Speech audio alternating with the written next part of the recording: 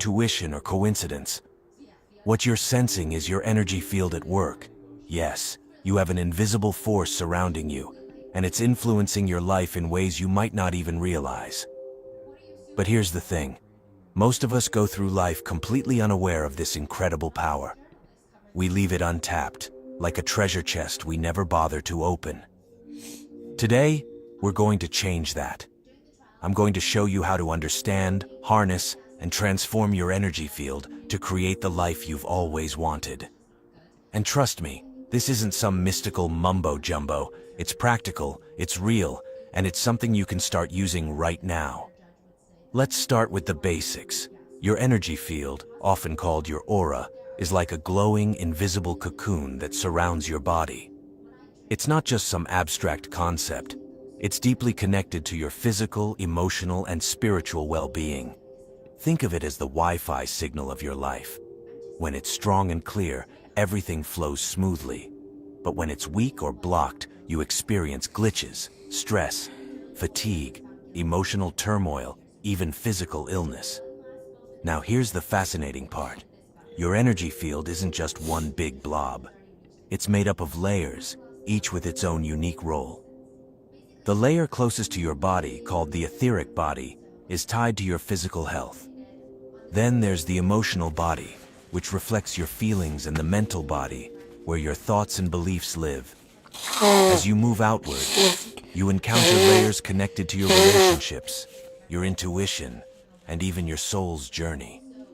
These layers align with the 7 chakras, or energy centers, in your body. When they're in harmony, you feel balanced and vibrant. When they're not, well, that's when life starts to feel like an uphill battle. So what causes these imbalances? It's not just the big dramatic events in life. Everyday stress, unresolved emotions, negative thought patterns, they all act like debris clogging a river. Over time, these blockages can build up, slowing down the flow of your energy and leaving you feeling stuck, drained, or even physically unwell. But here's the good news. Just as you can clean up a cluttered room, you can clear these blockages and restore the natural flow of your energy. How? Let's dive into some practical techniques. First up, breathing. I know, it sounds almost too simple, but your breath is one of the most powerful abilities you have. Try this. Sit comfortably, close your eyes, and take a deep breath in through your nose for a count of 4. Hold it for a moment. Then exhale slowly through your mouth for a count of 6. As you exhale, imagine all the tension and negativity leaving your body. This isn't just relaxing, it's actually helping to reset your energy field. Next, let's talk about movement. Your body and your energy are deeply connected, so when you move your energy too. Practices like yoga, tai chi, or even just a good stretch can help release stagnant energy and get things flowing again. And don't underestimate the power of something as simple as dancing. Put on your favorite song, let loose, and feel the shift in your energy. It's like hitting the refresh button on your entire system. Another powerful ability is visualization. Picture your energy as a glowing light surrounding your body. As you breathe in, imagine that light growing brighter and more vibrant. As you breathe out, see any negativity or tension leaving your body as a dark mist. This simple exercise can help you feel more centered and energized in just a few minutes. But what about the deeper stuff? The emotional baggage, the limiting beliefs, the old wounds you've been carrying around. That's where practices like meditation and mindfulness come in. These aren't just trendy buzzwords. They're proven methods for tuning into your energy, identifying blockages, and letting them go. When you sit quietly and focus on the present moment, you create space for healing and transformation. It's like clearing out the static so you can hear the music of your life more clearly. Now let's take it a step further. What if I told you that your energy doesn't just reflect your current state, it actually shapes your future? That's right. Your thoughts, emotions, and intentions are like the architects of your reality. When you focus on positive, high-vibration states like love, gratitude, and joy, you attract more of the same into your life. It's not magic, it's physics, like attracts like. This is the foundation of manifestation. But let's be clear, manifestation isn't about sitting on your couch and wishing for things to happen. It's about aligning your energy with your goals and taking inspired action. Start with a simple exercise. Spend 5 minutes visualizing your goal as if it's already achieved. Feel the emotions of success, gratitude, and joy. Then, spend another 5 minutes affirming your ability to achieve it. Finally, take 5 minutes to express gratitude for what you already have. This 15-minute practice can create a powerful shift in your energy and set the stage for real change. And don't forget the power of gratitude. When you focus on what you're thankful for, you raise your vibrational frequency and create a magnetic energy that attracts more positivity into your life. It's a beautiful cycle. The more grateful you are, the more you have to be grateful for. But here's the thing. None of this works if you don't take action. Your energy is like a car. It needs fuel, but it also needs a driver. So set clear intentions, break your goals into manageable steps, and start moving forward. The universe loves momentum, and when you combine energetic alignment with inspired action, you become unstoppable. Now let's zoom out for a moment. Your energy doesn't just affect you. It ripples out into the world, influencing the people around you and even the collective energy of humanity. When you work on balancing and elevating your own energy, you're not just transforming your life, you're contributing to a more harmonious, connected world. Imagine what could happen if more people tapped into this power. The possibilities are endless. So, here's my challenge to you. Start today. Take 5 minutes to breathe deeply, move your body, or visualize your energy glowing brighter. Pay attention to how you feel and notice the shifts that start to happen. And don't stop there. Make these practices a part of your daily routine. The more you work with your energy, the more you'll unlock your true potential. Your energy is your magic. It's the key to creating the life you've always dreamed of. So, what are you waiting for? Take that first step. Breathe, move, visualize, and act. The power is already within you. It's time to use it. Let's create something extraordinary together. There's a Korean girl in the driver's seat, a young man in the passenger seat. Do you live here? Are you a resident here? The girl rolls down her window. Yes, I am. Sorry, officer. I I just got into a fight with my roommate, so I just wanted to get some. Is there something wrong? Is something going on? Is there a problem inside? And your roommates are still inside? I'm sorry. Is there a problem? Is there something going on? What is your unit number? 676? Interesting. The officer's radio starts buzzing. The other officers need backup at Unit 676. He's about to rush off, but he stops. He looks at the Korean girl for a brief moment. Black hair, fair skin, brown eyes. I mean, like most police officers, he's trying to memorize the face of every single person he sees at a crime scene. And one more thing. What's your name? I'm Sunny. My name's Sunny Han. There's a lot of questions that you never want to ask a police officer, especially when there's four of them holding their guns out, pointed directly at your face. Probably top of the list of questions never to be asked would be something along the lines of, if I run, are you going to shoot me? What? There's four police officers at the door to Unit 676. A male had just opened the door, a male gunman. They know that there's only two male gunmen and the rest of the residents are girls. So this has to be the home invader. And the police are staring at him and he's got the door cracked open like he lives there. Like he's opening the door to the mailman. The officers don't even know how to respond. They just scream, "Get down on the ground now! Get down on the ground!" The guy pauses for a second. He's running through his options. And then he slams the apartment door shut on the police officer's face. Did he ask that question or? He asked the question. Oh, and then he shut the door. Yes. Okay. They eventually break into the apartment through the back. He is tackled onto the ground and arrested. So now all that leaves for the police officers is taking the statements of the two victims. They find two female victims inside the unit.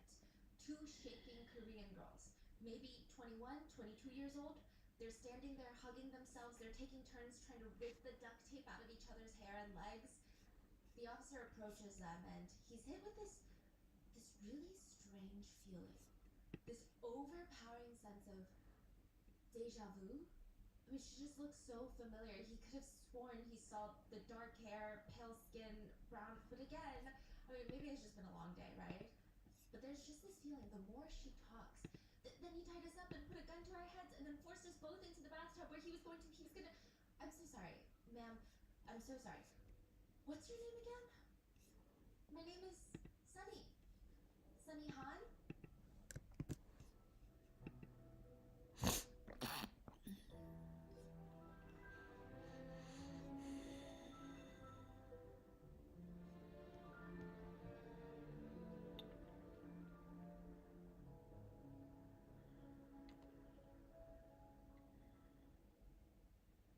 We would like to thank today's sponsors who have made it possible for Rotten Mango to support the Palestine Children's Relief Fund. They are volunteer-based and are working towards a world where all children in the Middle East have access to medical and humanitarian aid.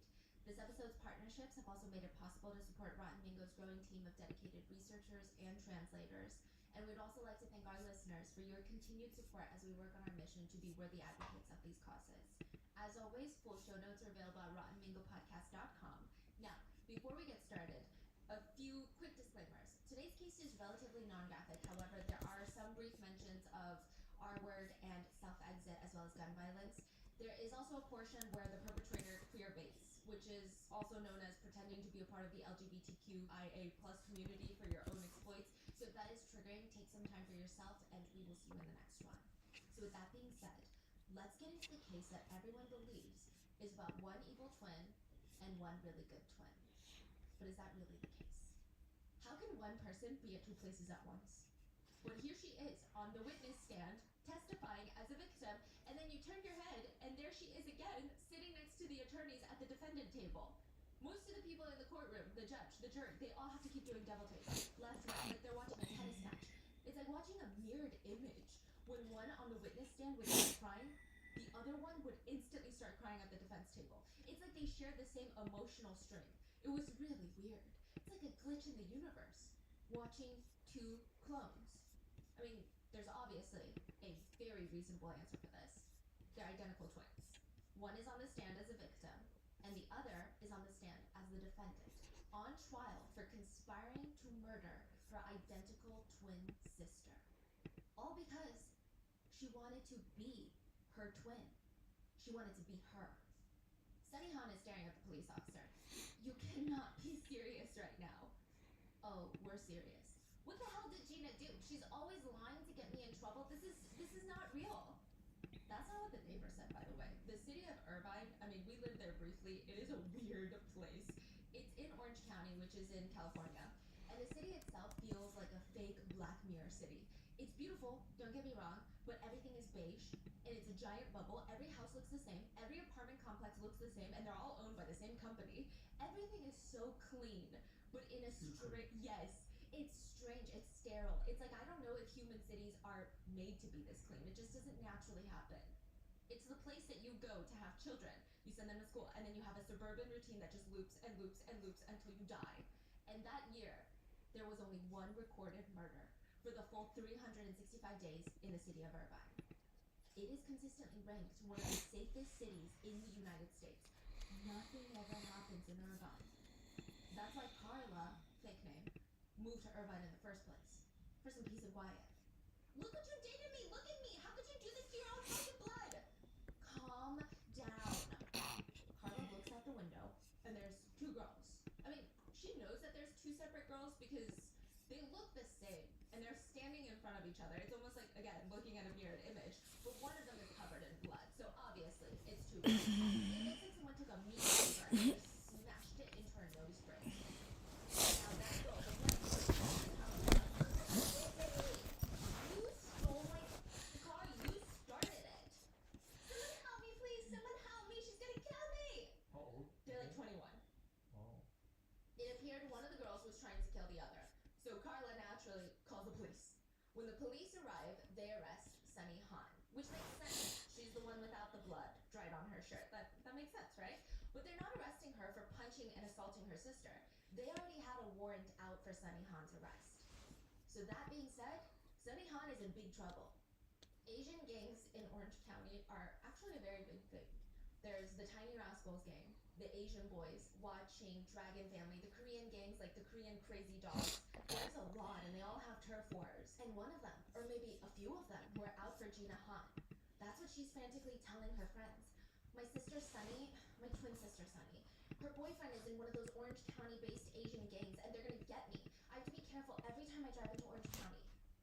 Your sister? Why would your twin sister want to do something like that to you? I mean, that's your twin sister at the end of the day, no? I know, but when we were 15 years old, I don't even remember what I did. It was honestly probably nothing, but we're arguing like we normally do, and I'm telling you, she's insane. Out of nowhere, my sister Sunny grabs a sharp pen and stabs me in the thigh with it. That was when we were 15. And now she's put a hit out on me. Now they're 23, and Sunny, according to Gina, has been exponentially getting more homicidal.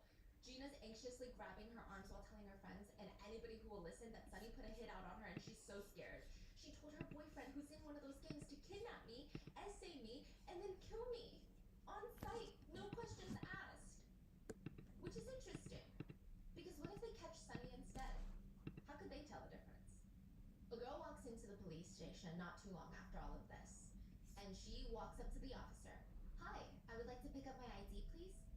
She's standing in front of the receptionist at the sheriff's office. Name, please. Sunny. My name is Sunny Han. Or at least, it will be soon. Because all Gina has to do first is kill her twin sister Sunny to become her. So Gina wants to be Sunny, Yes. and Sunny is In jail. in jail. Yeah. She just got out. Sunny just got out. Yeah. But Gina wants to be Sunny now. But we'll get there. Sunny did beat Gina up, Sunny did beat her up, yes. and Sunny is dating someone in the game. Allegedly. Okay. Now, one of the creepiest psychological studies done was in the 1960s.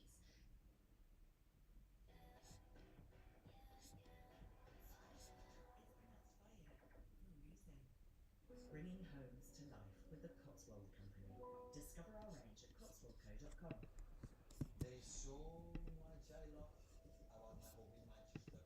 The sports, the people, the music, food, even the weather. In Abu Dhabi, they have this and more. The sport, the music,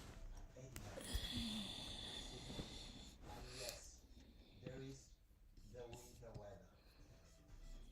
Enjoy Abu Dhabi for your holiday. Book now on etihad.com.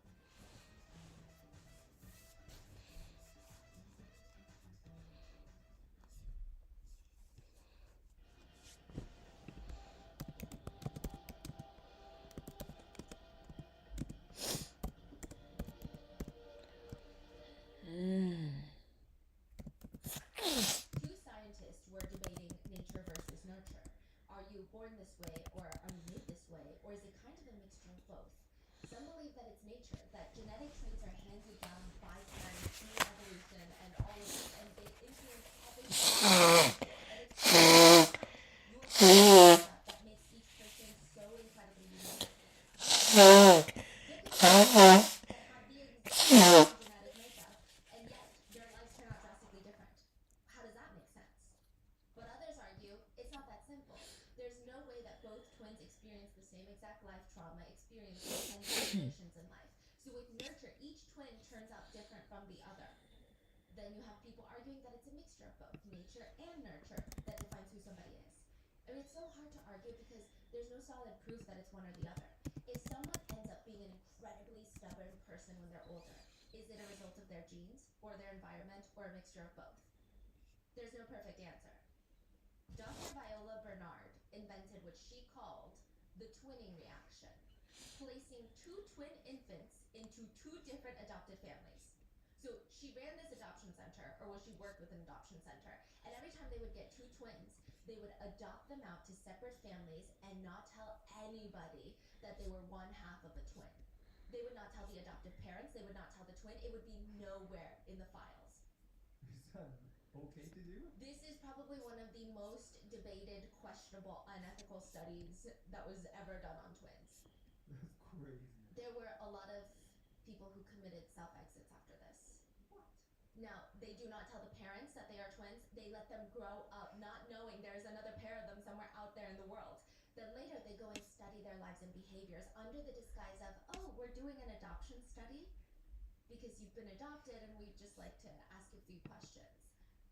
This, they thought, could answer the never-ending debate of nature versus nurture because their genetic makeup is the same.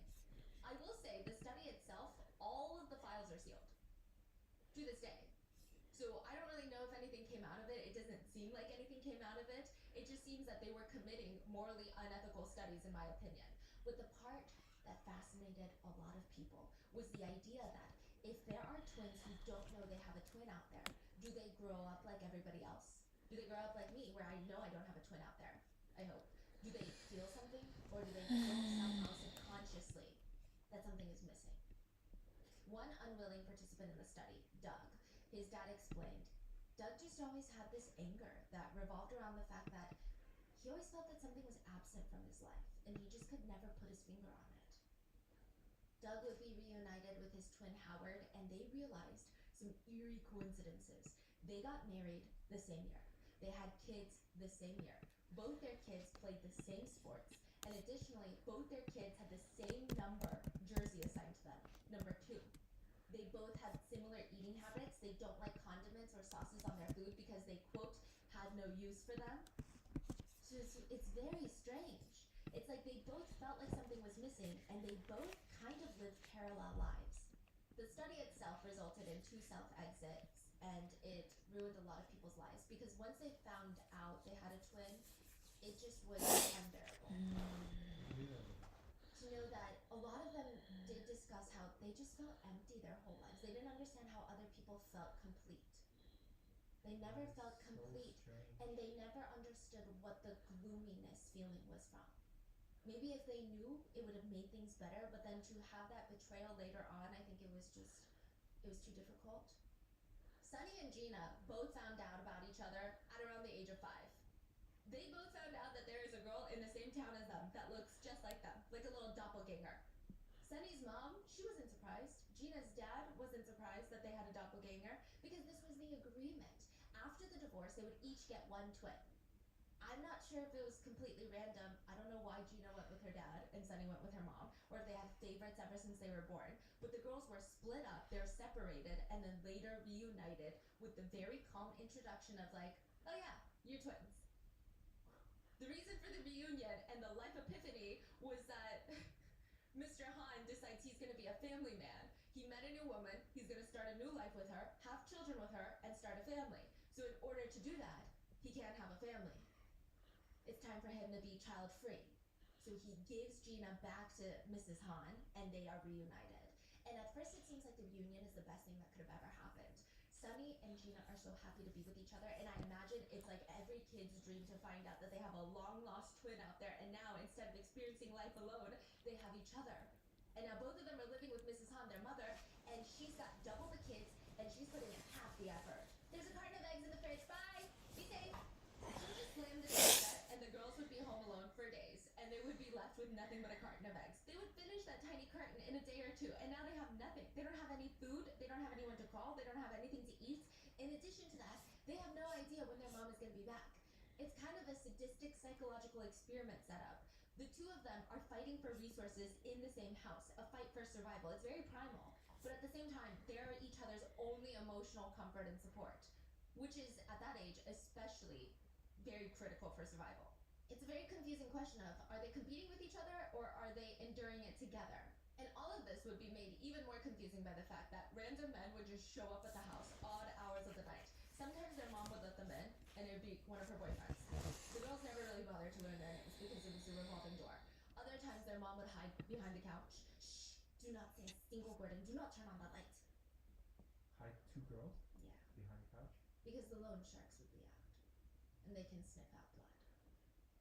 311% interest a year is what loan sharks in South Korea can charge. Meaning, if you borrow $10,000, you have to ultimately pay back the $10,000 you borrowed, but also an additional $31,100. The total amount that they gave you, $10,000. The total amount you got to give them back, $41,100. Mrs. Han is addicted to gambling, and her relationships in Korea are not working out. Her daughters Gina and Sunny are fighting nonstop. A normal day in the house consists of the girls finding new bruises on their bodies, putting Neosporin on new cuts, and counting how many hairs they've ripped off each other's heads. Oh, this is all in South Korea? Yes, they move. Now it's time to put it all behind them. They pack their bags. We're moving to California. It's supposed to be this new fresh start, but it's not. It's the same thing that was happening in Korea, but now in California. Except it's so much worse because the girls can't go to the convenience store and try to buy a boiled egg. They don't know anybody in California. They don't speak the language. They just sit there at home with each other, and that's it. Until a few years later, they turn Korede. 18. Mom's like, pack your bags. Korede. Say goodbye to your friends because you're starting all over again.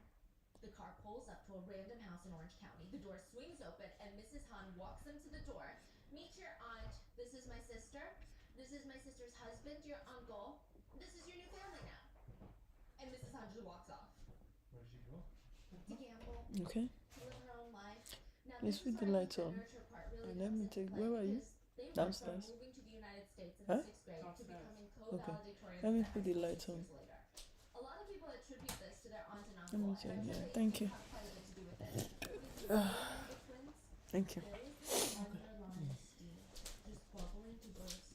They were so intensely jealous of each other. It was likely the most overpowering emotion that they felt in their entire lives. They would rather die than let one be the valedictorian.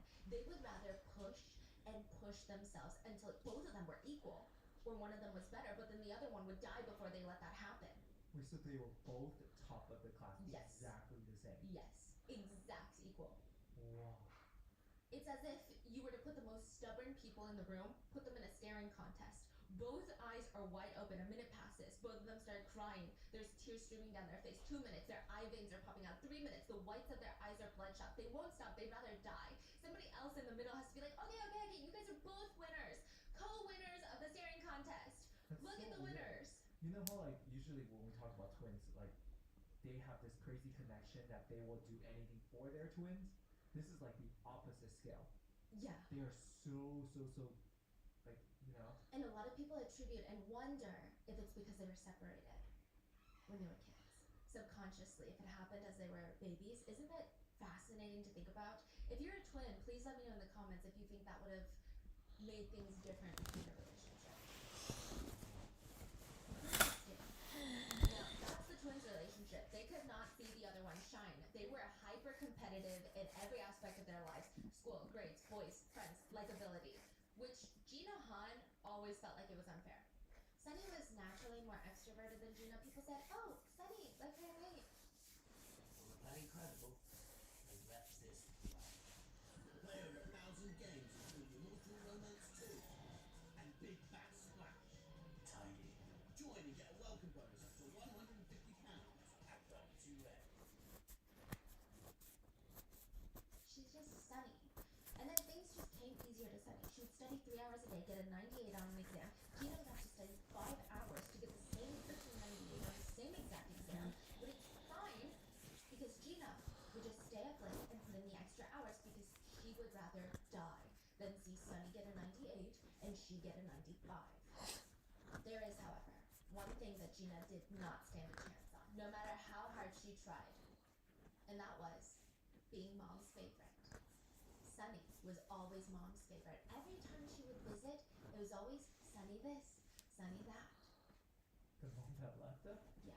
21-year-old Gina walks up to her commanding officer, her senior at the Lackland Air Force Base in Texas. This is after high school. She graduates as co-valedictorian, and now she's in the Air Force. And side note, Lackland Air Force Base is not the type of place to go if you're interested in having a chill life. Trainees have to go through intense, rigorous physical training 6 days a week. On average, you have to be able to run 1.5 miles, do 33 push-ups, and 42 sit-ups in under 12 minutes. Which, my toxic trait is like, that doesn't sound too hard. No, it's really hard, okay? And that's just the physical training aspect. There's the military training, combat lessons, field training, academic studies. Every second of your day is prepped and planned. There is no such thing as freedom when you're defending the nation's freedom. Gina walks up to her commanding officer. So guys, I'm really lesbian. What? Wait, hold on. Who is the older sister? Is there older, younger? Sunny is 5 minutes older. Sunny's older. Got it. Yes. Gina walks up to her commanding officer. I'm very lesbian. I'm very gay. I love women. This is her last resort. She tried other things. She tried to tell them that her dad was sick, but they didn't care. When you join the Air Force, you have to sign a contract for at least 2 years, sometimes 4 or 6. And you know how your job, you have to give, well, it's polite to give a 2-week notice, but technically you can just walk out and never come back. The military, you can't do that. You sign your life away to the government. You have to either be honorably or dishonorably discharged. If you walk off that base, you've gone AWOL. And if you go AWOL and they catch you, you're going to be tried in military court. Gina tried other methods. My dad is very, very, very sick. No, Cadet Han, unless you have medical records, we cannot discharge you. Okay, I'm gay. I'm a lesbian. Cadet Han. You're missing. Really? Yeah. What does that mean? It's the don't ask, don't tell era. This is in the military. Being gay was completely banned at one point. They said it was, quote, incompatible with military service. So if you were gay, you'd be discharged on the spot. Then the policy changed. They said, fine, you can be gay, but you don't ever let anybody know about it. We don't ask, you don't tell, okay? If you tell, you will be discharged. I'm just saying. Because you know, in the military, in times of war, there's bombs, there's missiles going off, there's casualties, but God forbid someone talks about being gay. That is so scary. They're shaking in their boots, they don't know what to do anymore. It would be too horrific, tragic, stressful for the big bad boys in the military. Over 13,000 service members were discharged under the don't ask, don't tell policy, including Gina Han. She's not gay, she just really wanted to get out of the Air Force. So without military housing, Gina tries to find the quickest place to find employment and the best in terms of earning potential, fast hiring, was probably the casino. She starts working the tables as a blackjack dealer, and she would on average, you know, they make about $20,000 a year, but that's just the base salary. Most of their money comes in the form of tips. Las Vegas dealers can make over 6 figures a year depending on how good they are and which casino they work in. One day, Gina's working the tables when her colleague comes up to her. Hey, you wanna go for drinks after? It'll be fun, we barely know you. What time do you get off? Oh, I get off in like 30 minutes. Oh, we get off in like 2 hours? Do you mind waiting for us? So Gina's like, okay, that's fine, I'll wait for them. She clocks out and she's got about an hour and a half to kill. She's racing around looking for something to do and she doesn't want to eat because she's not hungry, she doesn't want to drink because she's going out for drinks. And of course the thought did cross her mind. Does a referee have a better chance at winning a soccer game? Or a complete stranger who's never even seen a soccer field have a better chance at winning a soccer game? She's like, me, the referee. So she walks over to the blackjack table because she's a blackjack dealer and she starts betting. She loses every single penny that she earned that day. And now the dilemma hits. Either I go home after 9 hours of work and I get nothing because I lost it all, or I invest money, some money, okay, and withdraw some cash in the name of winning. Maybe she can still walk away with the money that she earned from her 9 hours of work, or maybe she could even make more money. Gina walks over to the ATM. Her max cash withdrawal in a day is $300. She withdraws all $300 and she loses all $300. But now it's personal. It's a numbers game, right? If she lost this much, eventually she will have to win. That's how life works. That's how the numbers games work. You can't just lose and lose and lose and lose, right? But if she doesn't play, she will lose that chance to win. And all of this would have been for nothing. She has to play again. Gina does not go out for drinks with her coworkers. Instead, she sits there waiting for the bank to open the next morning. This all happened the first time? The first night that she gambles. She Whoa. waits until 9 a.m. so she can go to the bank, withdraw all the cash that she has in her savings account, and go play the tables. Because she feels like she's about to win big. She loses it all. And it would be the start of a pattern. Every day, Gina would clock in for work, make her money, clock out, sit at the table, and lose more than she made, just like her mom.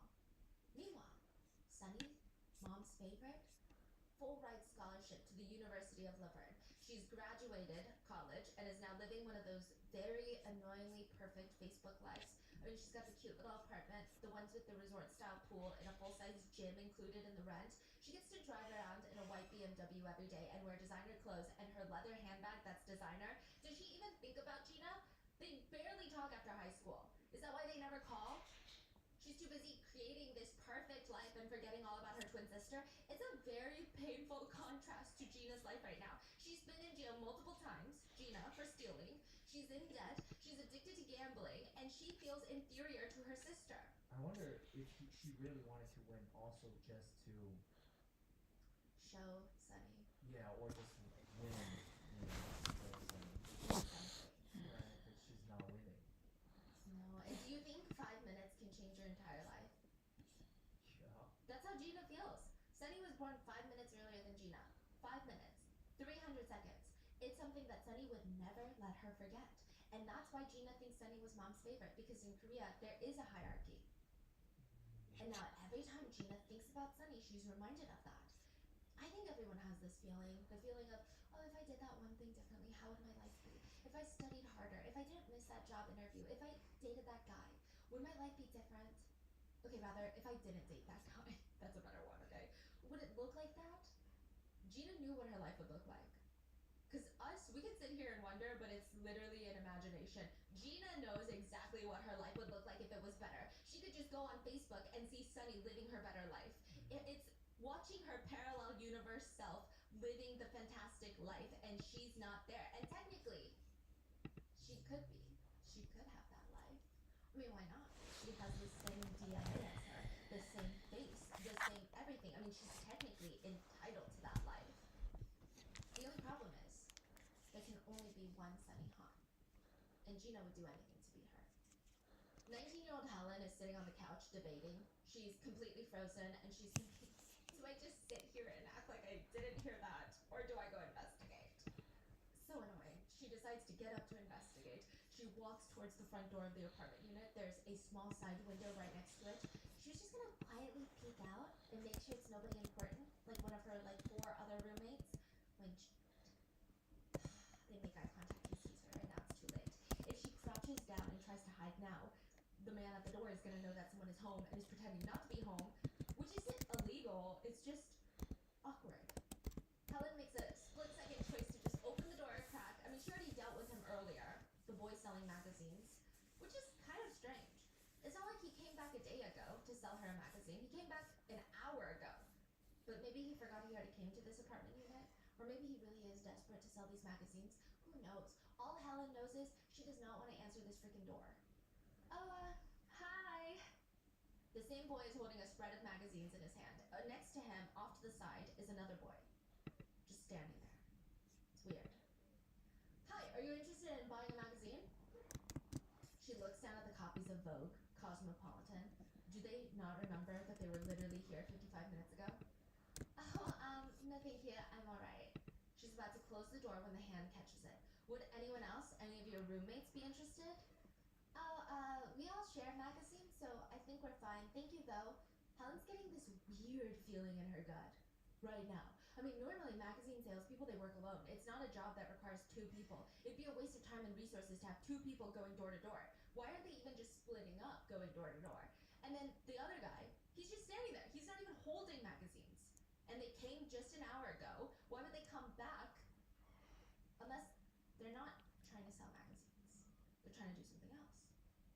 So Helen steps back, goes to close the door, but the man with the magazines quickly drops them, and both the two guys lunge forward, prevent her from closing the door. They force their way into the apartment.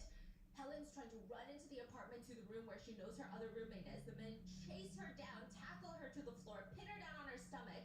She feels the weight of a man on top of her and the coldness on her left temple. There is a gun pressed up against her head.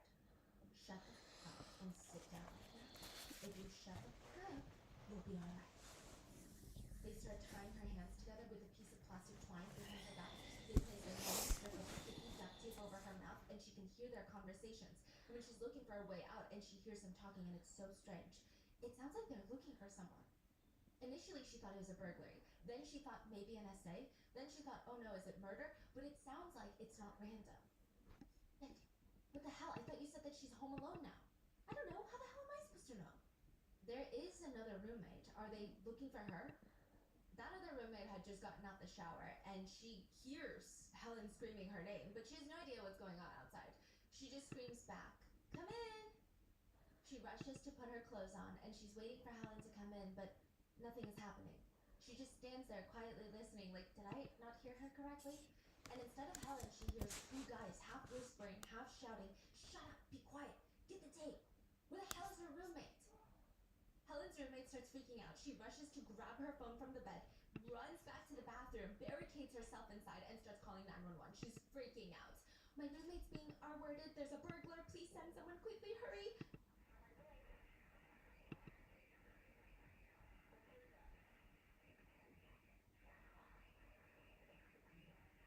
She quickly turns off her phone so that they can't see that she called 911, and she cuts it so close.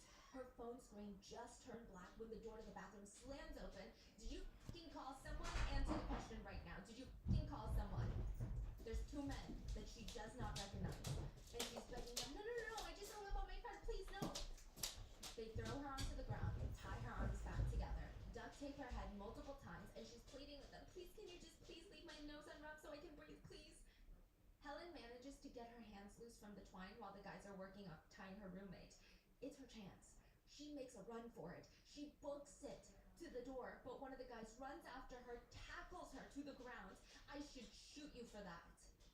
They grab her arm and drag her back into her roommate's room. And at first, the guys place both the girls on the bed, lying face down, side by side. But very quickly, they decide to change direction. They throw both of them in the bathtub, sitting next to each other, side by side.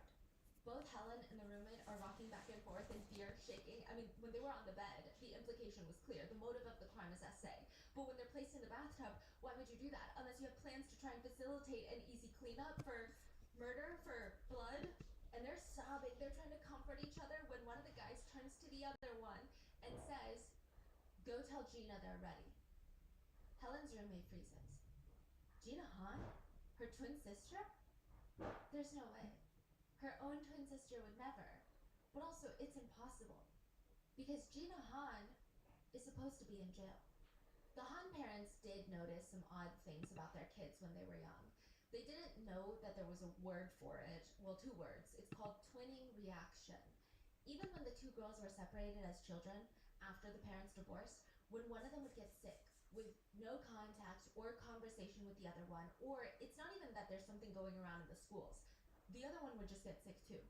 Even when they're living apart.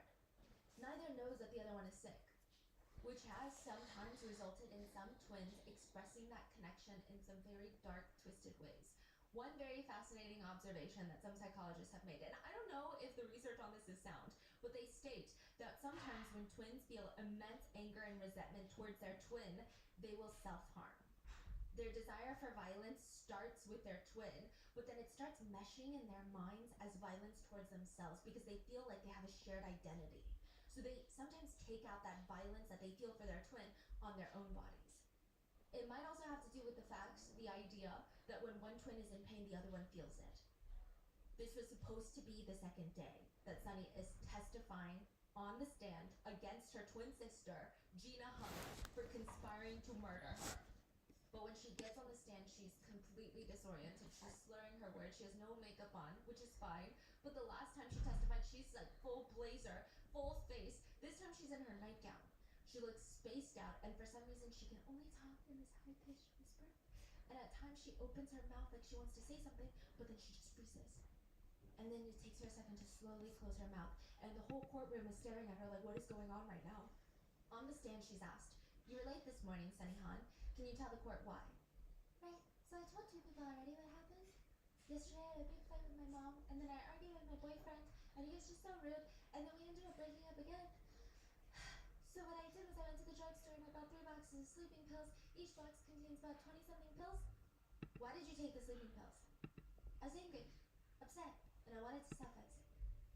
Miss Hahn, you're still under oath. You were late this morning. Could you tell me why? Okay. I told some people already.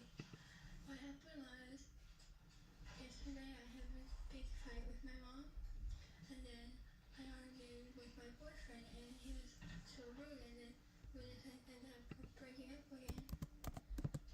So what I did was I went to the drugstore and bought 3 boxes of sleeping pills. Sunny had taken 35 sleeping pills and chugged beer until she blacked out. She was taken straight from the courtroom to the hospital. Even just getting her off the witness podium, it took 3 people to help her down. So if twinning reaction dictates that one twin feels the other's pain, then Gina should feel pain when Sunny is recovering in the ICU during the trial, right? Maybe not. Because this set of twins, they're so different from other twins. Maybe one falling apart does not mean the other is gonna fall apart. Maybe it's the opposite for the Han sisters. Kind of like vampires. Maybe when one is strong and thrives, the other must sacrifice for the other. They cannot both be happy and succeed. During the trial and even afterwards, Mrs. Han, their mom, came back into the picture, and she felt like this is my chance to step up and be the mom that I never was to my daughter. She couldn't even imagine what her daughter was going through in that moment. Through the trial, she helped her recover emotionally and mentally. She took care of her. She talked her through her emotions, supported her while she got her behavioral science degree. She just wanted to see her daughter get her life back. And she regularly would visit her daughter in prison, Gina. As for Sunny, Mrs. Han doesn't talk to Sunny anymore. She's got a new favorite daughter. Wait, so Gina is in jail for trying to murder Sunny? Yes, she was in jail for something else, escaped, got out, tried to murder Sunny, and now she's in jail during the trial. And the whole trial, Mrs. Han is supporting Gina. I thought Mrs. Han liked Sunny. Exactly. But during the trial, suddenly she switches up and she only supports Gina. She doesn't even talk to Sunny anymore. Huh. The trial was truly a mess. I mean, there were 3 groups of people. One group that thought that Gina is the evil twin, Sunny is the good twin, and it's simple as that. Another group who really supported Gina and believed that her life is just spiraling out of control, but she's not as evil as the prosecutors are making her out to be. And a third group of people who thought both the twins were kind of weird. Which is wild to think that a lot of people were supporting Gina, because even when Gina is arrested for conspiring to murder Sunny, she uses Sunny's name in the jailhouse. The officers are like, "What's your name? We're arresting you for conspiracy to commit murder." And she says, "My name is Sunny Han." Is that the one at the beginning that she was telling the cop her name was Sunny in the car? Yes. So she keeps telling everyone that her name is Sunny. Yes. She says to her,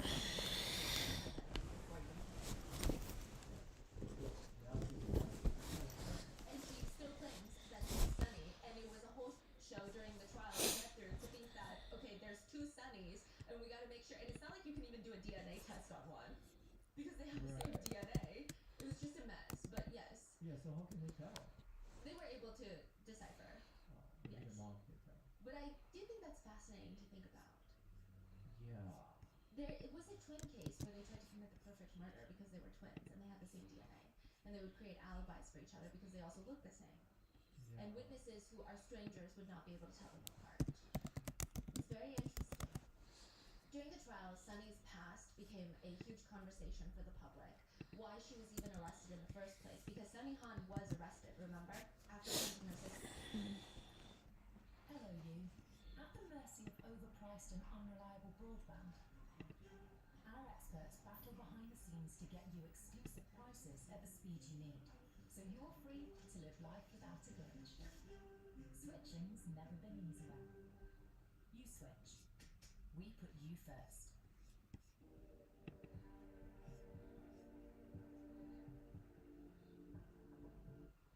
Stop trying to navigate a million travel sites. Use the Kayak app. Compare prices on your flights, stays, and car hire all in one place. So you get more time and budget to enjoy what you love.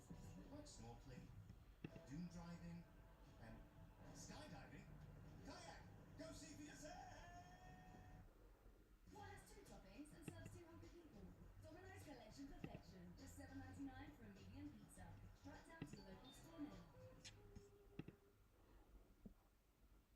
They were both arrested. Yes. So at first, when the public finds out about this trial, they think it's one evil twin, one good twin. One good twin went to the University of Laverne on a full ride scholarship. She's doing this amazing thing. She's living in Irvine with her white BMW. She's the good twin. She's following the law. And Gina is getting arrested nonstop. She has a gambling addiction. She lied to the Air Force. It's one good, one evil. But then they find out, actually, Sunny has a crazy criminal history as well. And it's very interesting because remember how Doug and his twin from the twinning reaction psychological study, they got married the same year. They had kids the same year. Sunny and Gina also lived parallel lives after high school. just a little bit differently. They both would get arrested for the same thing, theft. Sunny would end up dropping out of the University of Laverne. When she was competing against her sister, she was hyper competitive, but it didn't seem like she was competitive with anybody else.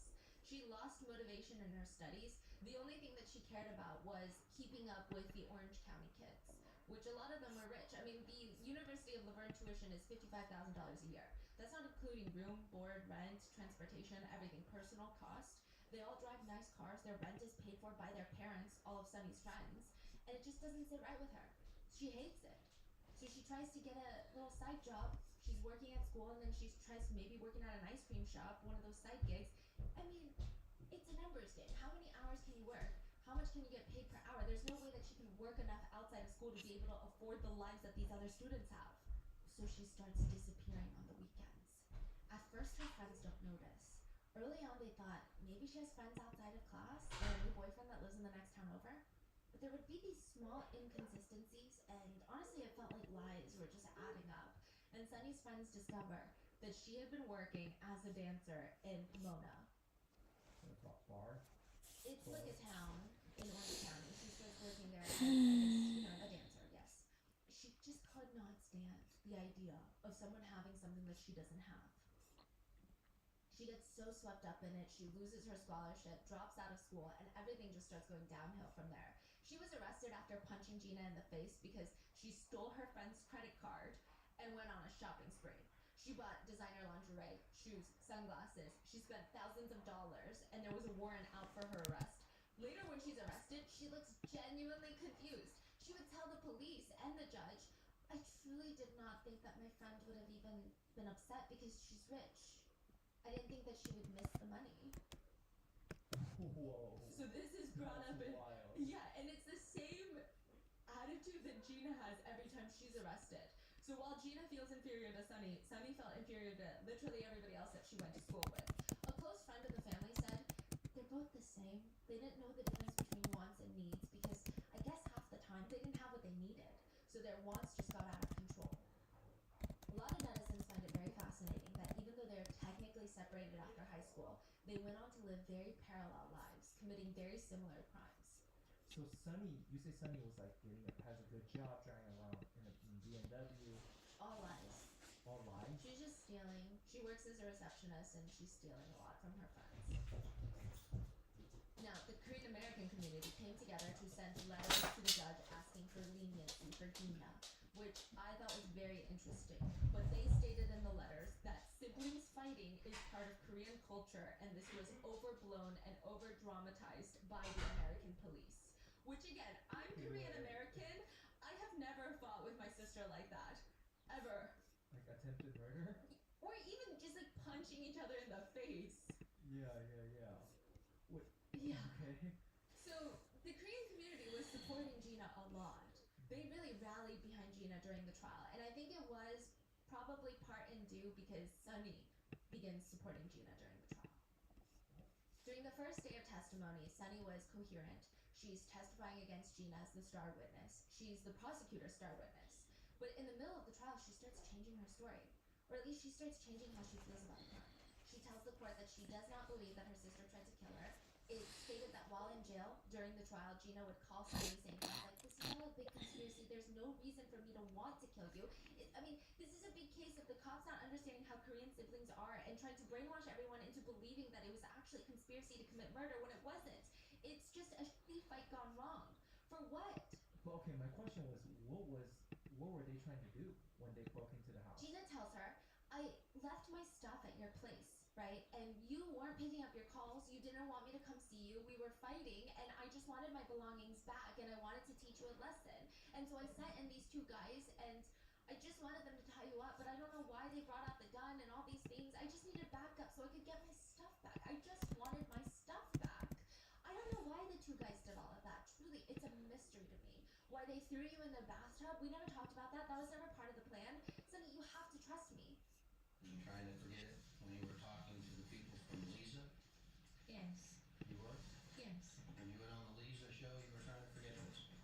No, when I was on Lisa's show, I wanted to tell people the things that was untrue. I wanted to clarify that. I don't believe that she tried to kill me. That's just totally nonsense.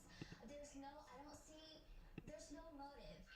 During the trial, Sunny is asked, at times, did it feel as though your mother had abandoned the both of you? Yes. And at those times, who was it that you turned to? Gina. And how do you feel about your sister? How do you currently feel about your sister, Gina? This is on the stand after Gina tries to kill her. I want to do everything I can to help her. So that gets me to the basic question. How do you feel about your sister? Currently, I want to do everything I can to help her. The two guys that storm the apartment and tie up Helen and Sunny are probably the most puzzling part of this case. Who are they? Why are they even helping? Their names are Archie and Yoshi, and neither of them planned on getting arrested that day. Archie was the main one with the gun, and he told Yoshi to go get Gina, who's waiting in the car to come see her sister. So Yoshi runs out into the blue Mustang. Archie is going through the stuff looking for Gina's belongings, and I don't know what would have happened had Gina made her way in. But when Yoshi gets to the passenger seat, an officer stops them in the parking lot. Meanwhile, Archie is still in the house. He has no idea that there's police that showed up until there's a banging on the door. He momentarily opens it up thinking it's Gina and Yoshi, but he's face to face with 4 officers, holding their guns straight at his face. He freezes for a second. If I run, are you gonna shoot me? They scream, get down on the ground. He slams the front door, starts running towards the back door. He gets tackled because they break in and arrested. Gina and Yoshi, they just drive off, leaving Archie behind. I mean, Gina knew since day one she's not going to prison for this. If Gina felt any guilt for what she did to her sister, she's leaving it somewhere on the highway because she's high-speed driving down to San Diego, running into the bank, insisting that she is Sunny Han, throwing down her ID. I'd like to withdraw $5,000 from my account today. My name is Sunny Han. They give her $5,000 in cash, and now Gina and Yoshi are sitting in a car dealership trying to purchase a $40,000 Nissan. What? Her original plan that she told people was to drive to Mexico, get a plane ticket, fly to South Korea, start over, start fresh. But they're not selling her the car. For one, her credit application that she filled out has scratches all over it, meaning she's answering the questions on the form and then scratching it out and writing new answers. Like she doesn't even know the answers to her own identity. Does this woman have amnesia? Why is she forgetting pretty standard things about herself? Hey, Sunny, do you mind refilling this out? Gina starts refilling out the credit application, and everything is about to clear and close, but the dealership tells her, okay, we're good to go, but you're not getting the car till tomorrow. She starts freaking out. I'll throw $1,000 down right now for it. They are denied. So Gina and Yoshi head to a rental car place, and they try to get a new rental car. So the blue Mustang that they were in was already a rental. They had turned it in. But now they're completely carless, and they need to get a new car. And they're sitting on the couch in the rental shop, waiting for that new car on the love seat. The police would later say it looked like they were cuddling, Gina and Yoshi. So, who knows? They were physically very close, which becomes problematic later. But they're on the couch, kind of cuddling, and officers storm the place screaming, get your hands up where I can see them! Get your hands out where I can see them! On the floor, now, get on the ground! Yoshi practically throws himself onto the ground, but Gina gets up instead of getting down. I said get down now! She's like half holding her hands up, half going, why are you doing this? I don't have any weapons!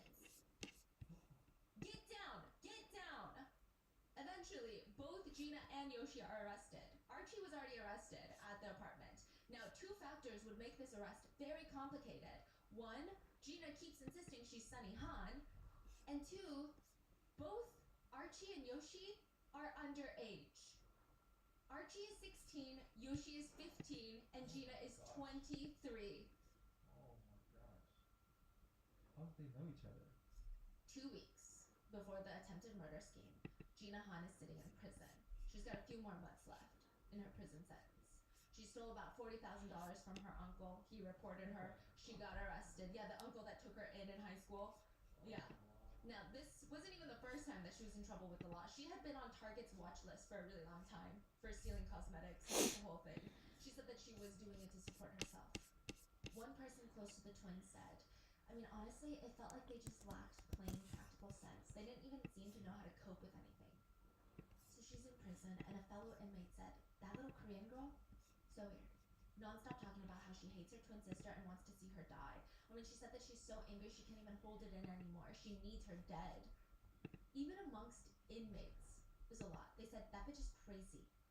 Like, she doesn't take social cues. She does not read a single room. She'd just walk into a room and she'd be like, it's not even that hard. It would honestly be kind of easy if you really think about it. Kill my twin sister, sell her gold jewelry, get all of her cash, drive down to Mexico, fly to South Korea from Tijuana, and start a new life. Where she said this? Yeah. But just because you're in jail and you want to go out to kill somebody doesn't mean they're just going to let you out. So you can commit more crimes and then come back here for a longer sentence. Gina Han escapes jail in the world's most anticlimactic way possible. Work furlough. She's just allowed to leave. She's allowed to walk out of jail for 5 hours a day to work and then come back in. She's basically just getting a free place to stay at night. The program is technically put in place so inmates who have a job and are in prison for a few months, they can hopefully still have a job when they get out because they're not missing work. But also, inmates will hopefully be able to get back into society a little bit better. Now, Gina has 5 hours to kill her sister. That's not enough. That's not enough. She can barely make it to Irvine in that time. So she takes a 2-week work furlough instead. She becomes a fugitive. She just walks out, no intention of coming back. So she's intended to really take over the Yes. sister's ID. That's what a lot of people are saying because you don't walk out on work furlough if you want to have a future. Yeah. I mean, you can't get a job. You can no longer be Gina Han. You're a fugitive. And just like the situation with the Air Force, without the government provided housing, Gina has nowhere to go. So this time, she can't just show up at a casino and ask for a job. She's a fugitive. She ends up in this halfway house in San Diego that's owned by 2 sisters. And she's staying there. No thoughts, no plans, just vibes. Until she sees 16-year-old Archie walk into the halfway house. He doesn't really have anywhere else to be. I mean, there's not a ton of options for a 16-year-old whose parents don't take care of him. Archie's parents are busy dealing and smoking crack. His dad would coach him to lie whenever CPS showed up so that he would never lose custody, but he also did not care to take care of his child. It was up to Archie to just stay alive and stay fed. As a kid, Archie remembers waking up with these raging, intense headaches. He would accidentally inhale crack overnight at the motel that his parents would make him sleep at. I mean, he basically grew up without parents. The only person in his life was his best friend, Laotian American named Jonathan Yoshi Sarah, Yoshi, and they were more like brothers than anything. They were the only ones that could trust each other. Archie walks into the halfway house one day. Whoa, whose blue Mustang is that outside? Oh, you haven't met Gina yet, have you? Gina, come. So Gina, this is Archie. Archie, this is Gina. Archie's staring at this pretty Korean American woman. She's 23, he's 16. I mean, there's this aura about her. She seems so mature, so put together, like she knows what she's doing in her life. But also, there's a dangerous edge. I mean, she seems so free. He says he wasn't interested in her romantically or anything because she, quote, talked with a Valley Girl accent and seemed a little crazy. But it was fun to be around crazy, right? There was this air of mystery around her. Just the way she talked.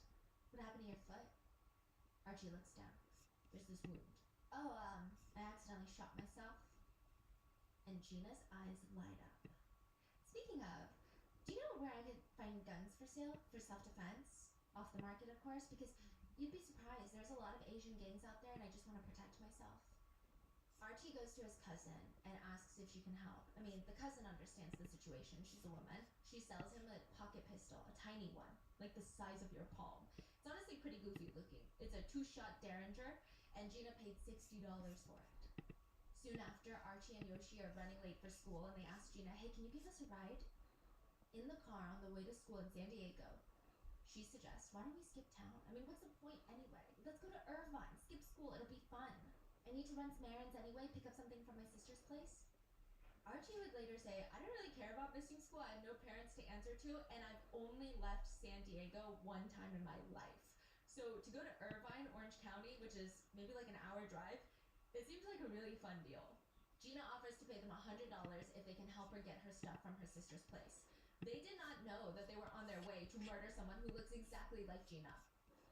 They get to Irvine, they stop at a Ralph's grocery store, they buy duct tape, large garbage bags, twine, cleaning supplies, gloves, and a single potato. The potato is a very bizarre case. A singular russet potato. They take that potato into a wildlife sanctuary where there's nobody around, like a big park. She tells the boys, this is perfect. We can do some target practice here without anyone seeing us. Well, what if they hear us? Well, that's why we have the potato. It's a silencer. They MacGyver the potato onto the barrel of the gun as a makeshift silencer. Did it work? Yeah. Wow. Yeah. Archie would later say, name one teenage boy who wouldn't use that opportunity to fire a gun. There was no deep-seated conspiracy for me to kill anyone. I was just a kid being a kid, taking advantage of the moment. After practicing on the potato, Gina drives them to a separate store to purchase magazines. They were going to use this as a ruse to get Sunny to open the door. Gina's telling them, look, Sunny wants to kill me. I just need my stuff. Sunny's not going to open the door to me. So you guys have to go and get her to open the door. But she's not going to open the door to two random kids that she doesn't know. So act like you're selling magazines. When they get in front of the apartment complex, they're sitting in the car, and Gina turns to them. It's better if you guys take the gun. Archie's confused. Why would we need to take the gun? It's better that way. Besides, you never know. There could be Asian gang members on the inside of the house to get in there. Have you ever heard of anyone before? There's a lot of Asian gangs in the area, which is why it's backed up to begin with.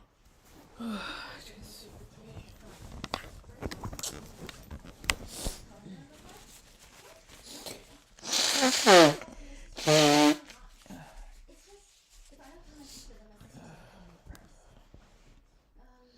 Will you kill my sister for me? No, no. He said he was terrified of this. He has no idea what Gina is capable of. She's asking him to kill her twin sister for her. He doesn't know if she's gonna kill him for saying no, since even just by asking him, she's committed a crime. Gina rolls her eyes at Archie, slowly turns to Yoshi in the backseat. And what about you? Would you kill my sister for me? Yoshi's quiet and then shakes his head. And for a second, the entire car until Gina starts slamming her hand on the steering wheel over and over and over again. And Archie said in that moment, he's thinking, whoa, this bitch is crazy. Archie and Yoshi both look at each other, and the implication is very much understood. If she's willing to kill her twin sister and she's going this crazy on us, what's stopping her from killing us? Archie decides to take charge. He opens the glove box, takes the gun out so that Gina can't have access to it. But when Gina sees this, she starts maniacally clapping and cheering and whooping in the car. I mean, she's gone off the deep end completely.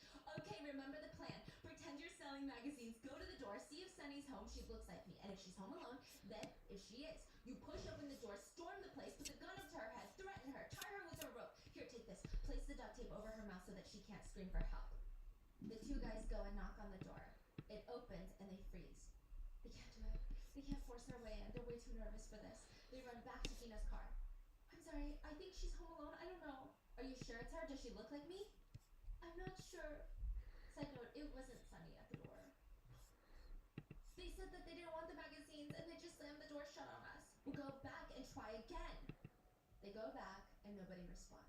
Gina takes them out to eat burgers, and the whole time she's slowly convincing them that this is the right thing to do. And Archie and Yoshi decide to just go along with it, but not kill anyone. They're not killing people. They're just gonna go along, break in, get the stuff, bring the stuff out to Gina, or have Gina pick out the stuff. It's not like Gina can do anything. Archie's the one with the gun now. Archie said, everything I did that day was what I learned from the TV and movies. When he heard the police pounding on the door, he starts untying the girls, telling them it's all a joke. Just tell the police it's a joke. Please just tell them it's a joke. The girls would later say that the boys, Archie in particular, the one with the gun, was shaking the whole time. He was a mess. He had the gun in his hand and he did traumatize the girls, don't get me wrong, so we're not excusing that. But he looked so scared the whole time. He looks potentially more scared than them. Archie would even decline to take a plea deal in court later, based on the fact that he did not believe that he was trying to kill Sunny.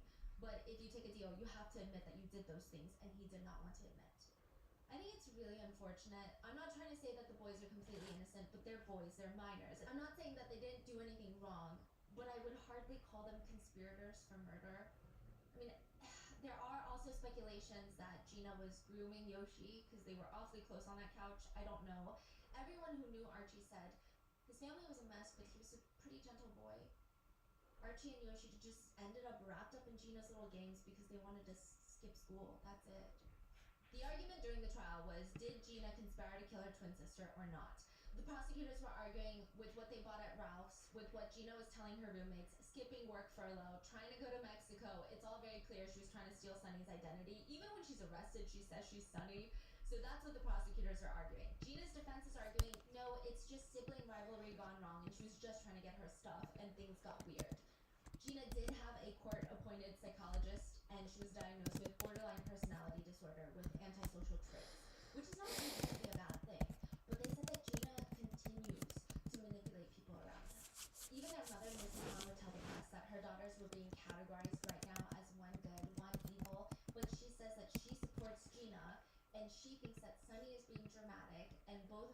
daughters are good.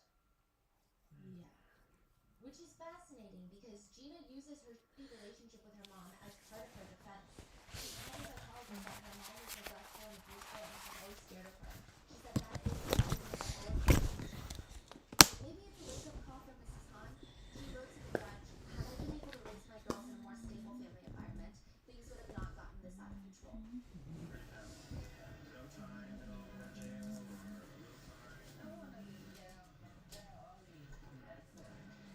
What do you consider a fair sentence? 5 years, 10 years?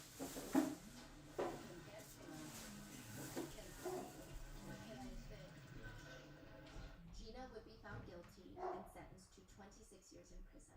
But it is obvious that Miss Han is a danger to society, particularly to her own family. She has repeatedly committed crimes against her family. The sentence is as follows. The total is an indeterminate sentence of 26 years to life in state prison. Archie would be sentenced to 14 years in prison. As a minor, he will be paroled in 10. Yoshi got 8 years but ended up serving 4. I guess because he never held the gun and pointed it at the girls. Yeah. A lot of people feel so bad for the boys because they were failed by their parents, they're failed by CPS, and now they're failed by the justice system once more. The last thing Yoshi told his attorney at the sentencing while he was sobbing was, "Please call my mom." After Gina's sentencing, Sunny visited her in prison and she came out of there crying and telling a reporter, "My sister hasn't been plotting this. I'm 1,000% sure. There's no way she could have done this. I thought it was totally absurd, but I was beginning to believe the police and I thought maybe it's possible. I was just confused. My sister had fallen into some sort of scam by these 2 teenage boys. I know she did not try to kill me because I envied my sister. My sister is a lot smarter than me. She's highly intelligent. She did not envy me." You don't think she had anything to do with this? Is that because of my dad? Gina, over the years, though, has admitted to the crimes. She said, "At one point, I absolutely wanted to kill my sister. I hated her. The more I thought about my sister turning into a replica of my mom, I felt badly betrayed. With my growing rage, I wanted my sister dead." Gina earned her associate's degree in social and behavioral studies. She said, "I'm just interested in anything that has to do with behavioral and social pattern because I recognize my old behaviors and how it ties to my personality." Side note, a lot of people wonder how Gina was able to convince the 2 teenage boys to do this for her. Now, while in prison, interesting detail, Gina had a lot of men writing to her from all over the world, pen pals, and she convinced one of them to send her $100,000. And he did. He's not even from America, he's from Australia. The psychologist on the parole board said the fact remains that Gina is still flexing the manipulation muscles that she used to recruit 2 young men to murder her sister, boys, honestly. And for that reason, and the fact that the inmate has never participated in mental health treatment, it is my belief that Gina continues to pose an unreasonable risk of danger to society. She was released on parole in 20 years. She's out and free. It said that Gina is still in contact with her mom. She's very close with her. She's working on getting her engineering degree and is creating a very stable career for herself. They're thriving, it seems. The mother, Mrs. Han, no longer talks to her former favorite twin. It seems that the tides have shifted like vampires. Only one can be the favorite. And Gina is the favorite now. Wait, so mother doesn't talk to Sunny? No. When she was asked, "Where do you think Sunny is now?" she said, "I think she's dead." Sunny is not dead, but she has been arrested for sex work, leading people to believe that the twins truly are like vampires. Only one can succeed at one time. What are your thoughts? Do you think that there's a lot of like twin psychology that goes into this crime? Even just the fact that one has to succeed, I don't know if that's something that they believe and it ends up happening in life because they so strongly believe it. Yeah, I feel like their upbringing basically determined how they are now. Probably the lack of love, even probably competition since they're 5, like they're Yes. constantly being compared to each other, who's better. So a lot of people speculate that a lot of twins, they say it is normal to have competition because it's like your siblings. People always compare siblings, parents. You shouldn't, but they say, "Why can't you be like this, like your sister?" But with twins, it's worse because you guys are the same age, going through the same life experiences at the same exact time. However, people think that because they were left apart for the first few years of their life, they never bonded in the way that regular twins will bond. So while they still have that competitive edge, they still have this even stronger emotional love for each other, which maybe the Han twins didn't have. So they had this instinctual, that's my twin and I love her, but it wasn't solidified at an early stage. And the competition kicked in first. That makes sense. It's very interesting though. Yeah. But I also wonder, this is another thing that I wonder, please leave in the comments. If you're a twin and you were to murder your other twin, is it almost watching yourself die because they look so similar to you? I just feel like that is so eerie. What was Gina trying to do when she goes in? I mean, what does that look like? I don't know. What are your thoughts? Let me know, and please be safe, and I'll see you in the next one. Bye. Oh, no. Oh, yeah. Okay.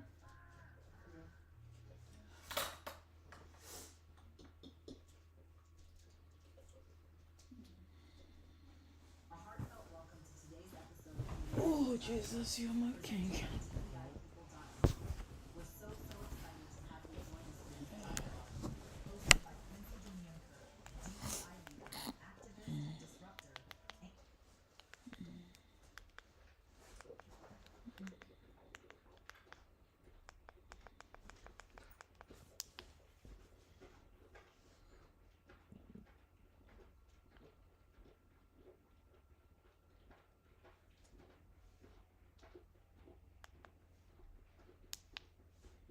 Easily the most expensive hotel stay that I've ever done.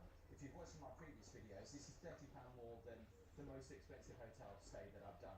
It's a very exclusive hotel. I do have to be a little bit sensitive with recording in there. Let's go check out my suite and the resort. Come on.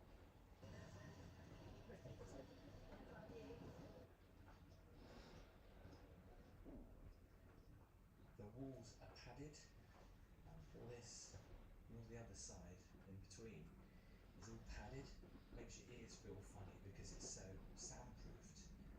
It smells so nice in here. So here's my room right at the end, 145. Apparently these suites have been redesigned, and this is the first suite that has this particular layout, apparently with the carpet and the sofa and the bedroom, which I'll show you in a minute. But first of all, we need to take a look at this minibar, because that has to be one of the nicest minibars I think I've ever seen. And I love the fact that it looks like a suitcase or some kind of very expensive chest. What's inside? Ooh, look at that. A couple of espresso cups. Little cups for cappuccino. Look at that silver rim around it. Very nice. An espresso coffee machine. There's a bottle of water in there. Standard kettle. And on this side, a range of spirits. Look at these ultra polished wine glasses. And some very nice crystalware. Are you going to eat at So the... we're looking at Got the soup then? It's 30 dirhams. Biscuits 100 dirhams. Spirits, the Belvedere vodka is starting at 440 dirhams. The most expensive thing on here is the Johnny Walker Blue Label, and that's 2,100 dirhams. It's quite a small bottle as well. What is that? These are the biscuits. Again, in minibars, they don't really sell it. I mean, this looks like cat food. But it's a cookie. A cookie is in here. The almonds are in here, which look like cat food as well. And something else. What are they? Oh, little biscuits. Yeah, they don't really sell it, do they? I mean, that does not look appetizing. I'm not going to want a cookie really out of here. And for the price, definitely not. And then there's more beers, alcohol in there, and then there's some spirits. But for the price of the room, I would expect that to be complimentary, because when I tell you the price of the room, you will be shocked, as I was, and I still have to pay for the minibar. But I love that. I would love to have this in my house. And you can buy these online. Let's put up in this end. We have a big fruit bowl and some fruit here. Feel free to sit down. And then we have our little living room. I'll show you the balcony in a minute, because it's a huge balcony. And there's quite a few goodies here actually, some beautiful fresh flowers. And we've got the welcome gifts. First of all, it's lovely. Okay, Moroccan chicken. I think these are still I mean, I think you might, I think you had this before last time. they're magnets. You're taking it to work, yeah? No, I'm not going. I'm not going. Oh, you're going to work? I thought you were going to work today. No. Do you want to eat now or later? Later. Okay, in that case then. Do it later then. A dummy, but some crayons, a weird for that to put in the luggage. Oh, leather stitching as well. Oh, that's more leather. And I love this beautiful little bag they've got. And in here, we've got a little activity passport. There's a colouring book and this strange kind of snake. There's also a cap there. There's a jigsaw, and also a little welcome note as well. Gabby and Casper are going to be joining me. Well, they're here actually. They're just by the beach. We'll go and catch up with them later. Let me show you the rest of the room. Handwritten welcome note is always nice. We've got some chocolates. That was a dark chocolate, and also more chocolates in here. So look at these. I didn't know they did chocolates. Did you? Wow. The TV, it feels like it's been put there as an afterthought because it's on a stand. And I tell you what, there is an issue in this room with the lighting. I'll explain it in just a moment, but first, let's check out the bedroom. I was also specifically told that the carpets in here are brand new. No one else has stood on these carpets. So maybe I should take my shoes off because I feel a little bit bad. A huge bed, and I did check this bed last night when we arrived. Looks can be deceiving because on the face of it, this bed looks really lovely. Clean white sheets. That is until you look at the mattress. Last night when I arrived, as you know, I always have to check the mattress for BBs, and I was really shocked to see just how dirty this mattress was. Albeit just on this one side. Obviously it was resting up somewhere, but do you know what I mean? It's quite interesting. You pay this much money for the room and your mattress is black. I mean, it's really grim. But if you look past that, the bedroom is really light and airy. Again, branding is everywhere on the bed. Apart from the pillows, they're missing a trick there. This is all nice. We've got a couple of reading lights here, and there's the big portal. Now this is basically how you control the room. Not only do you control the room, you see the restaurants are available. There's a whole list of restaurants here. And all you do, for example, you just click it, comes up with it, and then you can hit the menu and you can see the prices of it, which is actually quite nice. So you can see what you're going to be in for before you go. The issue I have with this system, right, room controls. Okay, so you go on here, you hit master, right, and you turn that off. And what it does is it turns the lights low for this room, but it doesn't turn the lights low for this room. This is where it gets really annoying, because last night when I arrived, I had to go and turn all the lights off. So, I've got this switch here for the living room. That's just this area, okay? And then there's another switch over here. That's for the balcony and to close those curtains. It took me ages to figure out how I close those curtains. Then we have another light switch here with all the functions for just the hallway. And then another light switch here for this area. And then if that wasn't confusing enough, we've got more lights here for the bathroom, and that confused me even still because when you turn the bathroom lights off on here, they don't go off. So that's why I got really confused and then realised I had to press anyway. But let's continue. We've got a pillow menu. Look at that. Lavender pillow, buckwheat pillow, Visco dream pillow. I mean, wow. Do love a good pillow menu. Where have I lived all my life without one? Now, charging here, it's pretty simple. The plugs, you can't get to any of these plugs because they're all wired in and they're all wired through the wall. So there's no plugs by the bed. So you've got this charging pad for your phone. But say if you wanted to charge, I don't know, something else like a shaver, you have to find another plug socket, which what I found here to charge my camera, for example, and I'm about to put it in there. Little office desk here, and I just realised where the charging is. It's just in there. And these look like they open, but they don't seem to open. Lovely alarm clock with charging on the top. I know you just showed you the bathroom, but let's check it out a little bit more. Couple of huge sinks. Look at the soap. Branding is on point everywhere. Look how shiny that is.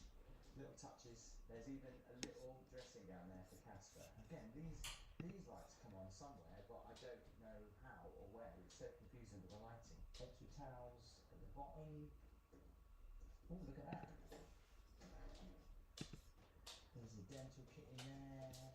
Shaving stuff. Vanity kit, comb. People always ask me, a bigger house is full of these. Well, I don't bother taking them because that would be the case. These are nice. But check out the shower with a beautiful view. Look at that.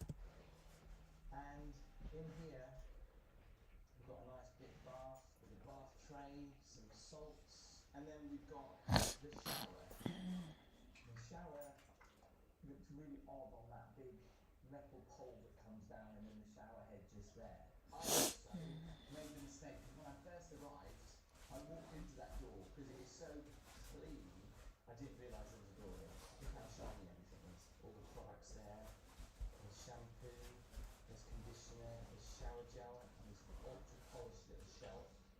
But yeah, this is a huge shower, and what's unique about the shower is that you can have probably around about 6 people, but there's even an area here just right in the corner, right by the bath, if you and someone's standing there. So it is a huge big shower. Those blinds do come down, by the way, because I think that if you decided to shower here, because there's a path that goes along there, and if I was seen in here naked, I would get into trouble. So the blinds do come down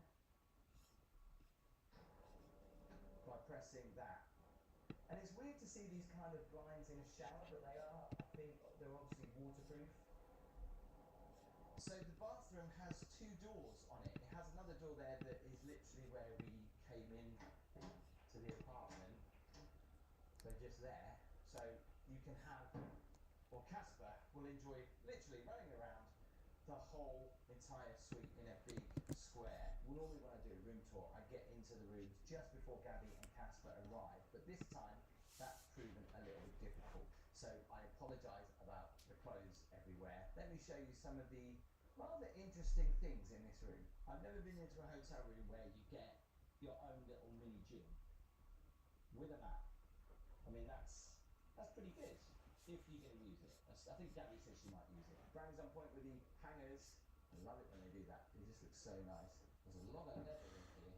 I don't know what this is. I can't seem to open this, and I don't know what's in it. It's not obvious. Anyway, love that mirror. There's a Dyson hairdryer there. Just over here we've got some lens cleaner for your glasses. Good old shoe mitt. I love the fact they still have shoe horns. I mean, when you wear Skechers, you don't need to worry about shoe horns, to be honest. But business people obviously like to have them. They're slippers, but there's no slippers in there because they've already taken them out and they're in the bedroom on the floor. This is really nice. I think this is complimentary. This is really nice. A couple of what look like table runners. Something to put your phone in. And a little bag for your swimming shorts, I think. That's actually really nice.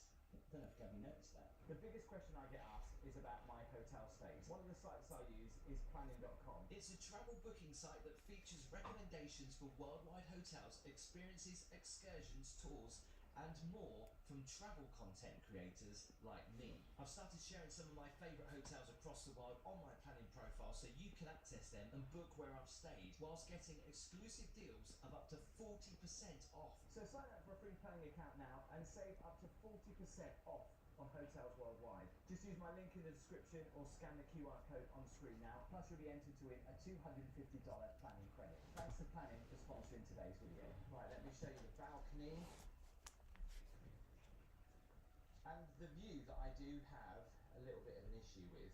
We are right at the end of the hotel. There's not a very attractive, huge brick wall there. And we can kind of see the sea and the beach. There's a lot of trees there. But the reason why I'm gutted is because I booked a deluxe beach view room. And I will show you, that's the photo of what I saw online and the view. And I thought, wow, yeah, that's amazing. And obviously these rooms cost a little bit more, but the view that I got is very different. And last night when we checked in, I said this to the lady that shows our room. And she says, yes, it still is, because you still can see the beach. So that's the way they get around it. It's a deluxe beach view room, but it's on the ground floor. There's loads of palm trees there, so you actually can't really see anything. You've got to love this though. It looks like coral. And when the sun's out, it looks amazing. The whole hotel has got this all at the front. So it's a lovely little area to sit down of an evening.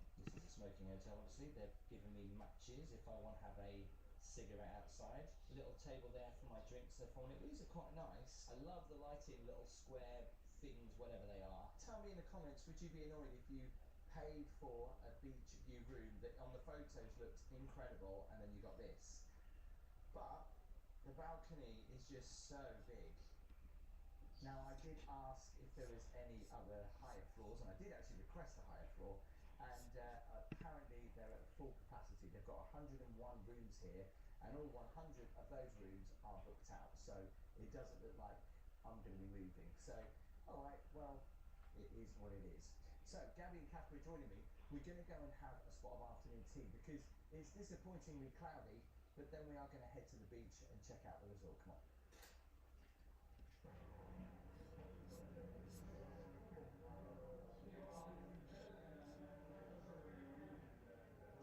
So you ready for afternoon tea Dubai style? I am. I'm excited. I've never had like afternoon tea in Dubai before.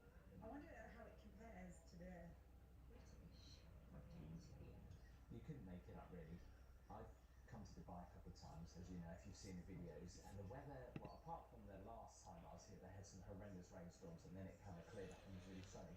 But Gabby's with me and it's really cloudy and actually it's turning quite cool over the next couple of days. Yeah, I mean, I don't like it too stifling, but I don't really like a cool breeze either. I just like it to just be nice. Do you know what I mean? So it's either one way or the other. It's either stifling or chilly, and I want that thing in the middle, you know? Which then begs the question, why am I still wearing sunglasses? It is bright, The rays are on.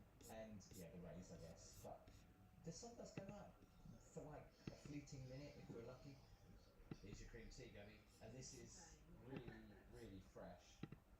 So there's some little, these are, I think they're little brioche buns, something like that. There's crab in there. It's a very tart. That's chicken. They're scones. Tiramisu. Just look how beautiful these are, though. I mean, it's like eating art. And the branding is on point everywhere. I've never seen a mini croissant like that. Look, that is so cute. Look at the gold just wafting in the breeze. Smash. They're scones. Is that looks like it's Is that coconut? there's nuts there. That's sugar. I think that's Oh, is nuts. it? There's nuts in That's there. pistachio, isn't it? Yeah, pistachio. I think. And we've got some cream and some lemon cream here. So let's dig in. What should we try I first? don't know. I don't know where to start. I've got to try this. Oh god, I'm just torn. I'm going to go for something savoury first. So I'm going to go for one of these buns.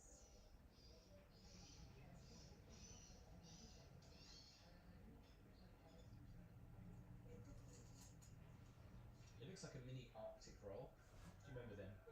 That is so nice. It's like a custard cream horn almost. Oh my god. Amazing. All washed down with a pot of tea. Look how they serve the milk. So many people comment on my videos and say everything is like what your nan had. And it's true. She did have a lot of stuff.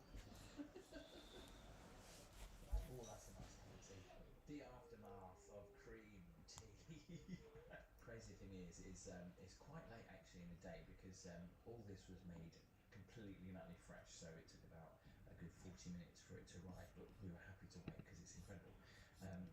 But we've got dinner reservations in 2 hours, so we need to suck it up and get ready again. My stomach just can't take it anymore. Like, I've wanted to try everything, but it's like, there's only so much you can actually have. And so, I know it sounds crazy, but I feel like there's so much wastage here, but you want to try it. You want to experience everything. I think we've done pretty well. Maybe we need to take some of this home or back to the room. I think so. Put it in a box. Bring it down. Do you know what I've just realised?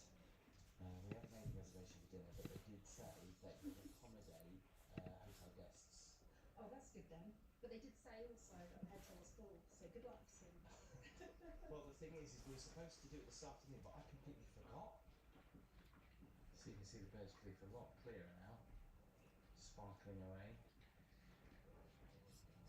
In fact, I don't know whether you can see that just over there. That is the tallest hotel in the world, and I stayed there in the penthouse. You can actually see that on my channel right now. That's spooky that you just see that one, and then the tallest building in the world. Or is that still the tallest building in the world? I think it is. Especially for what the building. Have you noticed everywhere in this hotel smells Yeah, But yeah. it's also a little bit too much at times. Like it's very It's quite strong, overpowering, isn't it? very strong fragrance. Yeah.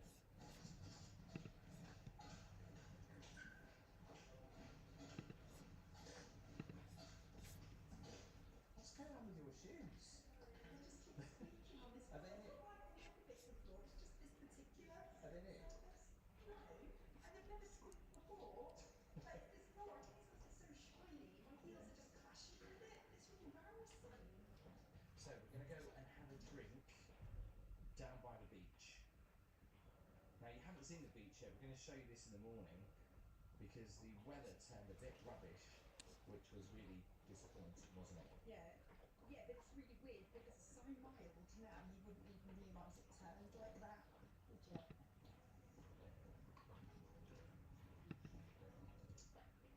Now the handy thing is that we have a private butler who is available on WhatsApp 24 hours a day. I've stayed in hotels with butlers before, and it sounds weird to say, but I still feel really awkward and feel bad using them for anything or asking for anything. But I actually have messaged them to ask if they can book us a table in the Italian restaurant. It's great. I just asked them 5 minutes ago, is it too late to book a table? They said not at all.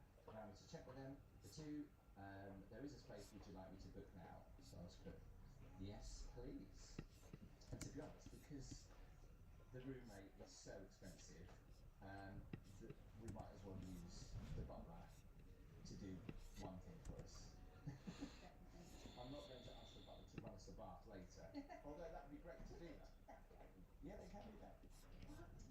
When I was staying at Raffles, and I didn't use the butler once, she was probably like, yeah, night off. But she was like, do you want me to, I can run you a bath if you like? And I was like, no, you're okay. That's very kind of you, thank you. I didn't have a bath because I was way too sunburned, I couldn't handle it. So what do you think to the hotel so far? Well, I really like it. Like, don't get me wrong. Like, there's a couple of little teething problems. It had a glass door which led you into the bathroom area shower. It's sort of like a wet room, really, and it just kept opening. So you were getting showered, and then the glass door coming at you. So it was really frustrating because you really wanted to enjoy this amazing shower. And I bet you it got you just as you were turning and it got your bum. Luckily, I had Always my does eye on that. it. It's like the shower curtain, it'll always get your bum.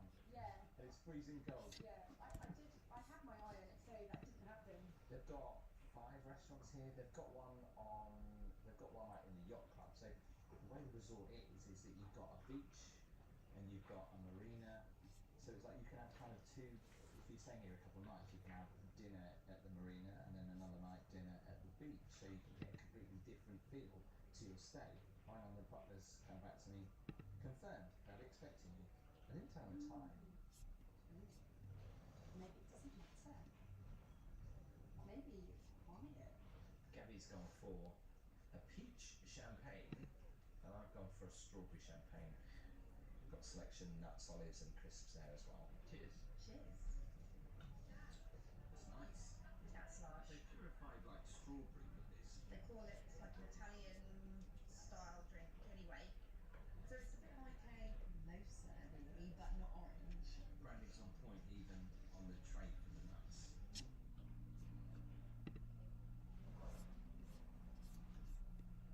Hi. Oh, just cakes. So this is a 2 Michelin star restaurant. It's supposed to be really good. See another menu. Hello. Every time we get up, right, to go to the toilets, I think they come behind us and push us in every single time. We've been up like 2 or 3 times to take photos and then go to the toilet and come back. They just served us with a water menu. Yeah.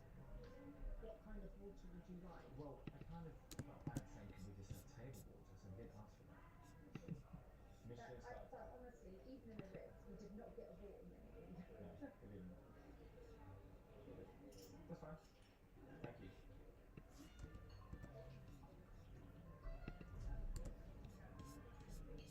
Cheers. £6 a bottle. Tastes like it's from the tap at home. Actually, the tap at home, I hate our water at home though, to be fair. Our water at home is horrible. I meant when it had been filtered. Got so chlorine, the tap yeah. in the filter. Yeah. Yeah.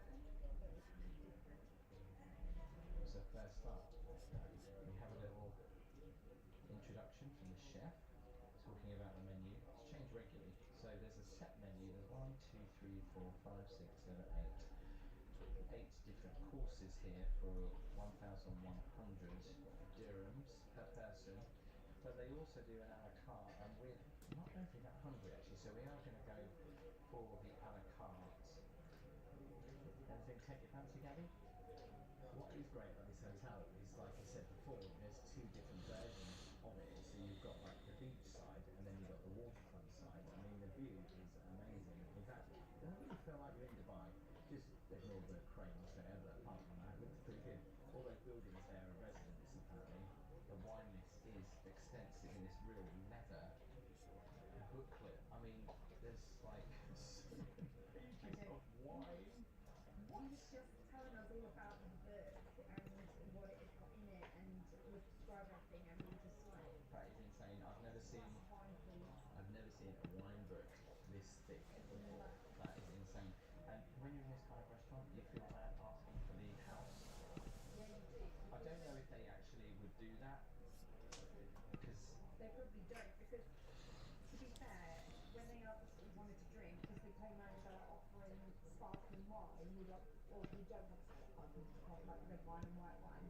And then then we just had the house red, please, and the house white, and he said, I've been using the wine list. So it was almost like, he was like, house? What? You might be here on time reading this book, right? We have the dessert that goes with it because it's made with the honey muffin. so. There's carrots, there's celery. It's all boiled down. There's a little bit of champagne in there, and we've been given some really beautiful olive oil, some very nice olive oil that's only made for this hotel.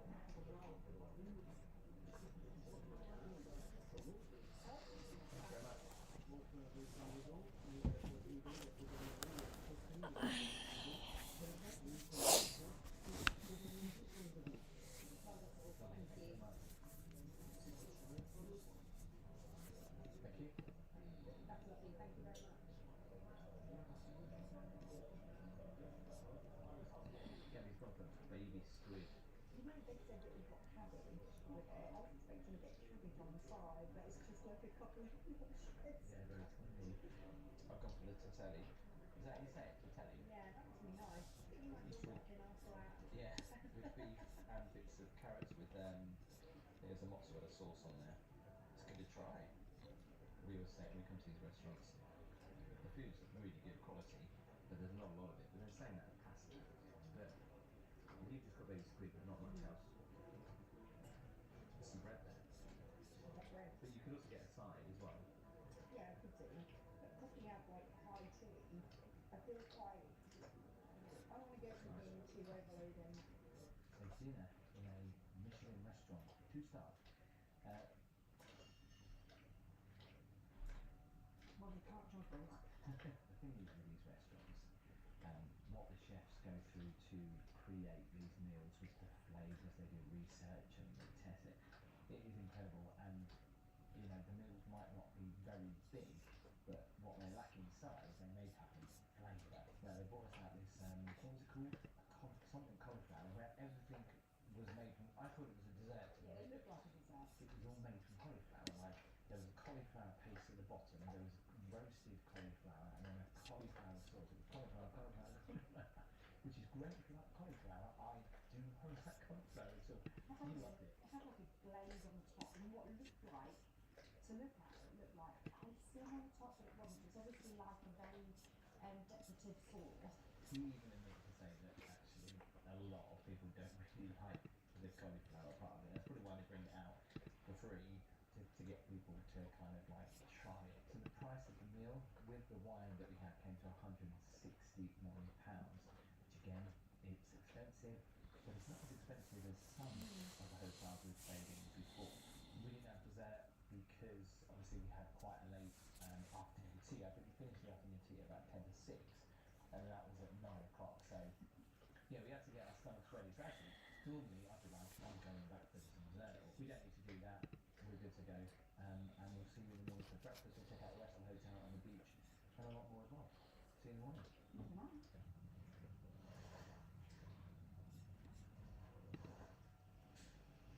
Morning. Last night's sleep was okay. I mean, it's a really cosy bed, but it's not as luxurious as you thought it would be for the price.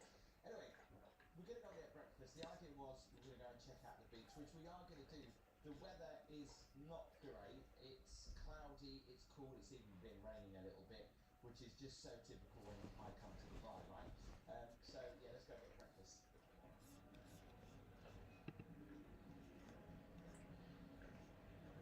Now that is a kind of little tuk-tuk I'd like to drive. Shame that you can't have these round the resort. Look at that.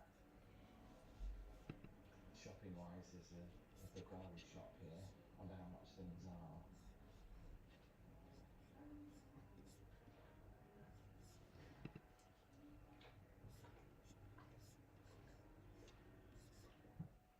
So this is also a cafe as well. These are the chocolates we actually had in our room. And there's the raspberry tart we had for afternoon tea. Wow, look at that. Hello, take the two, please.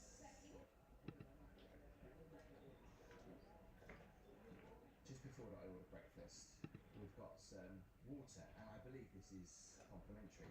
Am I going crazy? Or is this the same water that we had to pay for last night off that menu for drinking water? I'm not going crazy, am I? And that was £6 something. So either we have to pay for this again, even though we didn't ask for any water, or and we've got the same water in the room, which is complimentary.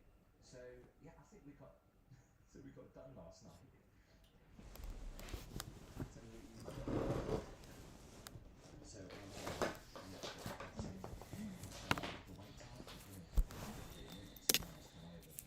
Last night was for dinner as well, wasn't it? Everything so far, and with the Can we order? Absolutely. Yeah, okay, thank you.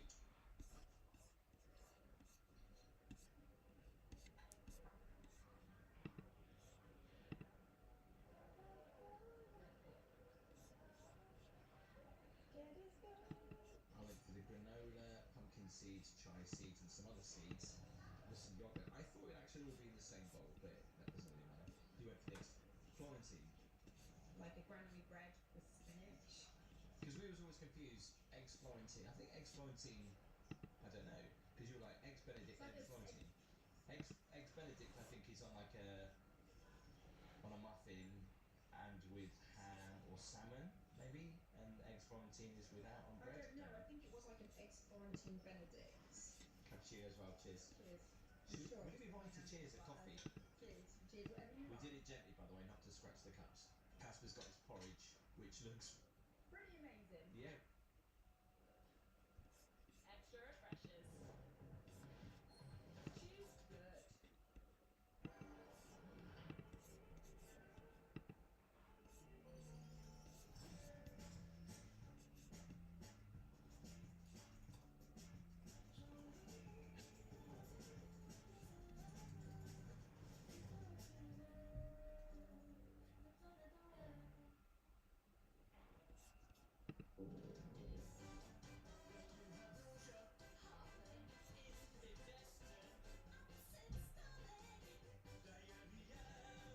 At the first sign of discomfort, Pepto-Bismol coats and soothes your stomach. Pepto-Bismol. Pink does more than you think. 10 comedians and one objective. Do not laugh. Will Claire finally prepare a meal worthy of my taste buds? Unlikely. Delicious. But the pink bowl? She knows I hate the pink bowl. The sides, there does seem to be a bit of a wait for things. You would have thought a hotel like this, when you're paying this much money, there would be no waiting. But yeah, we have a long wait for breakfast. You don't mind a little bit of a wait, but it's like they brought the coffees out. Tim needed sugar to go the coffee, and it took like a good 5 minutes, probably more than that, just for sugar. And the thing is, obviously, coffee goes cold, and it's a little bit of a breeze today. And we thought we'd go for another coffee just quickly and And yeah. 10 minutes, 15 minutes Maybe still not waiting. with them.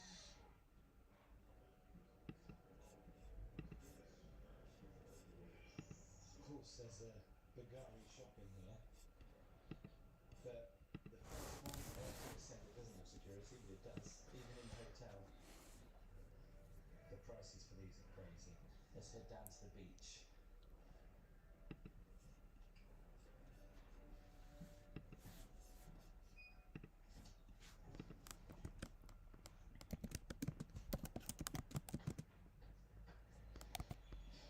And we're going to explore the resort on these bikes. So these are free for hotel guests to use whilst checking out the resort. The chains come off that one. I don't think that's been used in a while. Is this one working? Yeah. This one works. Handlebars come off this as well, and it's got a little bit of a flat tire. We're not going to let that ruin today's bike ride on what is a very disappointing day in Dubai. Even the beach club is not currently open. Well, I think it is. No one's in it. Hi. Yeah, there's someone on the beach. They don't care.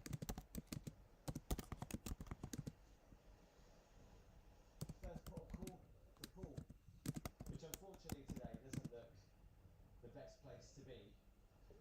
Me and Gabby came down here yesterday. It was still pretty cloudy. I think there was like a couple of people down here. The hotel is fully booked, but obviously because the weather's not that great, there's not a lot of people in the pool. But this is the main pool here at Bulgari Resort. You can see it's right on the beach, and it's a shallow pool, so it starts off shallow and then goes deep. It's weird. It feels like I'm here out of season. Actually, it's February in Dubai. Winter is one of the busiest times of the year. Like I say, the hotel is fully booked, but because the weather isn't that great, no one is really by the pool or the beach, apart from one person in a bikini. It is warm, but it's quite breezy. I know that doesn't look good. That's all the covers though for the beds. Right, let's get back on my bike.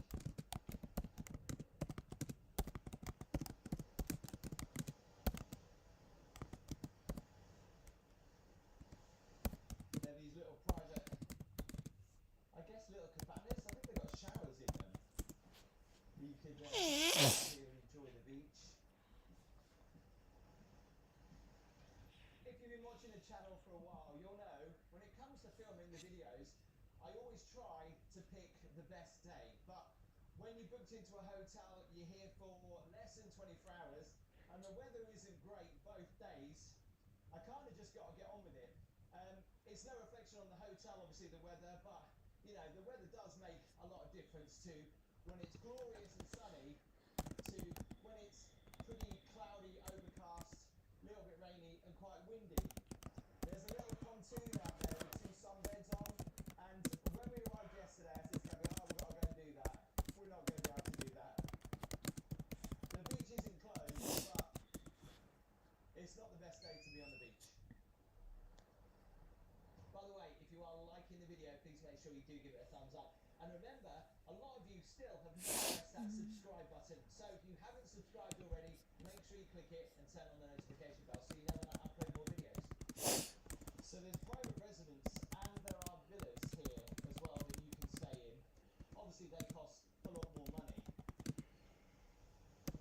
One thing you can't control is the weather. I mean, you can imagine saving up for a while to come on holiday and then the weather to be like this. What's great about the hotel is the views that it has over Dubai and the Burj Khalifa. I don't know if you can see it just in the distance there. We saw it last night. It looked amazing.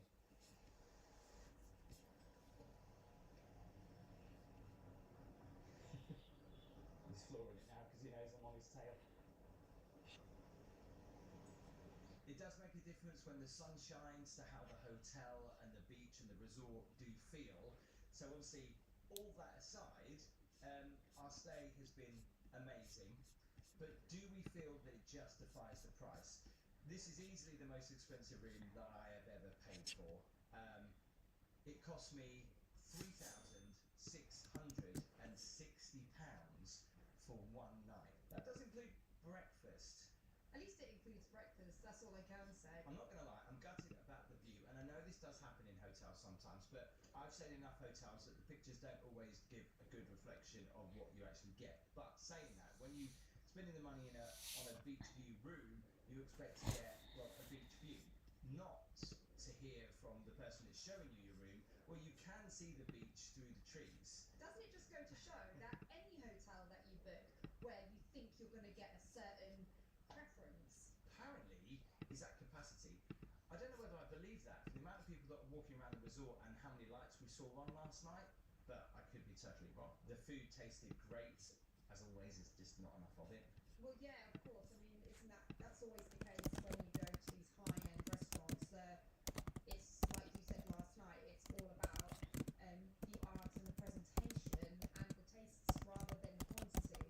The great thing about this resort, it's on its own private island. It's shaped like a beach right there. The pool though is a little bit, I don't know. Oh, it's very simple and basic. You know, I mean, this is around it. There's a few just broken around. I don't know. There's plants around it that looks good. Yeah. It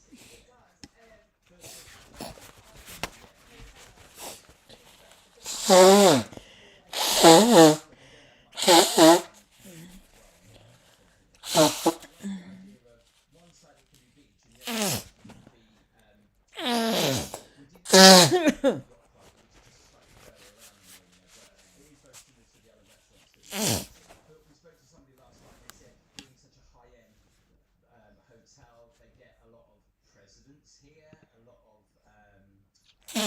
when it comes to the hotel. So in a way, well, you thought you saw someone from the UK, but it turned out it was someone who just looked like them. Yeah, shame.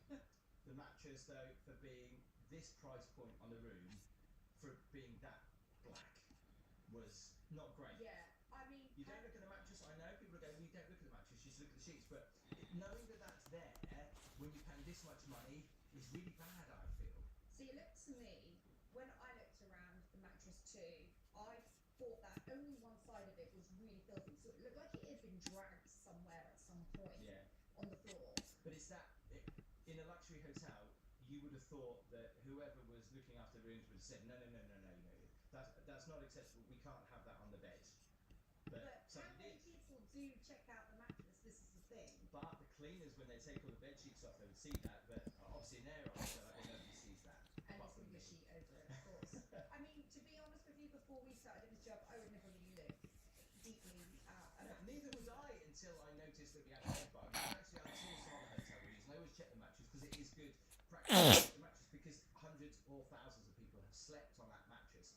Would you really want to sleep on it that's completely stained? I mean, do you remember the hotel we stayed in London? It was absolutely like a horror show. It was stained, it smelt, and you're like, the sharks. you might be sleeping on a sheets that are that thick, and then everyone else's bodily fluids underneath. We were told when we did arrive as well that this room had never been used before. We were the first people to ever occupy I this think she particular meant room. this layout and the carpets were new. Oh, right. One thing I wasn't overly happy about is that we were charged £6 for that water last night off a special menu, and it's the same water we have in the room and the same water we have for breakfast that we didn't have to pay for. Tell me what you thought in the comments.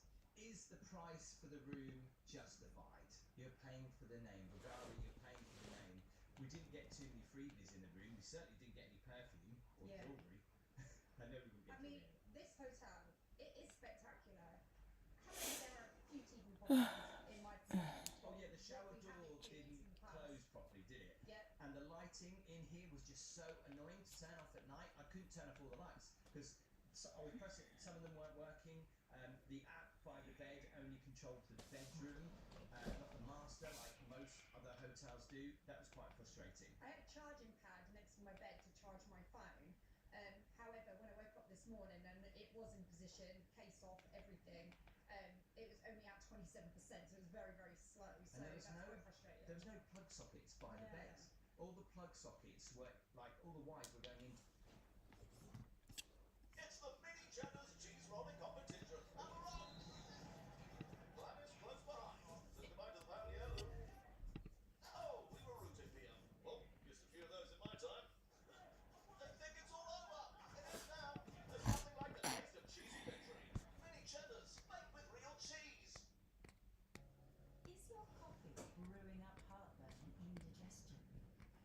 level triggers it, Gaviscon double action forms a barrier for long-lasting relief. The 7 symptoms, think Gaviscon.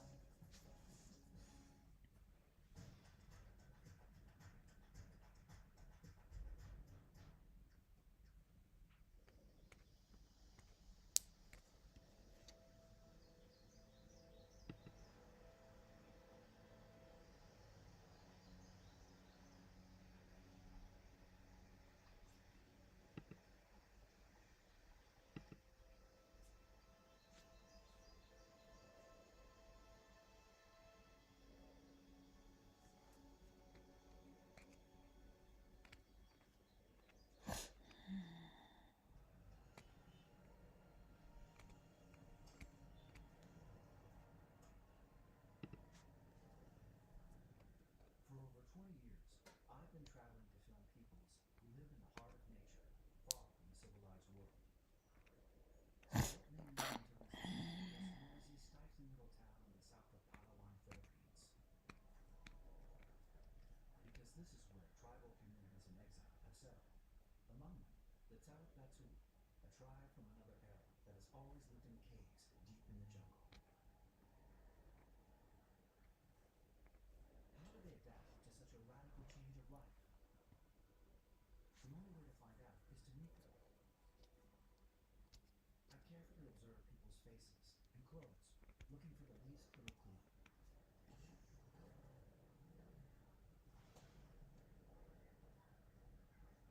Then here they come, barefoot and single file, as if walking along a path in the forest. One of them even carries a globe lamp.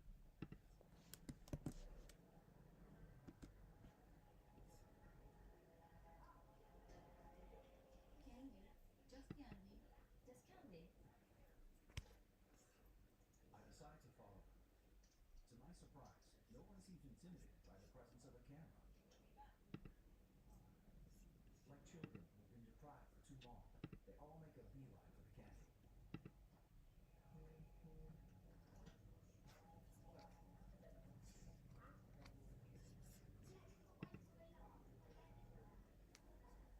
Their promenade continues, and along with it, for me, the funny feeling of being the invisible man. But the Talat Batu are too distracted. They don't know where to look next. It's true you can find anything and everything at the bazaar market. No doubt that's why they're here, spellbound by such abundance. These are pretty. And they aren't simple. And what about these? They're expensive. And these, they're cheaper. These must be in style. Not easy to resist. Not easy either to impose fear like these views.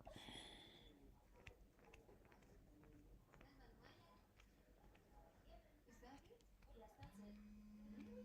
Yes. How much do you need? Only 500 grams? At last, a first glance. Perhaps to make me their witness? There's more than 500 grams. I'll give you a little more. It's Christmas. Thank you. The butcher is not very welcoming, to say the least.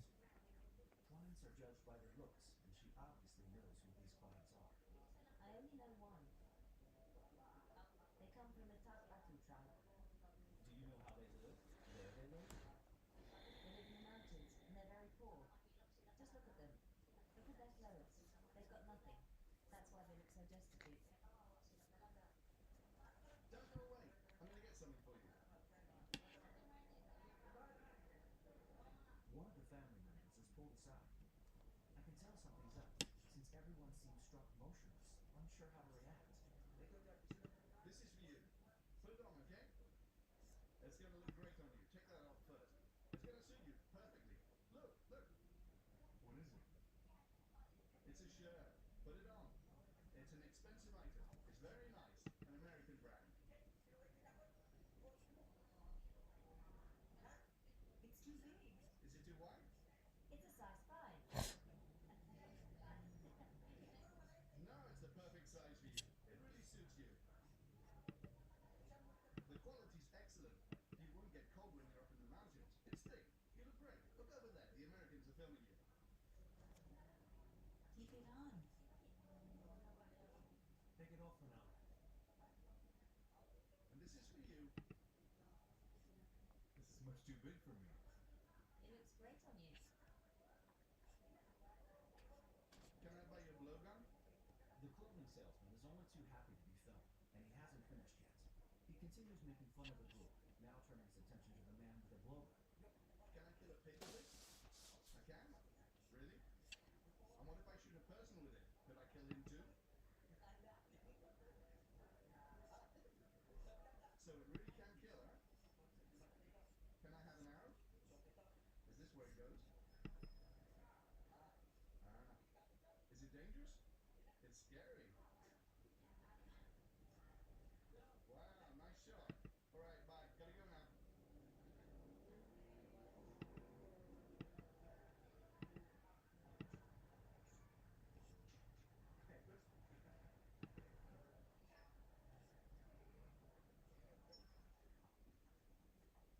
I can tell the Taos Batu try to be like everybody else when they're in town.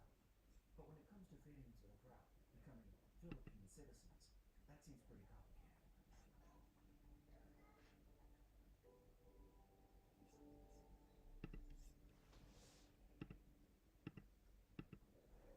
I was very shocked by everything I witnessed at the market. No matter what they do or where they go, they're all stigmatized. I'm not sure if it was my looks of compassion that moved them, but in any event, the Taos Batu have agreed to let me follow them home.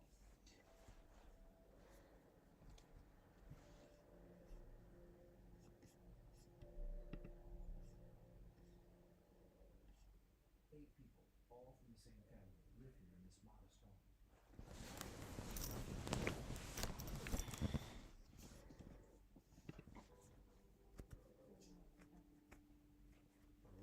Rice, and a little meat. Nothing could be more ordinary for millions of Philippines, but surely not for them.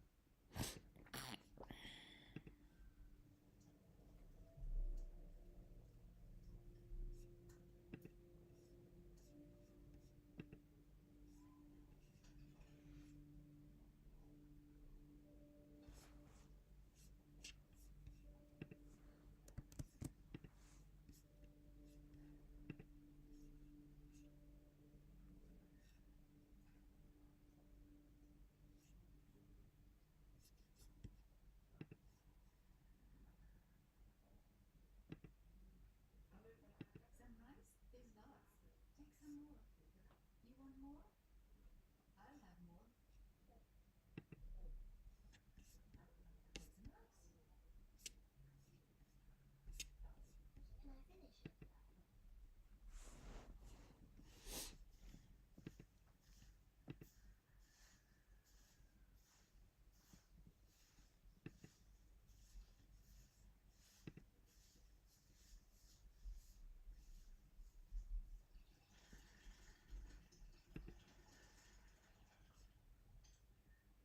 I'm well aware that the fate of tribal communities is a thorny topic for the authorities. To put it bluntly, they'd rather not talk about them at all. I also know that I'm not allowed to be here, even less so with the camera. But the owner, who is not just anyone, is out. She's the one who Bin works for, even on Sundays. The one they call Captain, the representative of the village of Bonsong. The other members of the family, like Karakan, aren't paid. They lend a hand, sweep and move the courtyard, water the garden. Taos Batu, who've always lived in the middle of the jungle, are forced to pull out every last little blade of grass.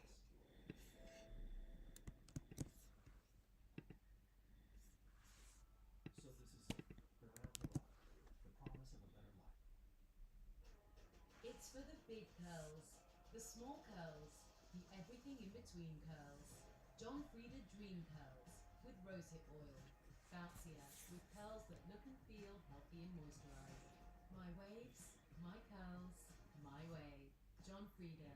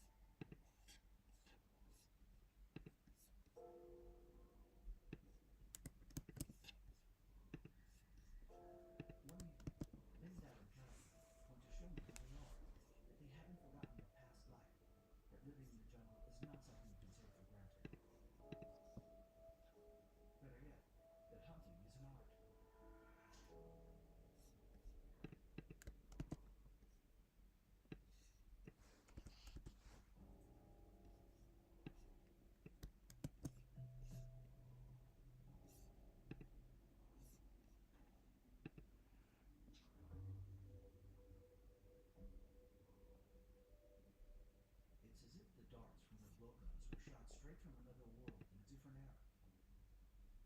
I learned the Philippine government has paid homage to the Tao Te Ching by exhibiting their culture and ancestral way of life in a museum. That's all it took to turn their history into a myth. These are people that you would appreciate life when you see them, how they live in the cave, how they survive. Us in the urban areas, when we don't have our cell phones, our gadgets, we definitely, very angry with the world because, oh, where did I put my cell phone?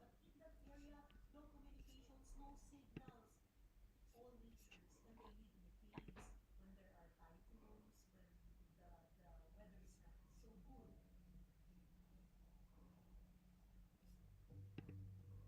In 1978, the Western world was astounded to discover the existence of a previously unknown tribe.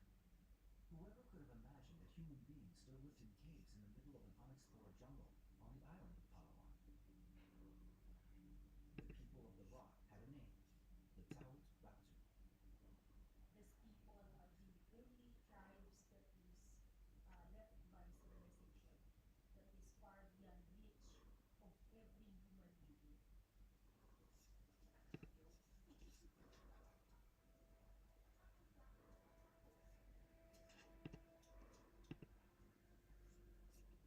I can't shake the image of those plastic figurines displayed in a cardboard cave. Now I can no longer look at them in the same way. I know they've always lived in caves, light years away from urban life. And here they are leading a taro field under the blazing sun.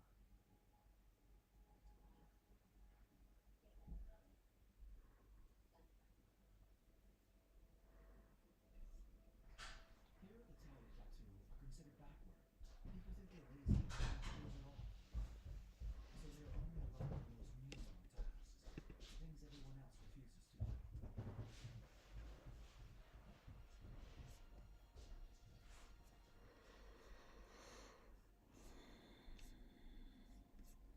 The more I observe Calicut, the more I have the impression of watching a bird turning circles in its cage.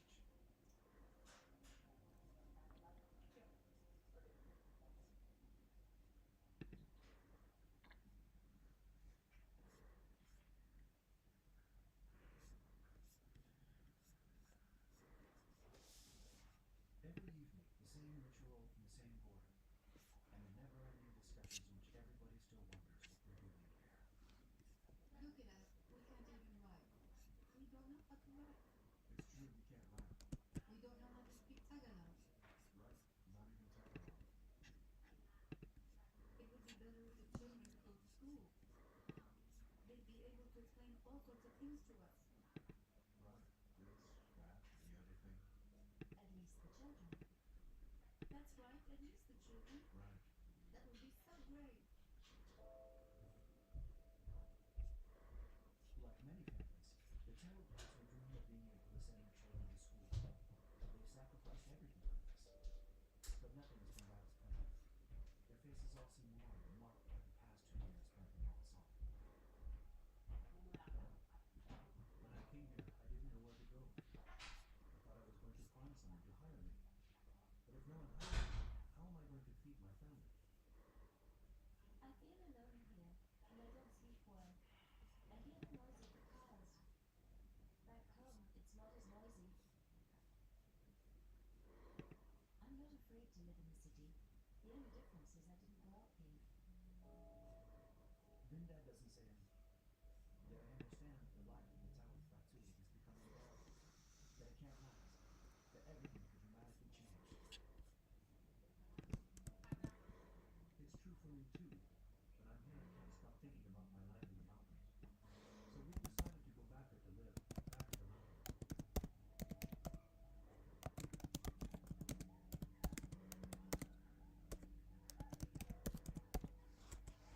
Go back to live in the mountains.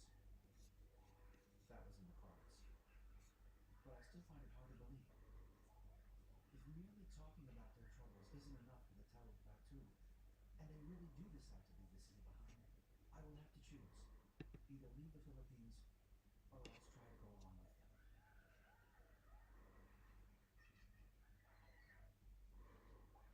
With your scheduled return to the jungle. The hope for a better life goes up in smoke, and along with it, the dreams of money, school for the children, and the free health clinic.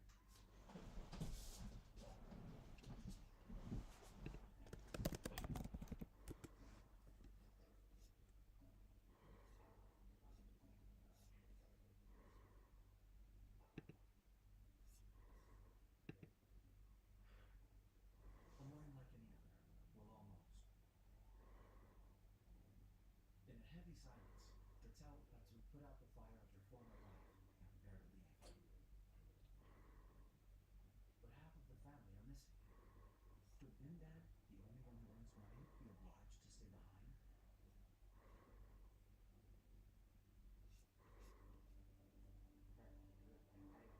No one is keeping us from leaving. If we want to, we can take our things and head back to our caves tomorrow. That's right, tomorrow. But we need money.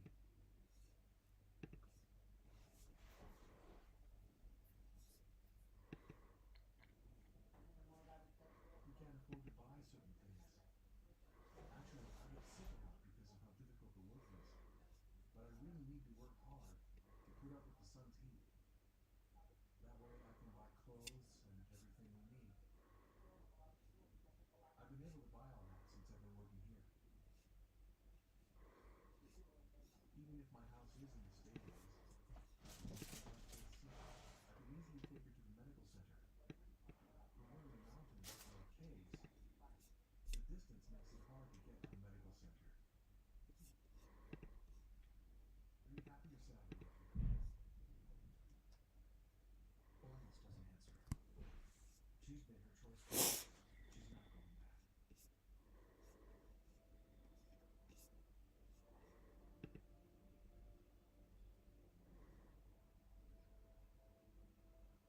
Over the days, it has become clear that the two sisters were inseparable. But today, each of them has chosen her own path. For Ornes, the city. For Ramis, the mountains and jungle.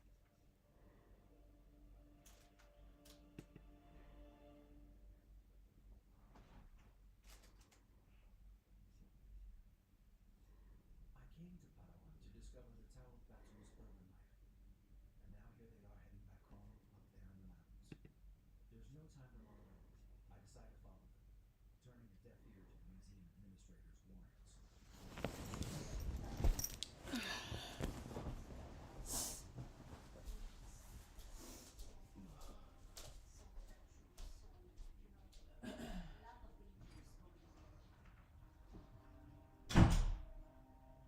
The danger everyone's terrified of is called malaria. The last 3 filmmakers who set foot here didn't survive. I've always heard about groups of rebels who at best be unfit. Not to mention insects, scorpions.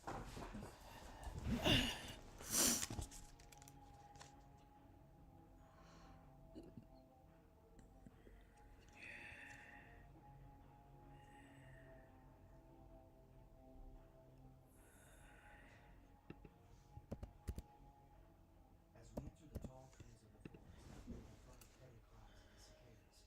I have no idea what lies ahead, what compensation I may find, or what sacrifice I may have to make by venturing here. All I know is that this journey to the edge of the world will make its mark.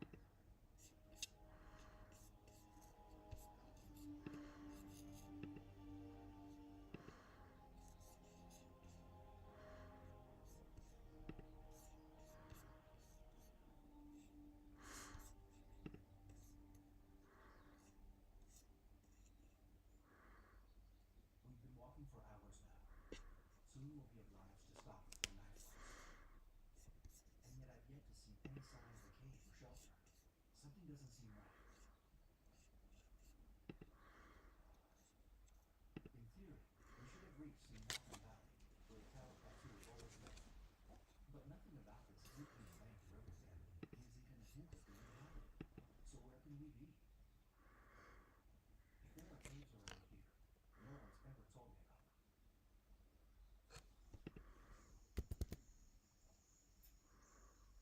I got a cut.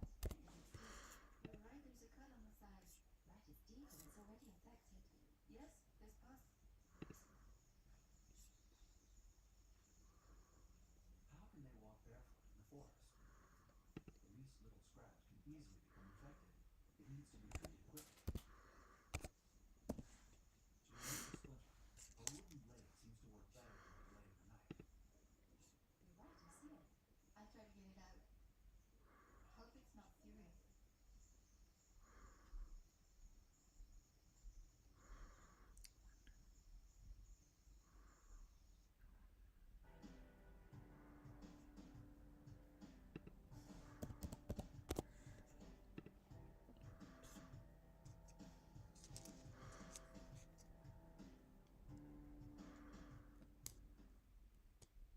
already.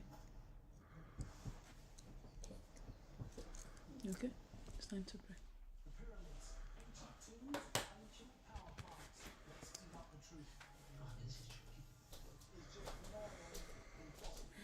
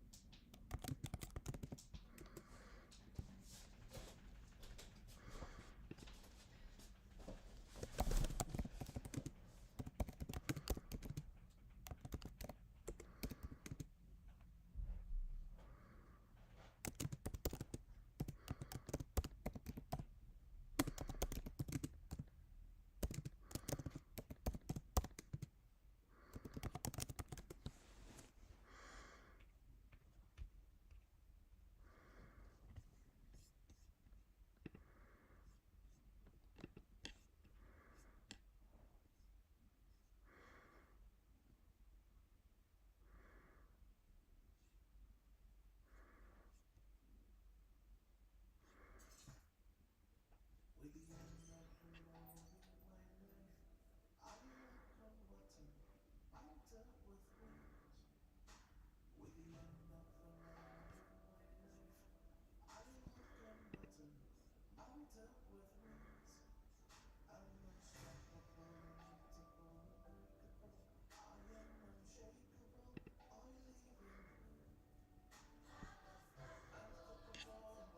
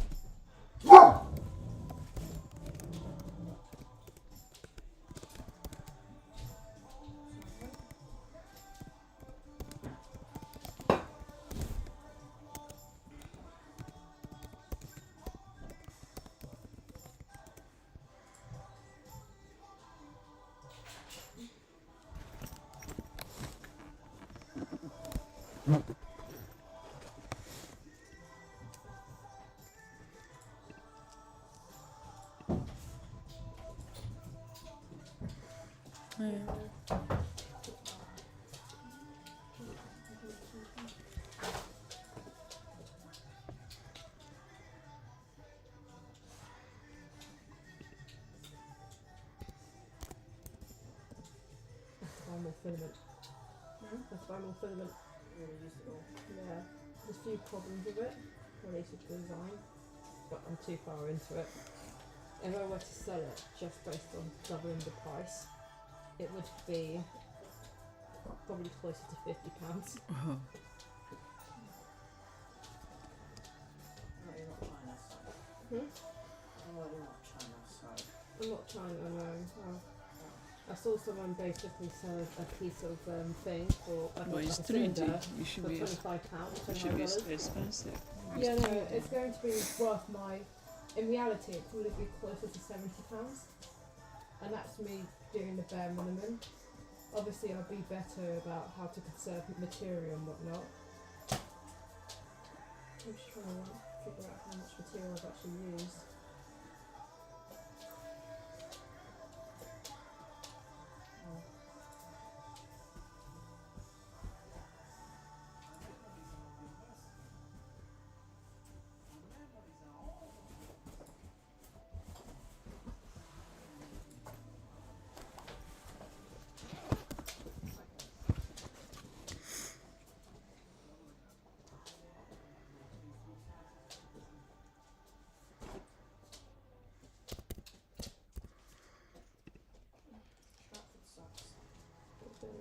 But it was 4 hours ago.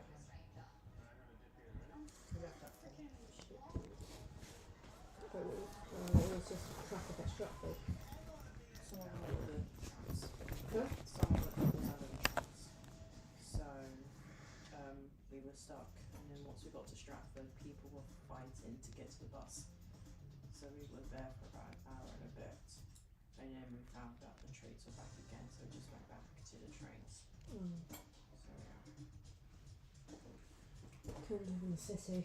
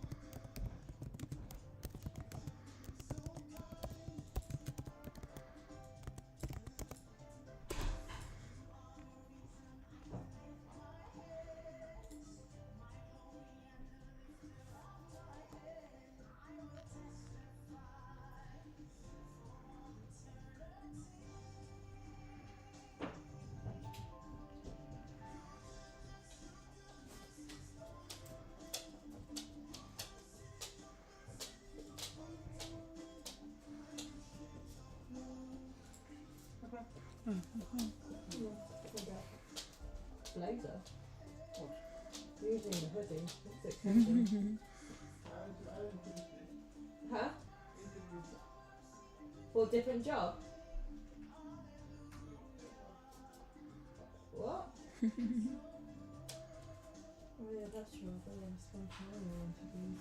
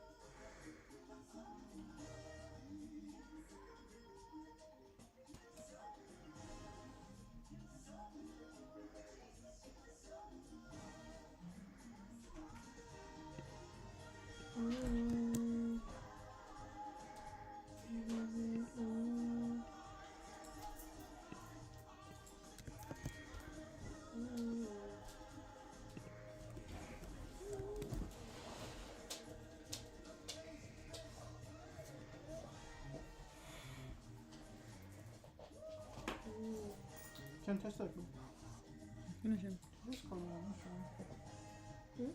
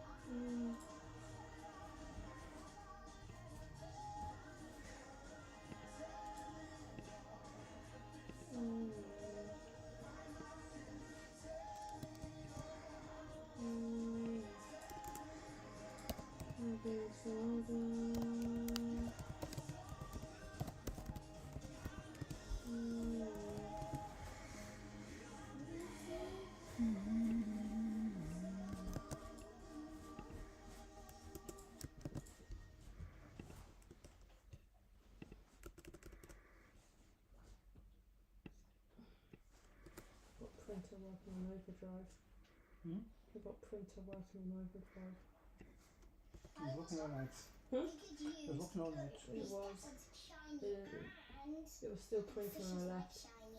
Do you think bears could be lazy, you know? Crazy, you know, Leo. Are you scared of them? No. So.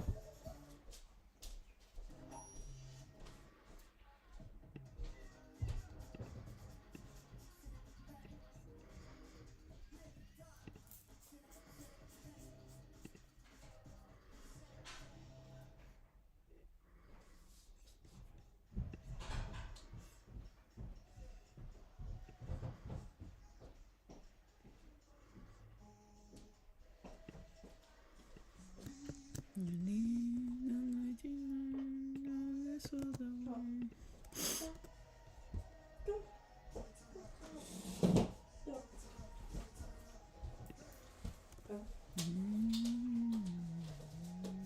She jumped the fence again. Jumped the fence again. Literally, I took her out to pee and I did her food. And I saw her, she was just standing behind the fence. She was standing behind the fence. I think she went to the back just so she could poo. So I was like, no, I'm not letting you in. I'm like, the kitchen door was closed and the gate was closed. And she obviously saw me because the outside was darker than inside, so you can see.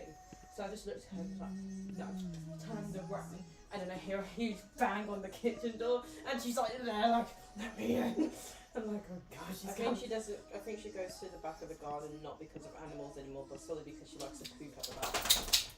The camera took a clear jump this time. Okay. Come. Sit.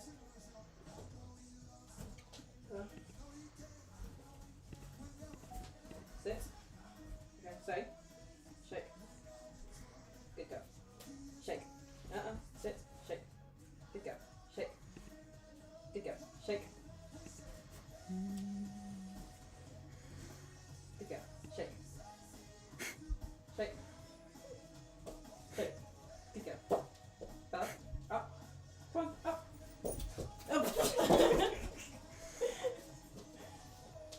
No, you didn't do it properly. You were too busy staying still. Go back. You okay there? No, fine. Nice. Better. Let's try this again. I actually want to see how long you're gonna take. Leave it. Up. Up. Come on, up. Up. No. She does it because Up. she does it because why not at this point? Yeah, I want her to do it without any like motivation. When it loads.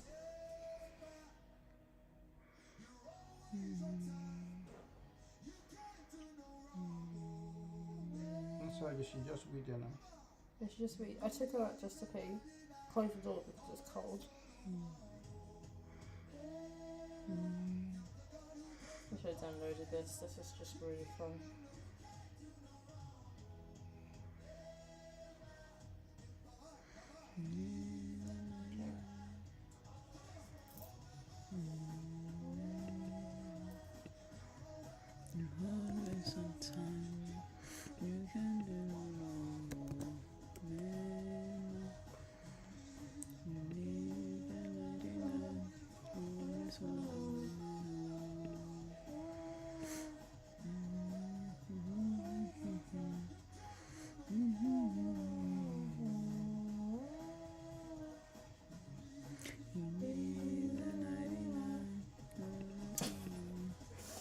We're done with this one.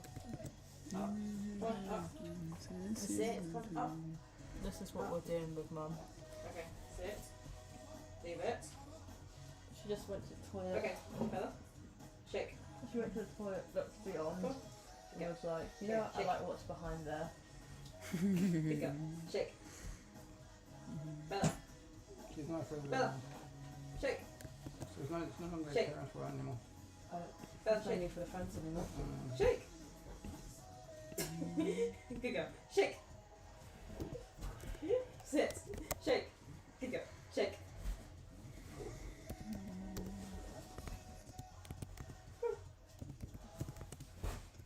Good girl. Shake. Bella. Bella.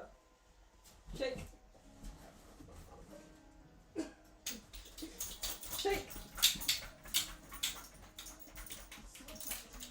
No, she's done. Shake. Alright. Shake. Shake. Shake. Shake. Shake. Okay, she should sit by me now. Shake. Shake. Shake. So take my pull. Shake. Okay, I'm done.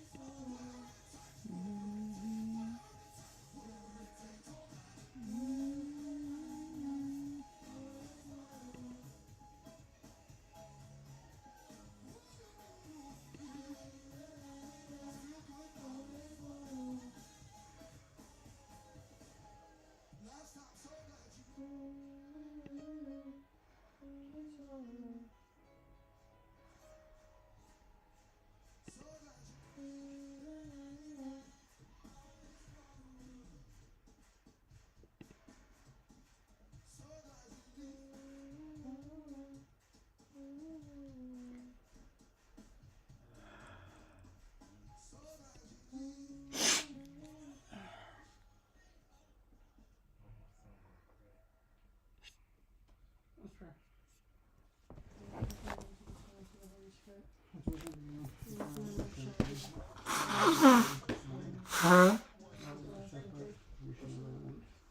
That's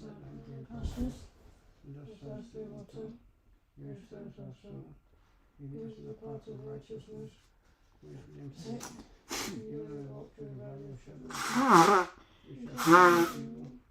For the Lord with us is around us, staff he comforts us. He prepared to before us in the presence of our enemy. He anoints our head with oil, our cup runneth over. Surely goodness and mercy shall follow us all the days of our life, and we shall dwell in the house of the Lord forever and ever. Amen. Have mercy upon me, O God, according to thy loving kindness, according unto the multitude of thy tender mercies. Blot out my transgressions, wash me thoroughly from my iniquities, and cleanse me from my sins. For I acknowledge my transgression, and my sin is ever before me. Against thee, thee only, have I sinned, and done this evil in thy sight, that thou mightest be justified when thou speakest, and be clear when thou judgest. Behold, I was shapen in iniquity, and in sin thou hast conceived me. Behold, thou hast thy truth in the inward part, and in the hidden part thou shalt make me to know wisdom. Purge me with hyssop, and I shall be clean. Wash me, and I shall be whiter than snow. Make me to hear joy and gladness, that the wicked shall greatly rejoice. Forgive me my sins, and blot out all my iniquities. Create in me a clean heart, O God, and renew a spirit within me. Cast me not away from thy presence, and take not the Holy Spirit from me. Restore to me the joy of thy salvation, and uphold me with thy free spirit. Still when thy teeth transgresseth thy ways, and sinners shall be converted unto thee. Deliver me from blood guiltiness, O God, thou God of my salvation. My tongue shall sing aloud thy righteousness. O Lord, open thou my lips, and my mouth shall show forth thy praise. For thou hast loved my sacrifice, also I give it. Thou delightest not in burnt offerings. The sacrifice of God thy voice and spirit. A broken and a contrite heart, O God, thou wilt not despise. Give blood in thy good pleasure unto Zion. Build thou the walls of Jerusalem. Then shall I be pleased with the sacrifice of righteousness, a burnt offering, whole burnt offering. Then shall I offer bullocks upon thy altar. Amen. Heavens proclaim the glory of God, the stars display his craftsmanship. Day after day they continue to speak, night after night they make him known. They speak without a sound or word, their voice is never heard, yet their message has gone throughout the air, and their words to all the world. Goes in the home in heaven for the sun. It bursts forth like a radiant bridegroom after his wedding. Rejoices like a great athlete, eager to run the race. The sun rises at one end of heaven, and follows its course to the other end. Nothing can hide from its heat. The instructions of the Lord are perfect. The instructions of the Lord are perfect. Reviving the soul. Reviving the soul. The decrees of the Lord are trustworthy. The decrees of the Lord are trustworthy. Making life simple. Making life simple. The commandments of the Lord are right. Commandments of the Lord are right. Bringing joy to the heart. Bringing joy to the heart. The commandments of the Lord are clear. Commands of the Lord are clear. Giving insight for living. Giving insight for living. Reverence for the Lord is pure. Reverence for the Lord is pure. Lasting forever. Lasting forever. The Lord are true. The laws of the Lord are true. Each one is fair. Each one is fair. They are more desirable than gold. They are more desirable than gold. Even the finest gold. Even the finest gold. They are sweeter than honey. They are sweeter than honey. Even honey dripping from the comb. Even honey dripping from the comb. They are one to your servant. They are one to your servants. A great reward for those who obey them. A great reward for those who obey them. How can I know the sins that are in my heart? How can I know the sins that are in my heart? Cleanse me from these hidden faults. Cleanse me from these hidden faults. Keep your servant from deliberate sin. Keep your servant from deliberate sin. Don't let them control me. Don't let them control me. And I'll be free of guilt. May I be free of guilt. And innocent of great sin. And innocent of great sin. May the words of my mouth. May the words of my mouth. And the meditation of my heart. And the meditation of my heart. Be pleasing to you. Be pleasing to you. O Lord. O Lord. My Redeemer. My Redeemer. Amen. Amen. Are we not, you're not eating? What? Let's just pray.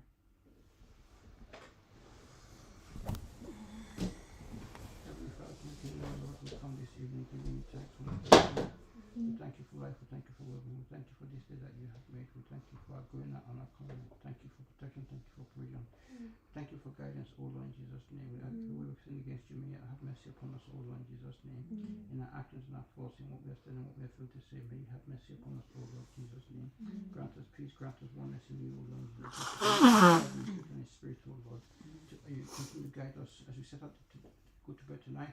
And start a new day tomorrow, may you go for us, O Lord, in Jesus' name.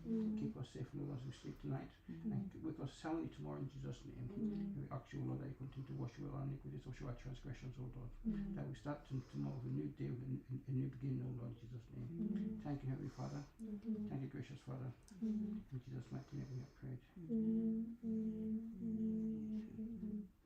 Our Father, who art in heaven, hallowed be thy name. Thy kingdom come. Thy will be done on earth as done in heaven.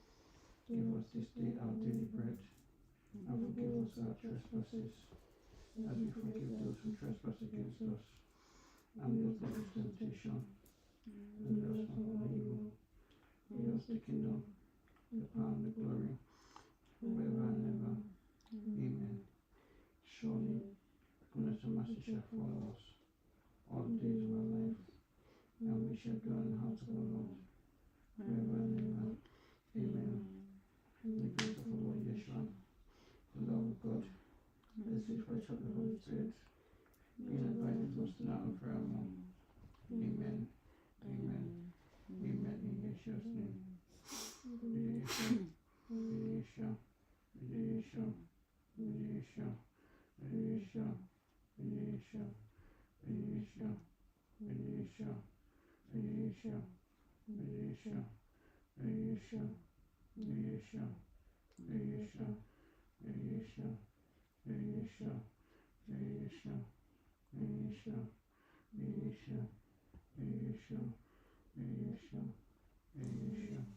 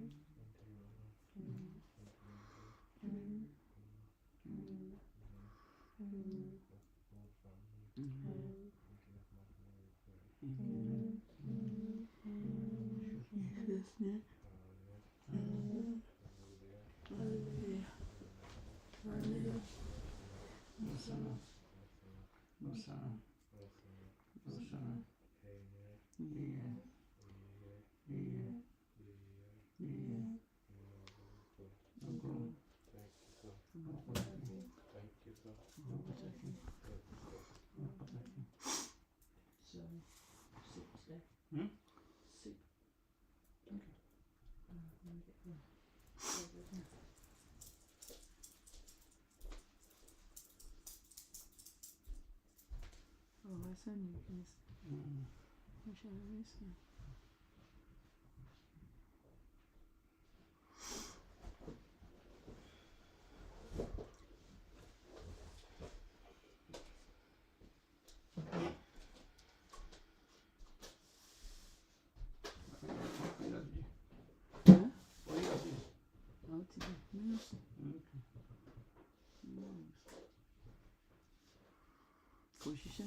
She just went for now. Okay, now. So she said to just show her around. She said I'll get back to her.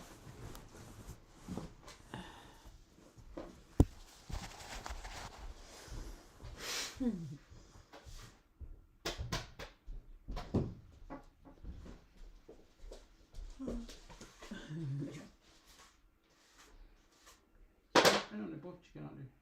No, this was choice. You can't have both. You can mix. Well, no, it was spoil the taste. It wouldn't actually. This is chicken last time. This one's chicken. This one you had last time was chicken and dance. This one's a new one. It's chorizo, Spanish chorizo with bean. I prefer chicken wine, I guess. Yeah. It's better to be safe. So I bought it.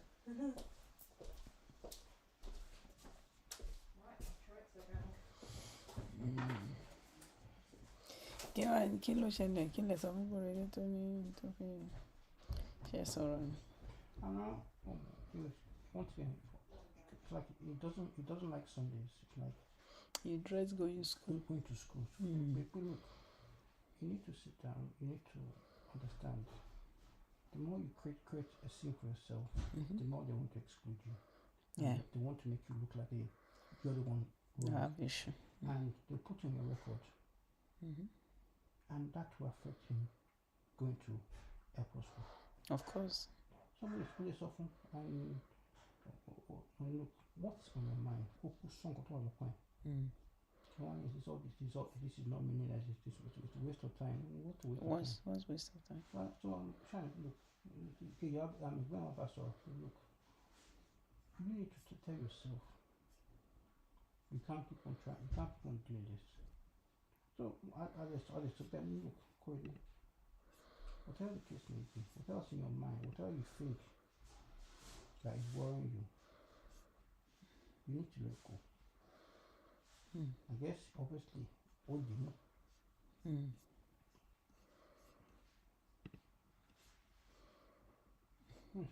You're not 10 anymore. That you use that Okiamodin. You're adult. I mean, it's only so, and you're one of the biggest in the class. So obviously you already stand out.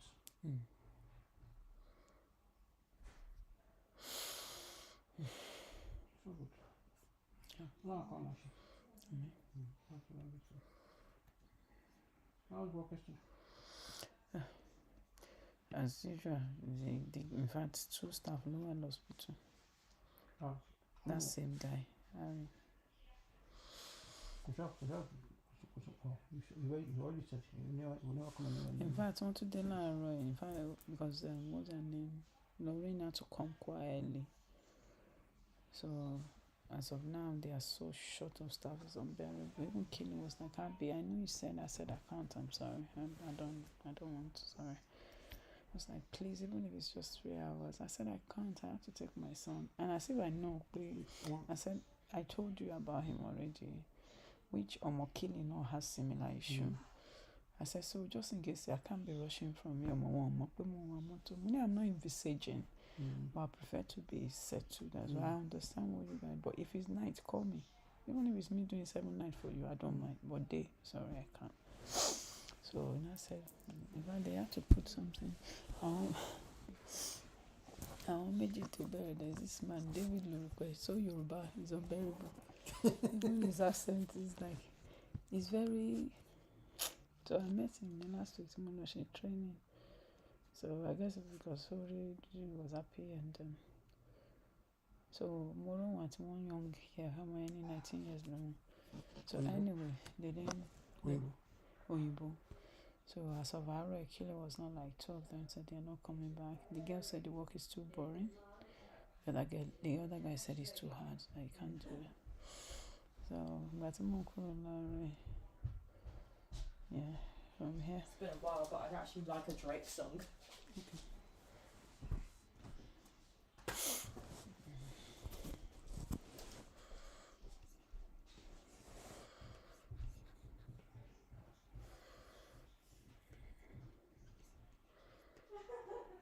US government takes time. Yeah. So they're begging me, like, I was like, no, I can't, I'm sorry. I want to rest. That, in fact, but mo kúrò láàárọ̀ àná. Mo rí Lorraine yẹn tó assign ẹ̀ sí Harry, and I was saying, like, I said, Any communication with parents should be recorded now. they are meant to record it so that people like us at night can know what's happening. But because they are short staff, most staffs are not doing what they are meant to do. Because they are meant to be writing notes every hour. Unlike our Joko, if anything, we just get a once in a while. So it's just a reminder. The government TikTok is making changes to the tea time alarm, so we've got to look out on the. The government. Yes, the actual government TikTok. They're going to make changes to So the they are website. they are riding on the waves as well. That's a nice one. It one. becomes a legislation That's that actually yeah. comes through without, like, you know, any governance. It just happens. That wasn't like riding on the wave. And then it goes to the part where we wonder how we even got this alarm, how we even got this thing, and it's like, yeah. Everyone's like, oh, another tea time. I love government. They have to jump on it though. Oh, another tea time. It's the government. Of course, they can literally comment. What do you mean? Yeah, that's it. Is that the new sound? Eh? Oh. I'm sorry, did your pen break?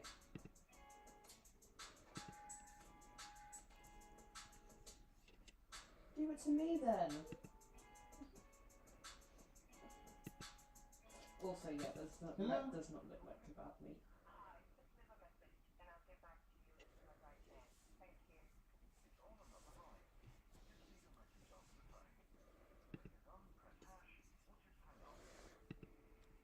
Hello,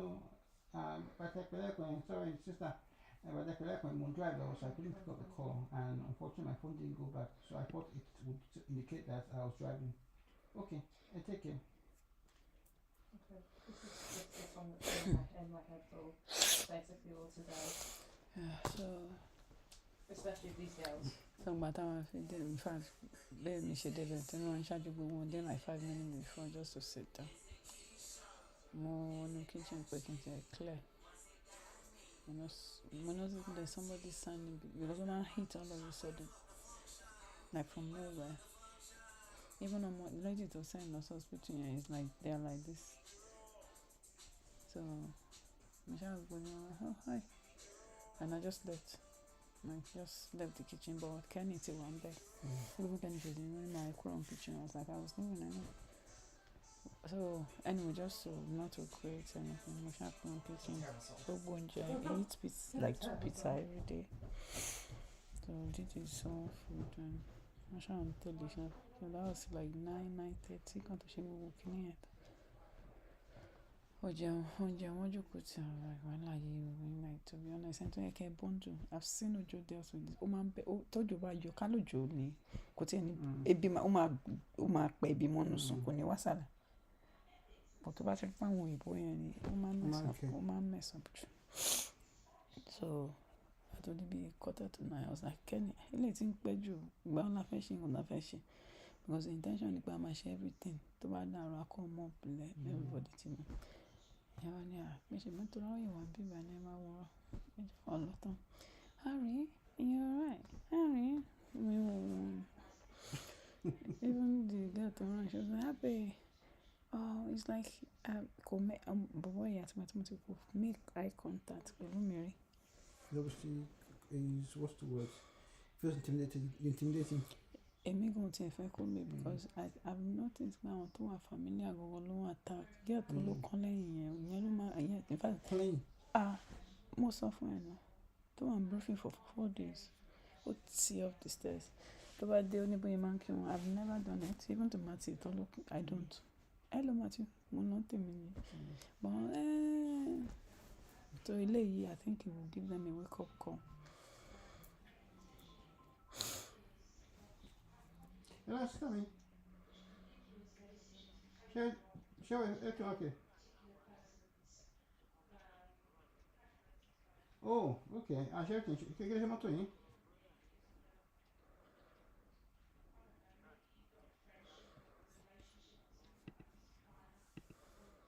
Ah, yeah. Ah. Mi ò sí nígbà yẹn mo ṣe ń drive lọ sílé torí train dábì èèyàn kan jábọ́ sí orí train so they cancel the train. Okay. Ah. Okay. That's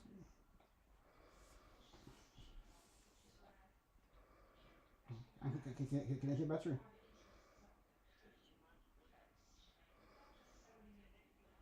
Okay, mic on. Okay, mic on. It sounds tired, but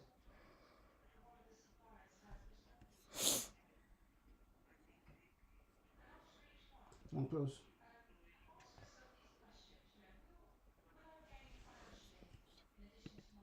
Yeah. It's well. Ekpele. Okay, mic on. Mic on. Okay. Okay. Not any problem. Not okay. Pastor Manuel. Níbo ló. So they pushed it here. So they said they were around here. Oh. Recently. Yeah, Oh. Okay. Wọ́n lè pè mí o. So wọ́n ní àwọn lè bá mu wá nílé pé kí ni ìgbà tí sellotape wọ́n ní mọ́tò wọ́n ní màdán débẹ̀ bóòtù tí. Bóòtù tí kẹ. Bóòtù the Benz. Benz wọn ti. So they were looking for tape. So she said she had to go to B&M to buy tape in B&M. Ah, that close. Not close. Honestly, can you know what? Only tire. Ah, okay. Oh, as well.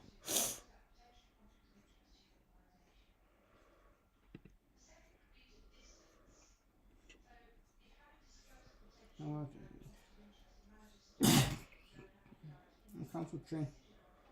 Yeah, it's obvious. So I did Stratford Finkham my bus, the Leytonstone. Not a Bob Okon. I didn't want to rush inside bus. Yeah. So I think that like be 40 minutes. Train's back on up. Oh, okay. So now. Okay, let's reorder it now. So let's reorder it. So, tea waking recently now. I need to wait. Yeah. And there's no your weight. Okay, I need to. What was it then? Last night it was 92. Was it 92? 92. Are you sure? Yeah. Maybe you put it longer. I should have gone down, yeah. So what should I put? Put 89. Okay, if you know the quicker the one might reduce. Let me just put 90. Okay. Your BMI is 31.1. Okay, which is good. From 32. Yeah, definitely know I've lost weight now. Oh, you have? Yeah, it's just the tummy that is not going. I was listening to the radio lady. Only I'm on McDonald's and Co. Yeah. And now creating blockers to block the Ozempic. That was so only at like tongue frequency that will resist Ozempic's blocking. So you know Ozempic it cuts your appetite. Yeah. So they're not creating food that will still mean that if you eat it, you still have more appetite. Your money not to watch, but they don't need to tell you that. No, Sham. They don't care whether you die safe. They don't care. Well, very money. As long as they get their money. Very money. They have no care for anybody at all.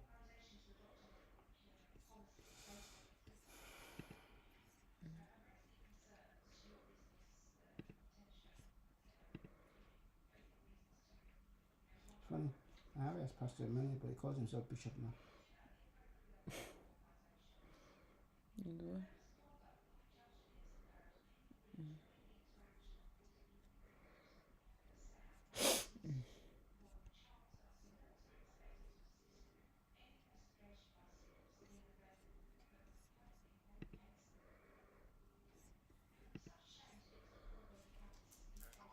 Can bishop ṣe wá okay o.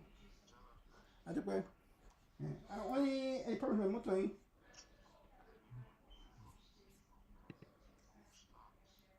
Kì í ṣe battery.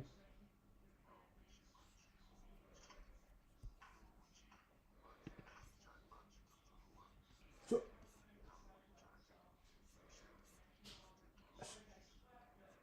so kò tán àtọ̀. Ó tán náà. But kò tán key. So kì í yẹn bá Kickstarter yín. Kickstarter, sorry. I'm talking Nigerian. Ignition. Ignition, sorry, I'm talking like Nigerian. Kickstarter. Ignition. So the ignition will trigger the spark plug.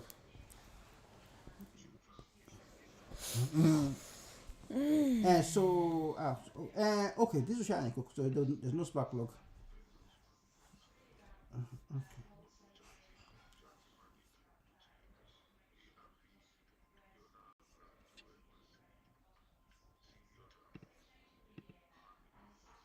Okay.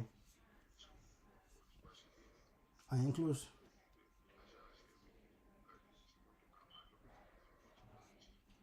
Aquilo ṣe kò sí ná. Ṣé because there's no power in the car.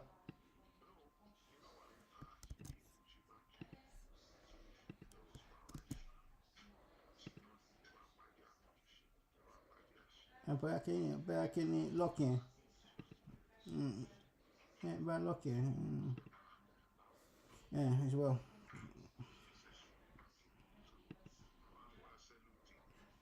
Yeah.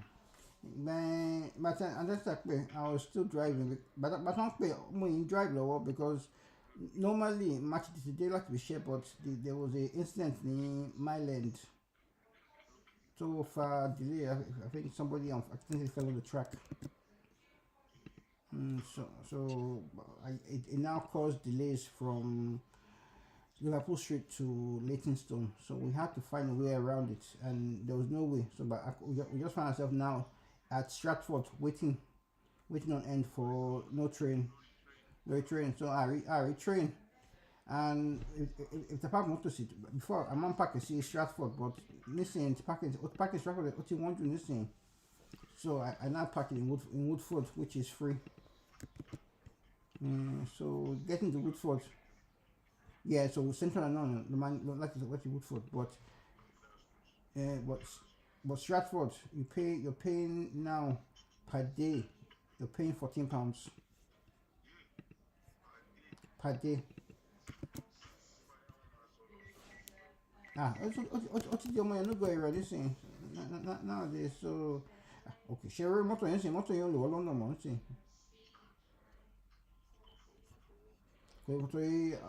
Diesel and it's old. So one year some £22 for ULEZ. So make sense. Very soon. London, that be Israel. You need a day pass to come into London, or you need a passport to come into London.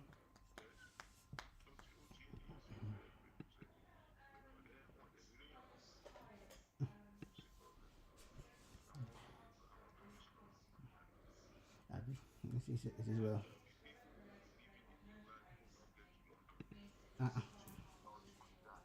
Well, that's it. What? Come on, Macbama. Come on, Balashi.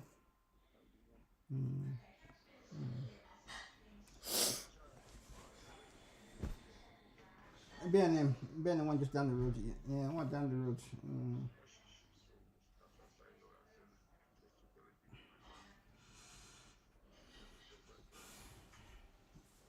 alcohol and shit.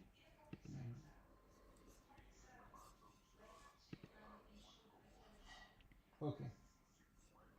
Okay, so sorry, I pack it's we in the okay. Okay, so it be car park one.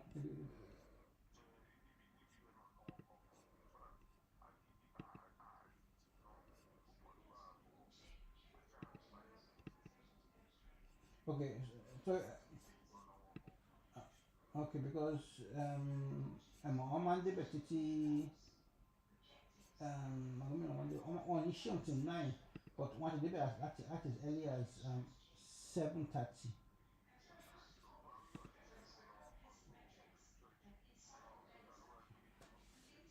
Okay. É concluir não, é concluir lá, é por outra ainda com. Onde vai ver?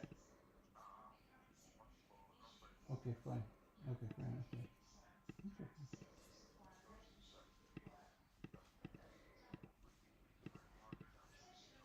Oh no.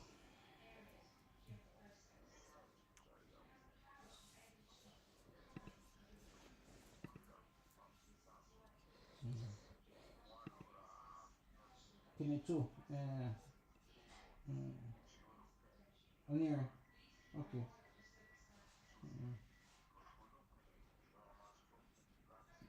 Ben, especially going up here, down here.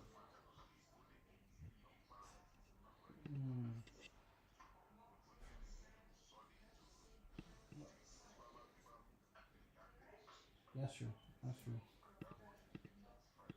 No, that's good.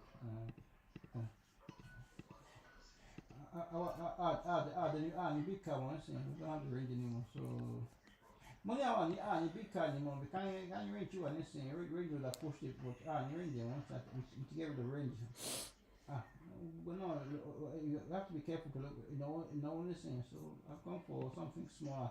And this road taxi, Prius, just £10 per year. Where's range?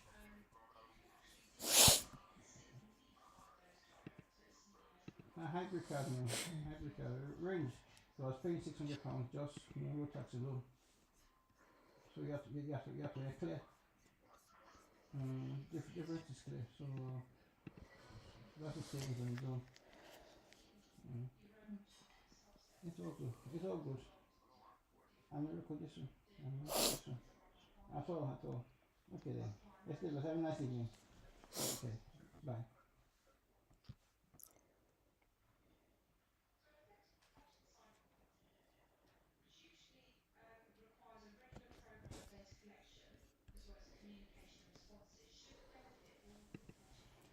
So when next are you back to work now? I'm going tomorrow for training. Okay. 1 to 3. Okay, 1 to 3. Then a full training On on Wednesday. Wednesday. Okay. Then go to work on Friday. Okay.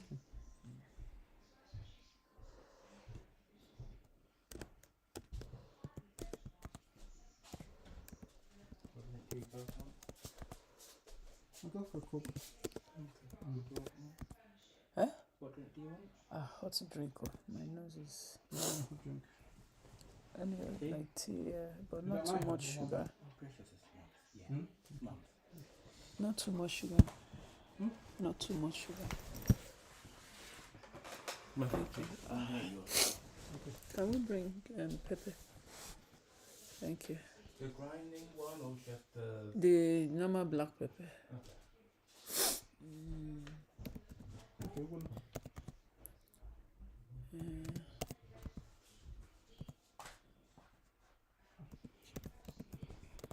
Che questi che cazzo scani? Ti da boxing guarda. Potevo tu spero. So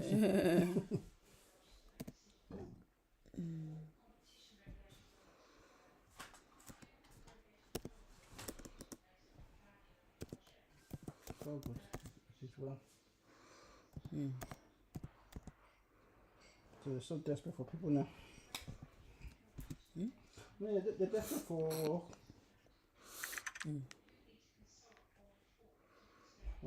They'll forever be desperate because Ishayan is not. I mean, that. In my head, he was. You know, Nigerians that they don't know how to talk. He was asking me, hey, I prefer to do night. How is night? I was like, what do you mean how's night? Go and ask them. Like, go and ask the management. Also, how about the money? Because I'm all about the money.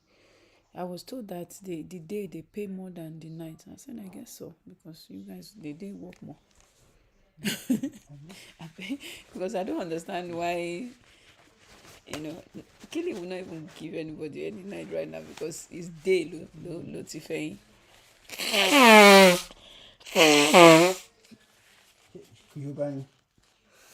Yorùbá ni bọ̀ ó máa ń tọ́ pé their body doesn't show their age. They look old, but I think he's not that old. Okay. He will be in his 50s or maybe 60, whatever. But he feels, I think in his head, he feels he's older. Then there's another Igbo guy. Yeah, but your look is very, very deceptive. So in their mind, 20, 30, maximum 30. As that guy, the most of the guy to only Catholic law. I was like, oh, you can't be more than 34, 35. I was like, oh, thank you. You just took almost 18 years of my life.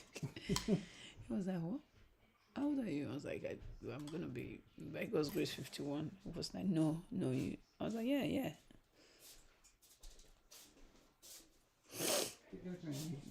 Thank you.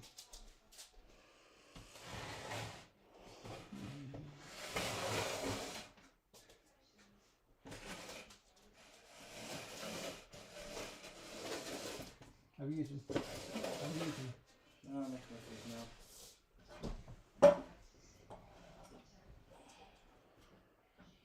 I don't get enough. Okay, what's your business? Thank you. Excuse me. Please, can you go and switch off the heater? Yeah, I'm fine. Okay, your dad will switch it off. The pepper. Yeah.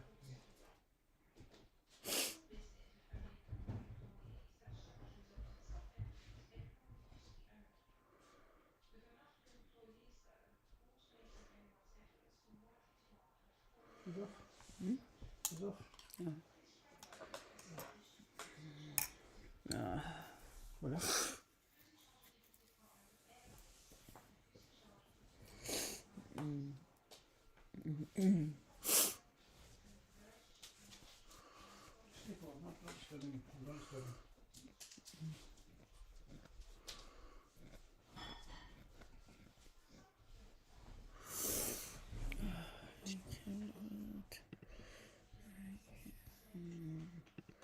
Thank you for everything you have done.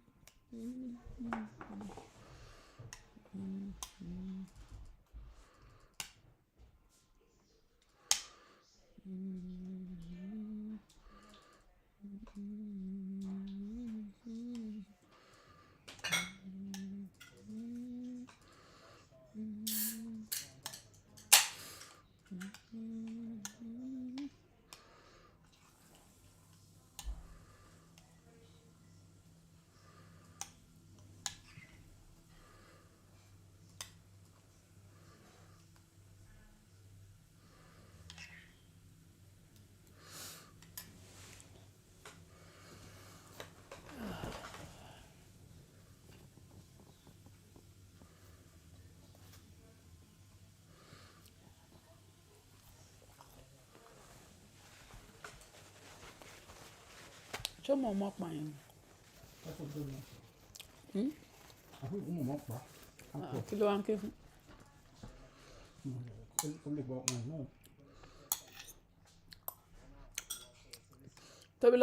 Kóredé. Wọ́n mú yọ̀ wá. Kóredé.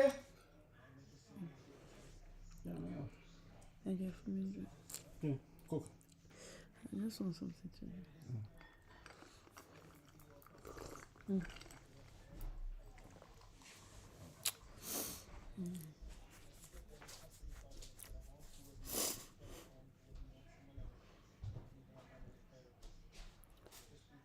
you.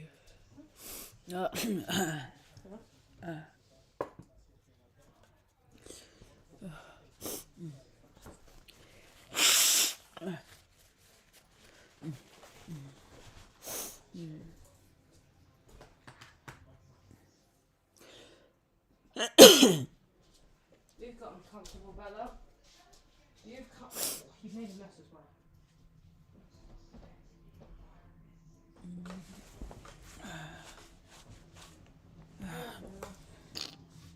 Hello, Bella.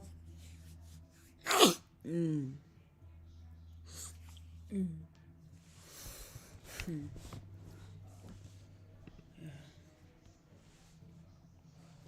weird, we got a dog. We decided that this was a good idea. No, but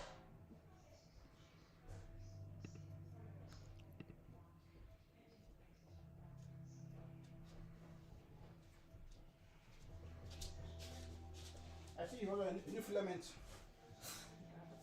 have you seen how much movement I have left? Not a lot. No. I guess you need to look for wholesale where they can get it cheaper than Amazon. Yeah, I need to look Because into now, it. now that you're printing, which is good. Like this is only I've realised that I can also make my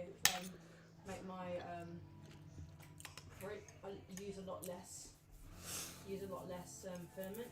Okay. But as a starting, it's looking like if I were to sell it as it is, it would cost like £70 for someone to pay it.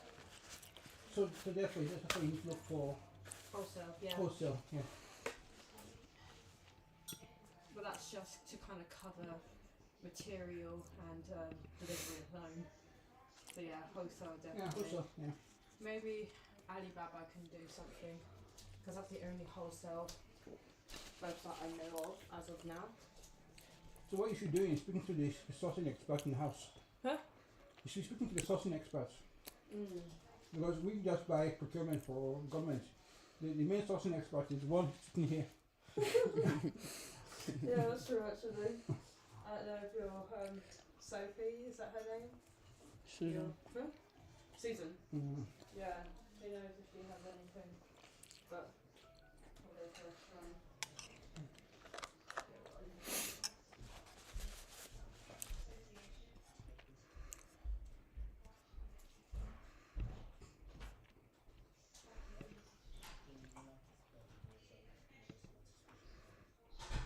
Okay, Jamie.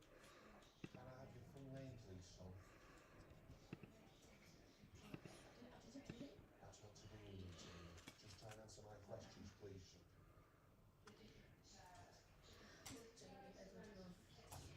And have you had your rights explained to you, Jamie?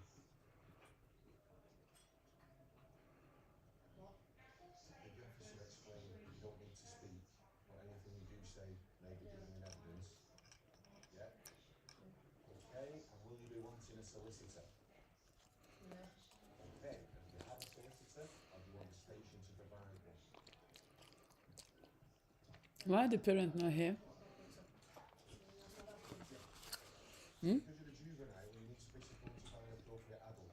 Now, would you like that to be one of your parents? In this case, there must be an adult. There must be another. It should never be. Sure, you can have a think about that if you want. Okay. Next business, son. Are you fitting well? And you wouldn't be taking any medication for anything, Jamie? Okay. And have you got any long-term medical conditions such as asthma or any kind of serious allergies? No. Okay. And have you ever tried to take your own life or self-harm? You have your breakfast, son? Okay, it's 6:31, authorising your detention, so that the officers can preserve evidence by questioning you about the offence you are suspected of. You can be held at this police station for 24 hours. Okay. Your detention here will be reviewed by an independent inspector on a Oh. weekly basis. So with you, your solicitor or your appropriate adult can make representations about your detention after that review. You understood all that, son? Yeah. Okay, good lad. to herself. It'll just be you in there, and we'll be fetching some breakfast. I think we've got some corn filter in there. Is that okay, Jamie?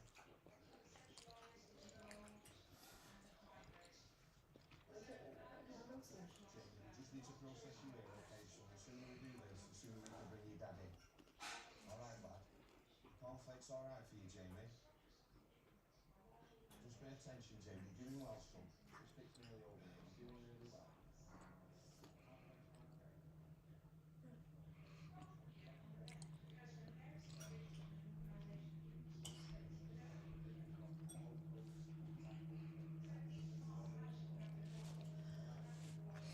You can't make poaching on purpose. And to buy too much, to buy that you think one ké.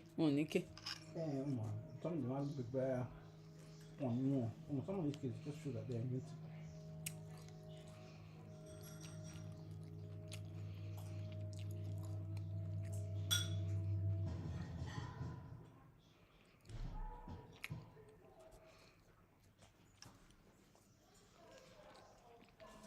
But you even killing somebody. How do you even sleep with yourself in the first place?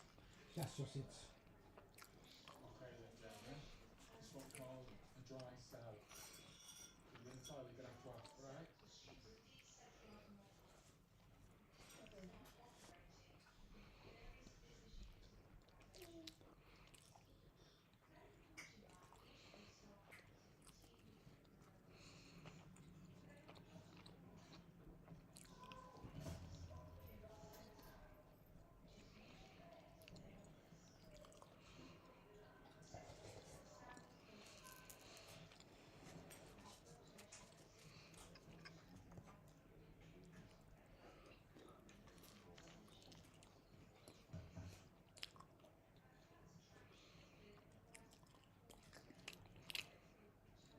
So Mrs. Miller, how's it going?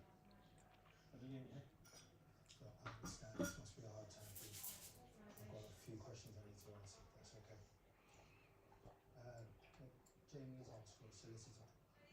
Is there a family one that you guys have? No, that's fine, no. Okay, well, we can provide one. We have a duty solicitor here that we can call. And the solicitor we act on the government behalf. Ultimately, quand on talk iṣẹ́ mi, ó sanra kan ní pé she was booking kìíní. It was what? Using government From Portugal to get cheap hotels. hotel. I found out she did over in 2 years over 400 bookings. Oh, somewhere. Yeah. But she was still using. You get carried away with things like that. She got carried away. So. Well, it's not crime. It's not. They didn't say you can't use it, can they? For her persuasion, for one personal use, not for. Oh, for clientele. Clients. She was staying on weekends. Ooh, luxury. So now they want to sack her because obviously she's in breach of. Yeah. She can't be trusted woman. Yeah. So lose her clearance. She should have resigned. She should have left ages ago because she's already over 63. What's that? What? That lifestyle don't enjoy. Even when she spend there, she's still staying in hotels. She's still booking hotels. A lot of people go through.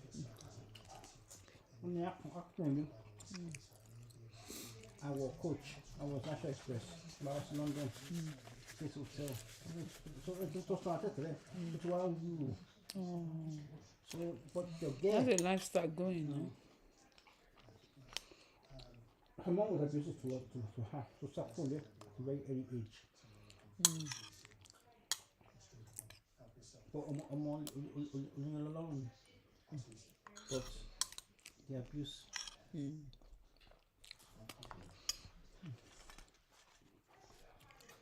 Oh, sure.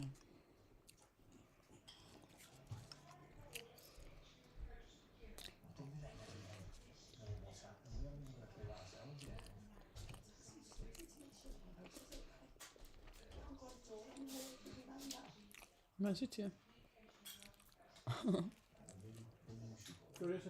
She took her space now. Why are you looking at her? It's not your space. Aww. She would like you to sit there anyway. She doesn't mind. Let me get my drink.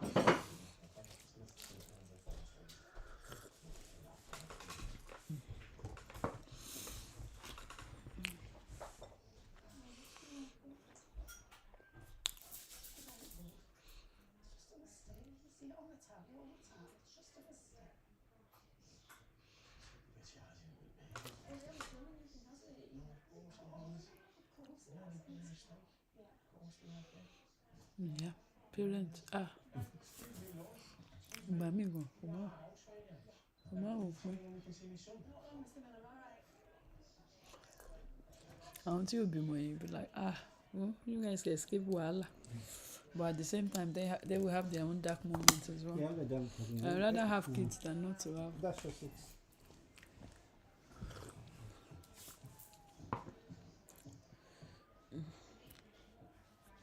There's this thing I showed after that sọ̀rọ̀ ọmọ that for guy tó ní autism tó ní photogenic nílé wọn. I guess phone listening, I can't even be bothered. So there was another child. If I'm not exaggerating, I think it's a Niger or African born, not Jamaican kind of thing. It was because he showed all the documentation.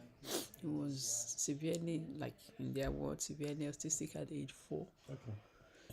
You know, they push him to disability school. But he said his mom did not give up on prayer. The boy is like he preaches. He said he was 8. But Seki was like, Auntie, I was just crying. And you keep telling me that I said, Seki, even if Eddie doesn't talk, me going to that place, I've seen worse. Let's thank God for the one he gave us. Hello, Dylan, I belong to us. The first day I did happy birthday. Ó ṣàn sọ̀rọ̀, ó lè má bára wọn, bó ṣàn sọ ṣá. Mo ti order kini.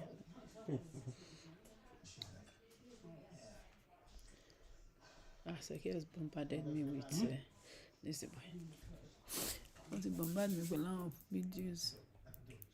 John, yeah, that's the child. That's the boy.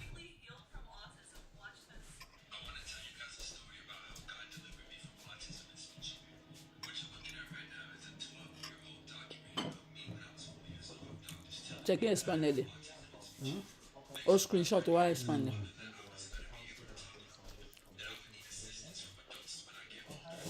He didn't speak to 8. No, I'm not saying but go join one jamu.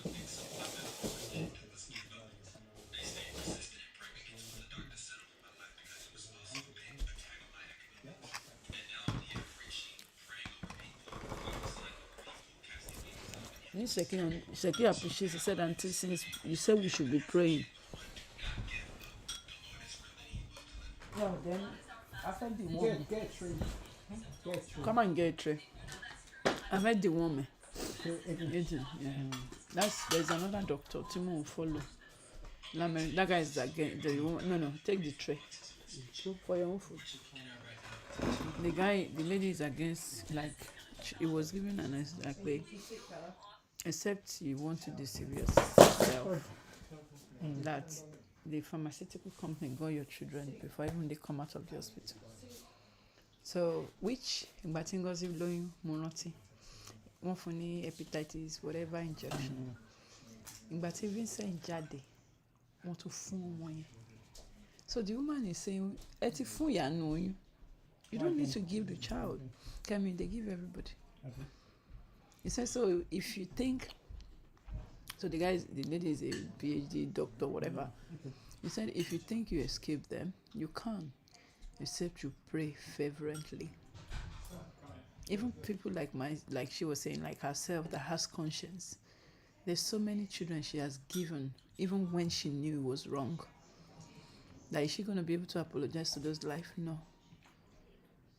Now, when the Bible says safeguard your treasure, it was talking about your children. Maybe the Health Secretary of America, Kennedy, maybe he's one saying that MMR called autism. And what? MMR. Oh yeah, Kemi. I'm not. It does. It does.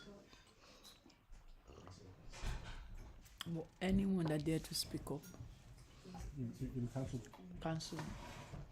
As Yoruba will say, as Nigerian will say, "Bye." Why? Why? Never first things.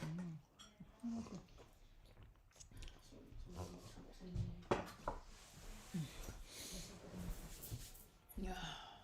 Okay, Jamie, well, Oh, sure. I think you're a bright boy. I don't see them dancing. They will buy them. You got any questions for me? Èèyàn kan náà ló máa bẹ̀rẹ̀ snag ipa yẹn. Have you? Other than using the word. Because even YouTube ò ní jẹ́ lo the normal word.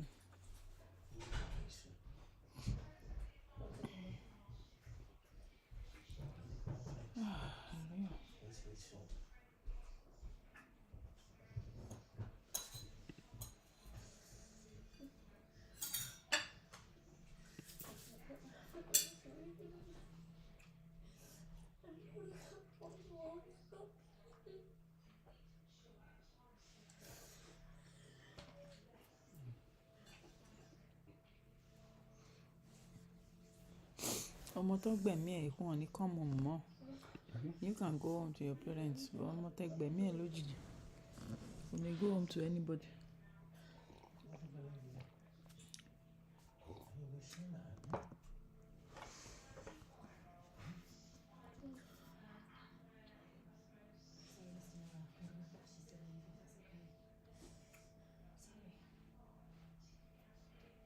Keep your cornflakes. Eat your crawlies, son. Yeah, keep your strength up, yeah? I'll rest a minute. Do you want to follow me back to the family room?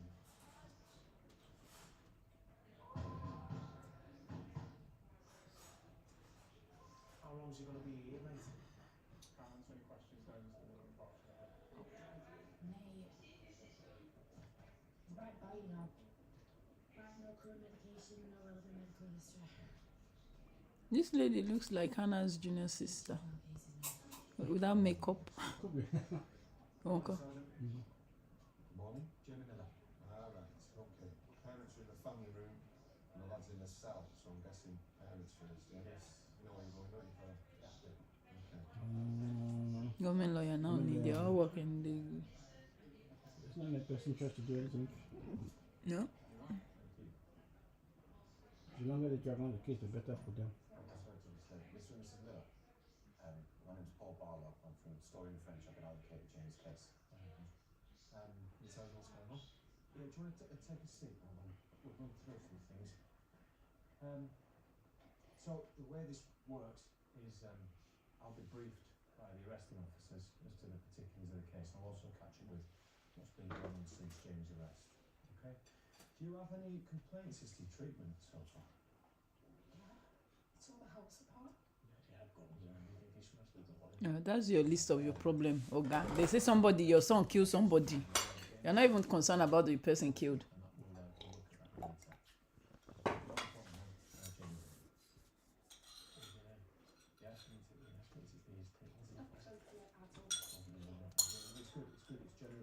It's better there's a parent in there, then you can keep them calm. We'll try and work this out. These lawyers want to make or even lie. No one knows someone just to get things out of them. Yeah, I don't blame them. Neither would I. To be honest, there's not much I can say right now that will make the situation any better. Obviously the shock that's happened here, it's totally understandable. But we'll do our best here for you. Okay? I'm gonna go get myself briefed. You can hang tight for me, and someone will be along with you shortly. Okay? Okay. Now, tea. Of course.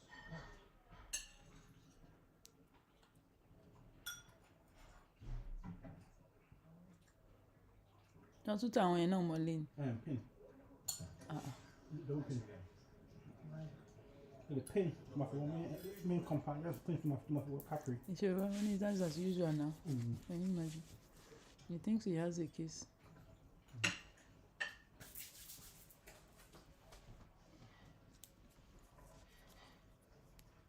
Only John not gonna take pick up a file. You have a case.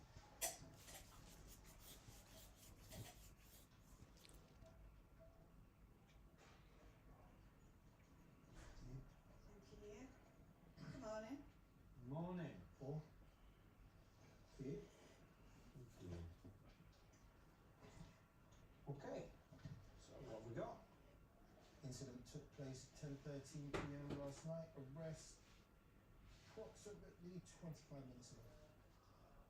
That's my personal record broken then. Heard you made a mess of the house. Yeah, sorry about that. Okay, murder. Okay, so I'm assuming you're going after possession and threatening as well then? Yep. Can I know anything about the victim? Only the Lord do. Okay. Is it immediate blackout, is it? Because I couldn't see anything on my phone. We're still looking for the relatives, the dad. Alright, let's whiz through this. Has he been told his right to silence? Yes. Is he clear on what that means? Yes. Has he been fed? He's had the opportunity to eat. Assessed? Yeah, that's been fit. Search. What for you? Good to hear. And I see that you're taking blood. Yeah. Scratches on his arm. Blood at the scene. It's not without justification. That's a question. Okay. And what investigation has taken place otherwise? Nothing with the suspect. Anything else you need to know? Nothing we're going to tell you now. What is the victim pronounced? At the scene, multiple wounds. It's in there. And his father's his appropriate adult? Correct. Is he okay? Think so. How's Jamie running? Don't know. Ready for samples, what you Sarge. Is that okay? Yep. So you're going to get me? Right, okay, samples first, but then a chat. I want to have a look at this kid first. Don't be so excited. I'm not excited. Makes you look like a bit of a prick. They're all together. One last thing. What? I just need 2 minutes of time. Yeah, sure. We've got a teacher you can book in the cabin. Alright, I'll be up. I'll be so quick. Well, follow me.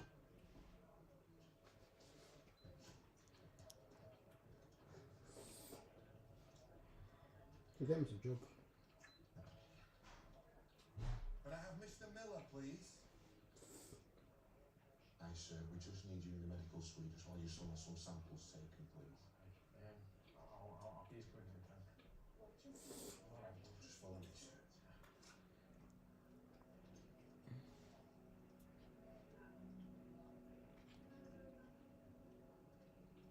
Just wait in here, please, Mr. Miller. Your son will be with you shortly. I'll leave you to.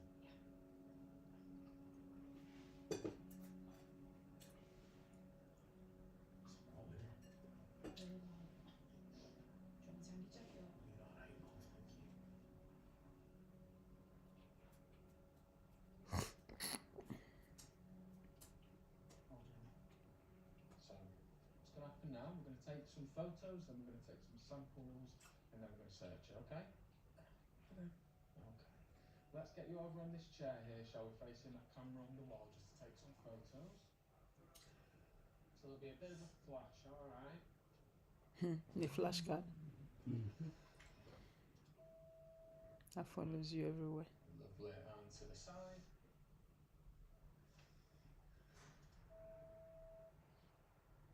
And the other side.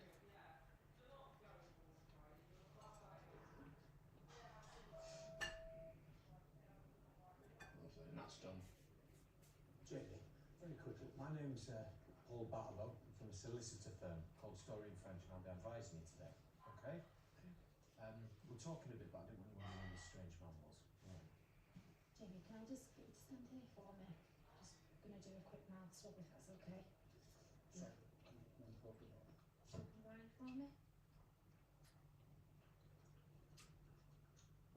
On the other side. Okay, love. Alright then, let's get you over here, shall we, for some fingerprints. So, Yeah, processing. take your right thumb. That's in it. Press It's been on there, processed. the red light that'll come on.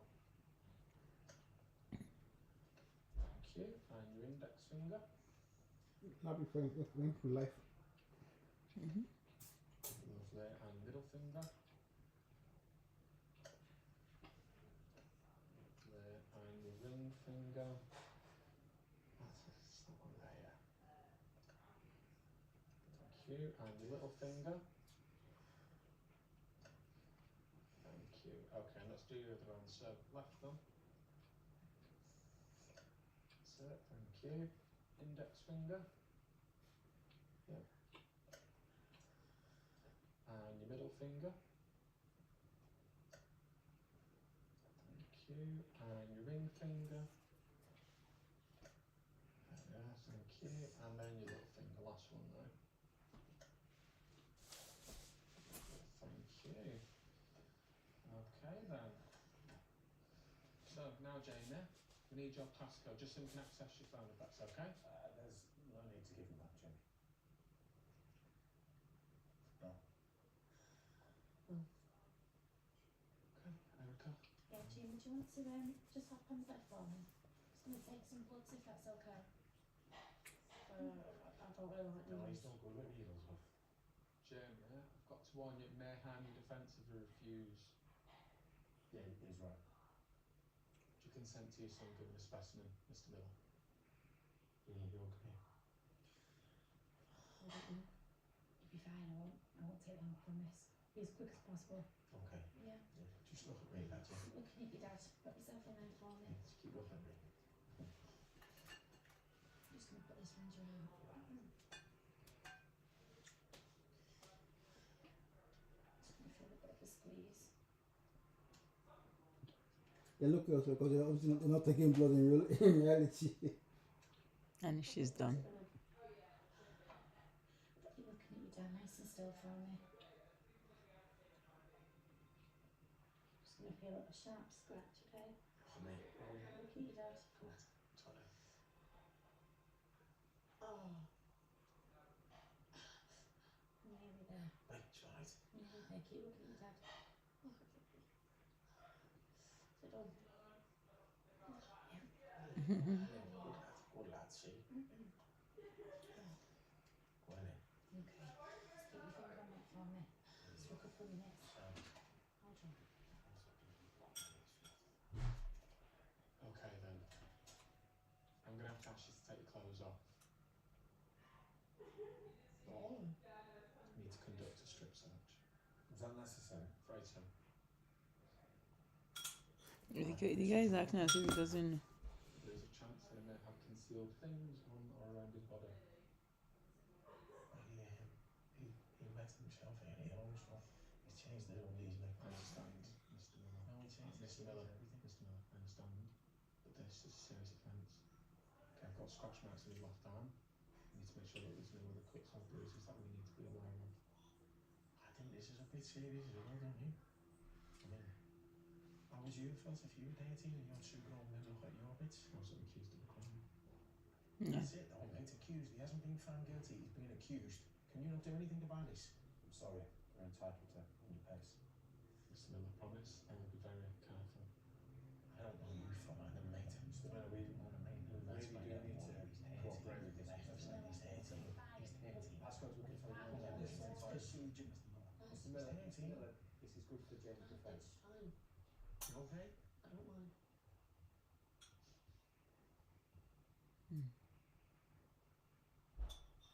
So, Jamie, just okay to pop your clothes off for me.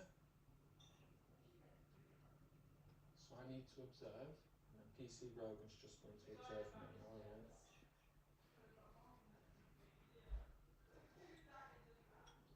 Look at the lawyer. Yeah, they have to face him. This guy is in pieces. He's just trying to put himself, like, still maintain as if he's standing. You turn to face me.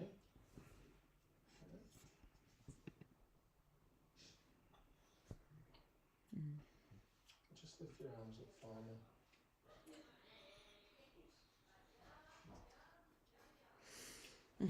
Ma chambre, affichation, là, Turn to pour the side.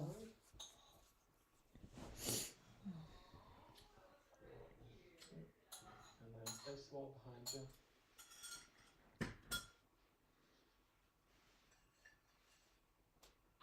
When you finish, take those first. And you can pop your arms down now. You can turn back to face me one more time. Okay, and if I can just ask you to lift up your penis, I need to make sure that there's no defensive wounds.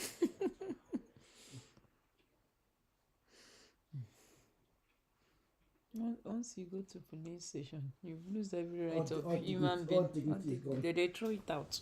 Even before you are convinced, they'll throw it away. All dignity is gone. That's why I say never get to that point. Never, in Jesus' name. They need to avoid getting to that point because once your all dignity is gone, and once they process the person, that's it.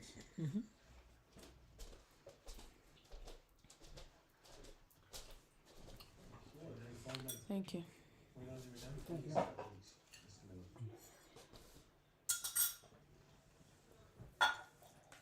Okay. Alright? Yeah, that's right. Can't go back to the bus today.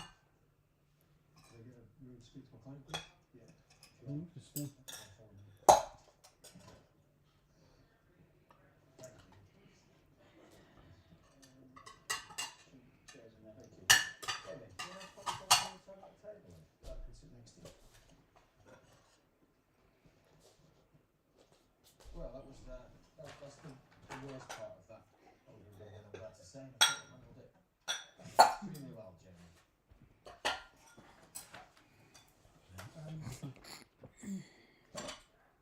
What's your favourite subject in school, Jamie?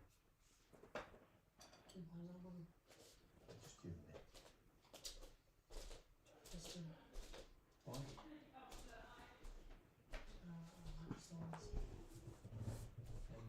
what's your favourite bit of history? What we're doing the Industrial Revolution. Oh yeah. Oh, right, okay. Who do you like who took part in the Industrial Revolution? Bruno. Yes. I like him. Why? He did stuff no one else did. We just did it. Stop kid. Alright, I'm not here to ask you whether or not you did or didn't do it, Jamie. You didn't do it. No way you did it. My job and your dad's job is to protect you whatever happened last night, okay? And the police are trying to find out what happened last night, but they're not here to protect you. They believe you're guilty of something, and that's why we're here. Alright? So all I want you to do Blonde, not here to is protect say you. no comment. Alright, that's it, just no comment. No, not to everything. That won't go down well. Just to questions about the events of last night. Alright? Do you think you can decipher between questions you should answer and questions you shouldn't answer? I don't know. Is your name Jamie? Yeah. And where were you last night, Jamie? No, come on. That's it. Whenever you're unsure, whenever it's 50-50, just say no comment, and if I think you should answer the question, I'll advise you so. Alright? But you're a very bright lad, and I think you'll do absolutely fine. I'll be in there, your dad will be in there, I won't be afraid to speak up on your behalf, and your dad can also speak up whenever he chooses. Alright? Oh yeah, of course you can, yeah. Thank you. Thank you, really. So what happened in school today? Sit down. Right, I'm gonna be back in a second. I'm just gonna see how they're getting on the second. So what happened? Sit down, patient for me. I'll be back for you. Alright? Wait a minute, Dad. Just give me a sec. Excuse me, mate. Yeah. So what happened? You know what we were talking about yesterday. I'm still thinking about that, and I didn't really come to school with a good mood. I can't hear you. Can you hear him? No. Oh, you can hear him. Okay, I can't hear you. And it's closer to me. I still can't hear you. So, okay. Speak properly. Okay. So speaking like Asha. Yeah. Alright. What happened? So you went to school with a bad mood. Yeah.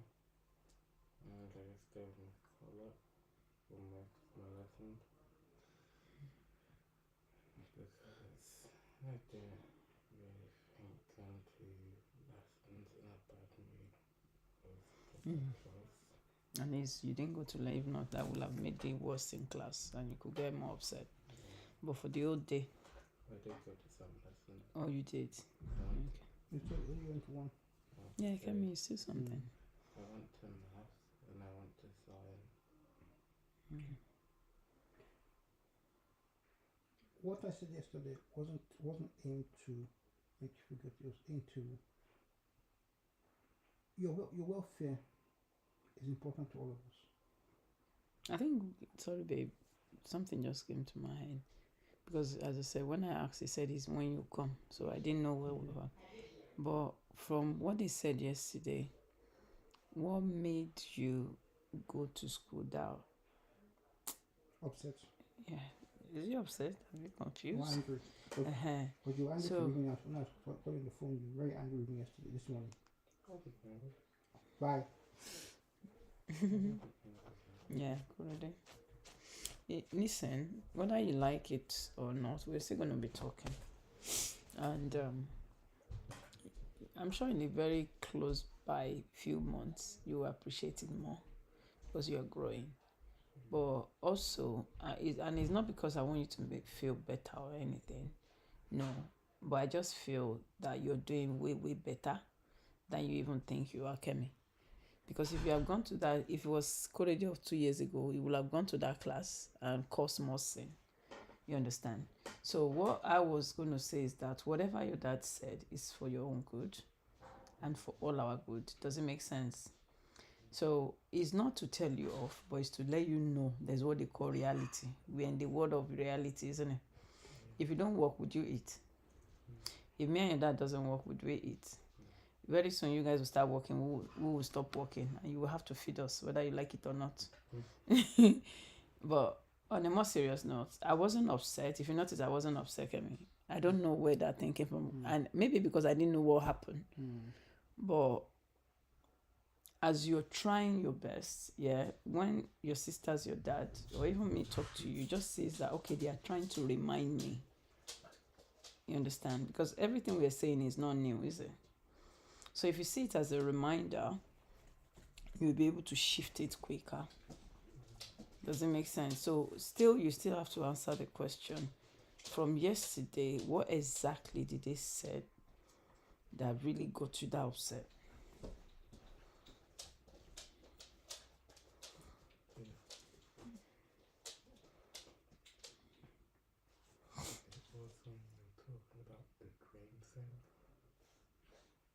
The what? Dream he said he had that. Oh, you didn't tell me. Okay. What dream? No, he told you that he had a dream. That was a long time ago. Yeah. You dying? Listen. No, There was another one. No, I wasn't thinking about it. But when Dad brought it up, it kind of stuck in my head. Oh, okay. It's so wrong by again. I just tell you because You know, the man who you come over and so leg bear. Korede, look at me. Just as long as God liveth, yeah, God liveth and is God. None of you, we are going to be older than Queen. What did I say yesterday? Trust me, my family, this generation me and your dad created, till Christ come, they will be living longer. No, seriously, because I believe in the word of God, isn't it? Yeah. However, your dad is trying to be real. Things happen. Yeah. Things happen. As God wish. As God will it. You remember Demilade? You know Demilade? You know Demilade lost the elder sister. Polo Atife. Does it make sense? So, when it comes to birth and death, we all have to pay that debt, whether we like it or not. If your dad bringing it up upsets you, I still don't know how it's linked. So what I told her is I told them that there's something that's worrying you that you're holding back on. We keep on asking you, what's the matter? What's the matter?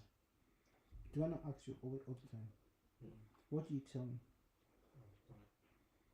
But are you fine?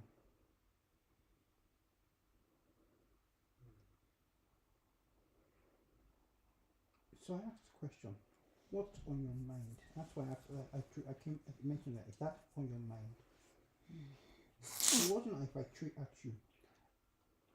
I'm lost for words. I don't want to keep on begging you. Clearly, you're old enough. But what worries me most is they label you as a threat to yourself and others. And I know you're not. And what do I say? If you have any challenges, come home and tell me.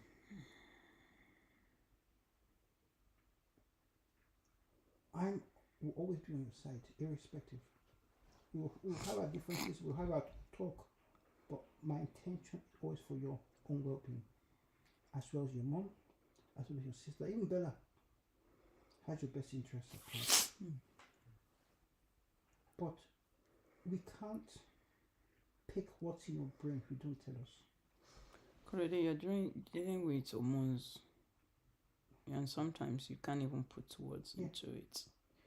But just say, you know what, like the other day, there was one time you came, I was sitting and you said, can I sit with your mom? It doesn't even have to be word. You can say that, can we just walk around? You understand? It doesn't have to be you putting, because sometimes, Kemi, you can't put words.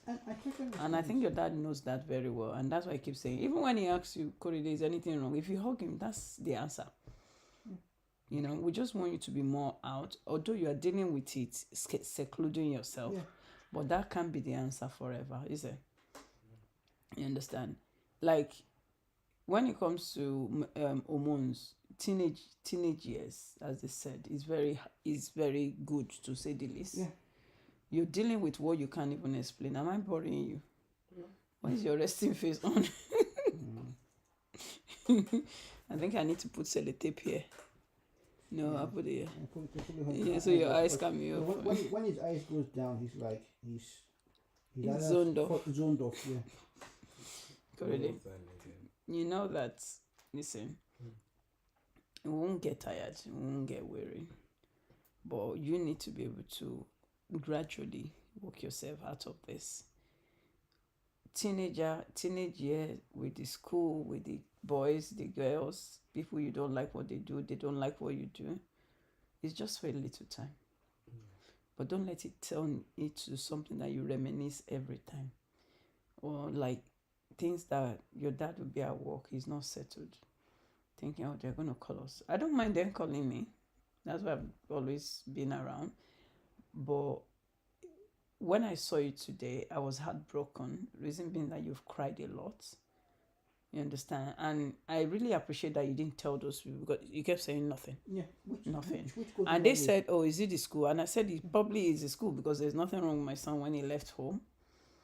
You understand? But Seth, look at it that I'm growing. Devil, you have nothing on me. I am growing. And I'm going to grow so well that I'm going to make God proud and make myself proud. Open your eyes. So, and your dad says something that you when it's Sunday, I noticed when it's Sunday, you dread going to school on Monday. What can we do to change that? You will have to come up with a solution. You will have to tell us the solution, and the solution had to work. Yeah, that's why I asked questions. I know on Sundays you were miserable. Kemi, can we start ironing clothes on Saturday so that it does less to do with school on Sunday? Fine. Okay. You come up with other things. I just came up with something on my head, and I don't mind helping you iron your clothes, but we want you to be independent. Corey, the one thing I will never worry for in my life with you is food. You can never starve.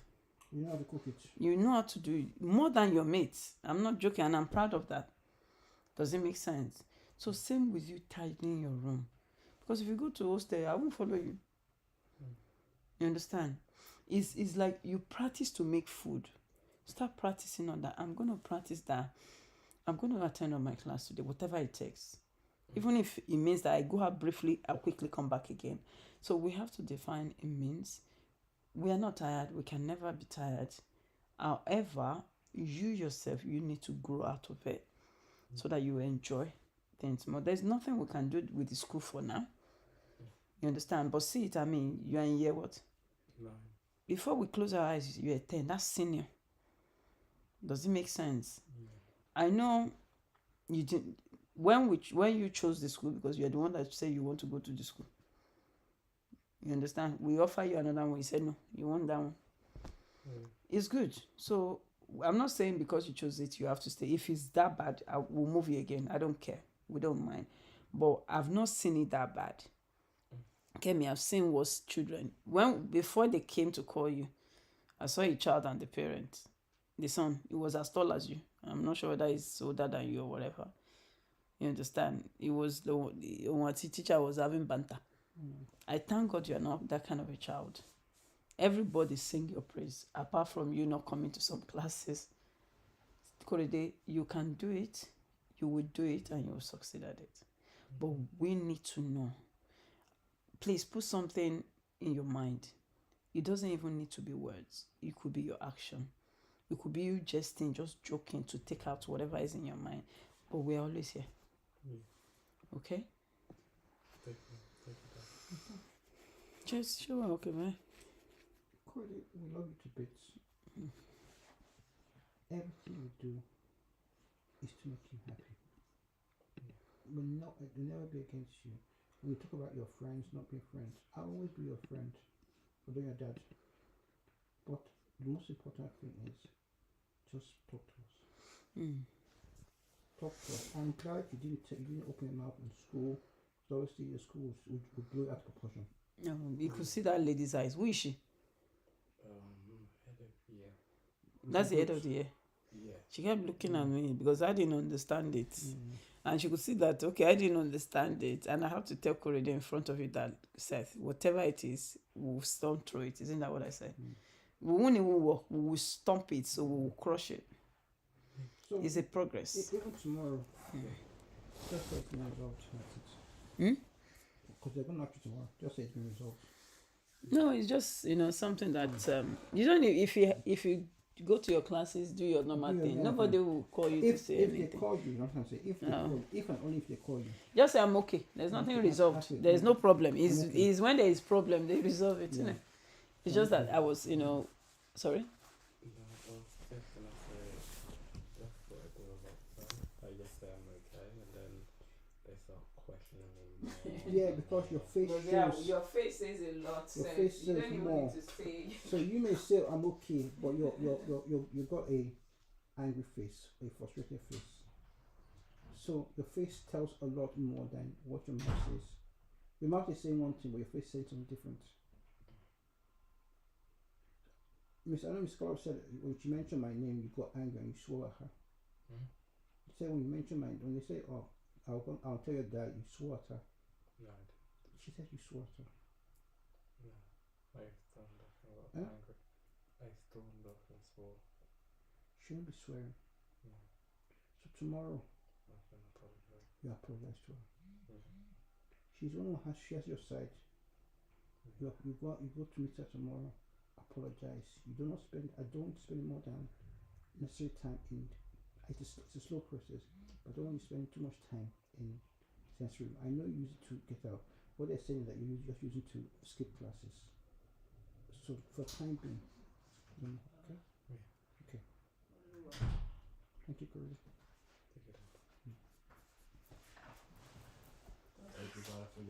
Corey, subjects. So this is going to choose. Is it for house or for to It's for house. House initially, then it'll go back to the school. But we need to know what subjects you're going to choose, because also part of the process for the lessons that you're going to start doing extra lessons. So confirm the subjects you're going to choose, so I can start. He hasn't confirmed with the school. No, once he knows the subjects he wants to choose, then I can start getting the lessons ready. The lessons aren't. Because what he's doing now on Saturday is just maths, which that one is covered anyway. This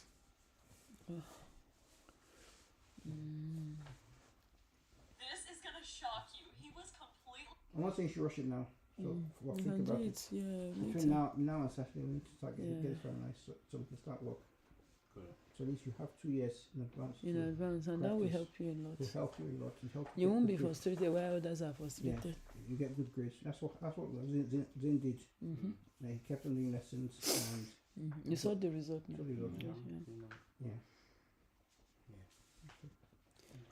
Mr. Ojo, I'm not working. I beg, leave me alone, Jerry. Where do you work today?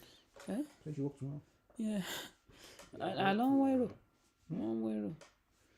Hi, what's up? You tomorrow? Me say me message you. Have you bathed? He took a long shower when he came. Because I told him to wet it. Just stand under the shower. Really? Right. It's okay. You don't put that away. You need to cut it too much. Too much look like Yeah, clothes. where is the toner cutter? It's gonna be somewhere in the room. I've been looking for that for a week now.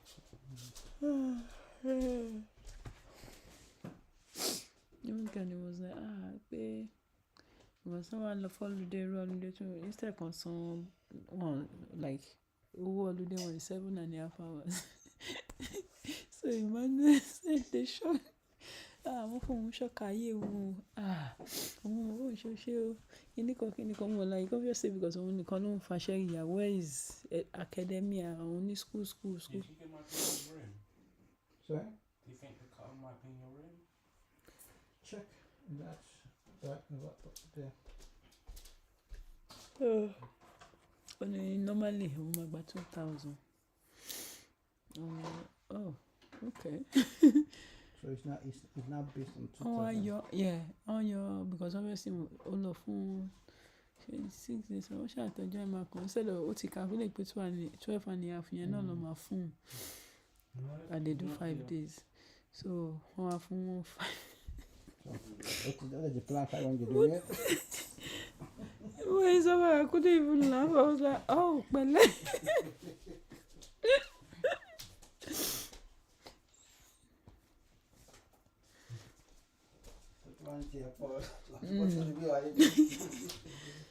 Even Kenny was he's gonna be in the room currently.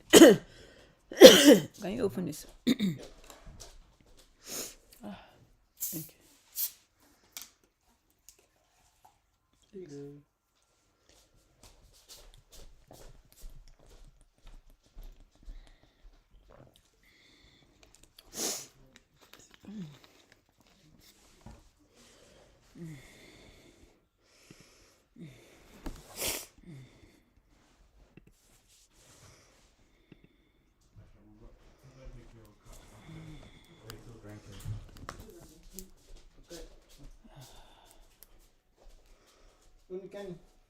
No, ọmọ boy máa ń faṣẹ́ lójú méjèèjì yẹn. So Kenny náà nígbà òun sọ fún un pé ìgbà tó ń lọ holiday because Kenny man because he can do in fact òun àti Merinda they do like 25-26 days out of a month.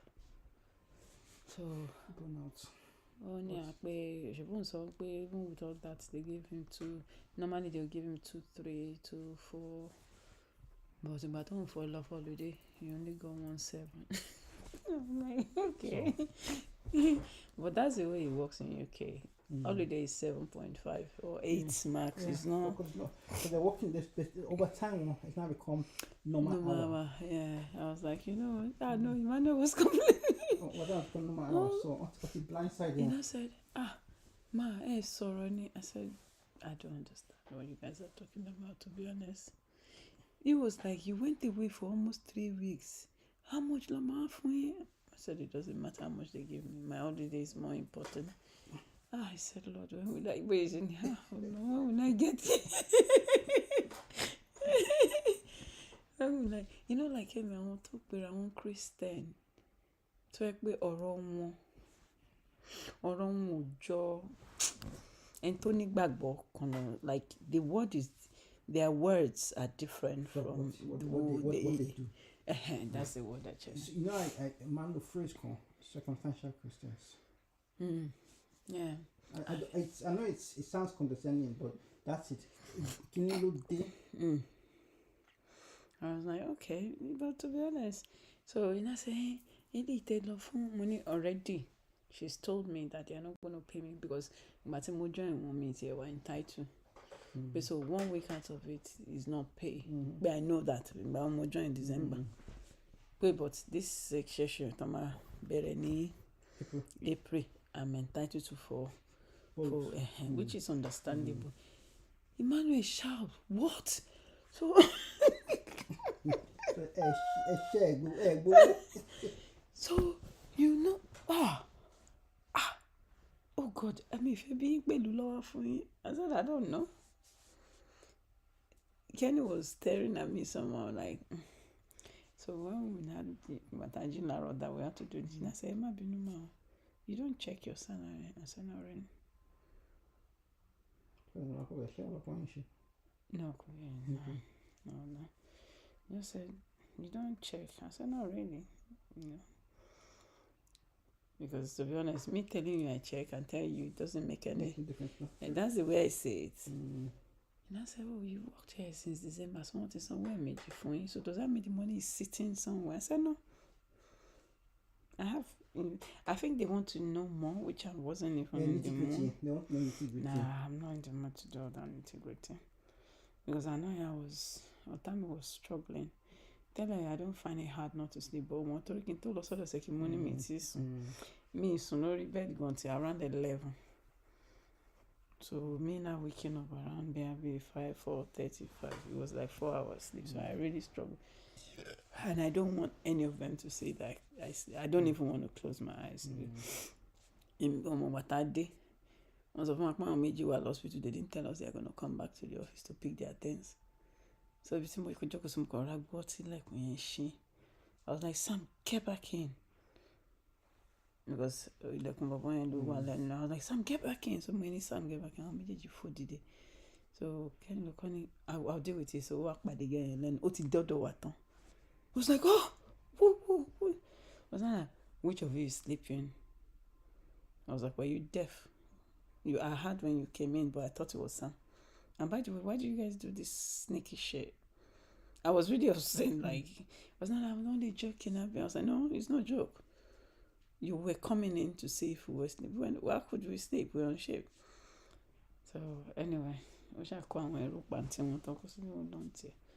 Kenny was not like, she my baby. To be honest, I knew it was somebody coming in because man, who is that one more? We move here a lot one. But unluckily, Koti couldn't Sam to butter again. To only so man not flush. That's his own sensory. So man not flush. I feel like I'm who feels safe inside toilets. And then you take my flush constantly. I'm flush constantly. So Koti teach anything. When he just came back out, he's been doing that for almost an hour. He was like, oh wow. So I was not like, I thought that was him again, that I was going to scare him with that voice to get back in. I'm sure even when Battle look in my shake off. What kind of a thing is this? I was like, we need to whisper, say it out because I've said it in our front. Like, what kind of shit you guys are doing? You're sneaking in to catch. If they sack the two of them, you're going to take their job. Me, so if this that place will crumble. All they need is somebody to call CQC and say they should visit. Looking at that message online, shows that they're struggling. That place is TCQ is about where my shot there down. I'm not joking. When one shot there down to the one move. They moved them. Okay, so on a normal day, I run in move, but once I around you. Because what it is 7:30, she was here come joke want to go my phone.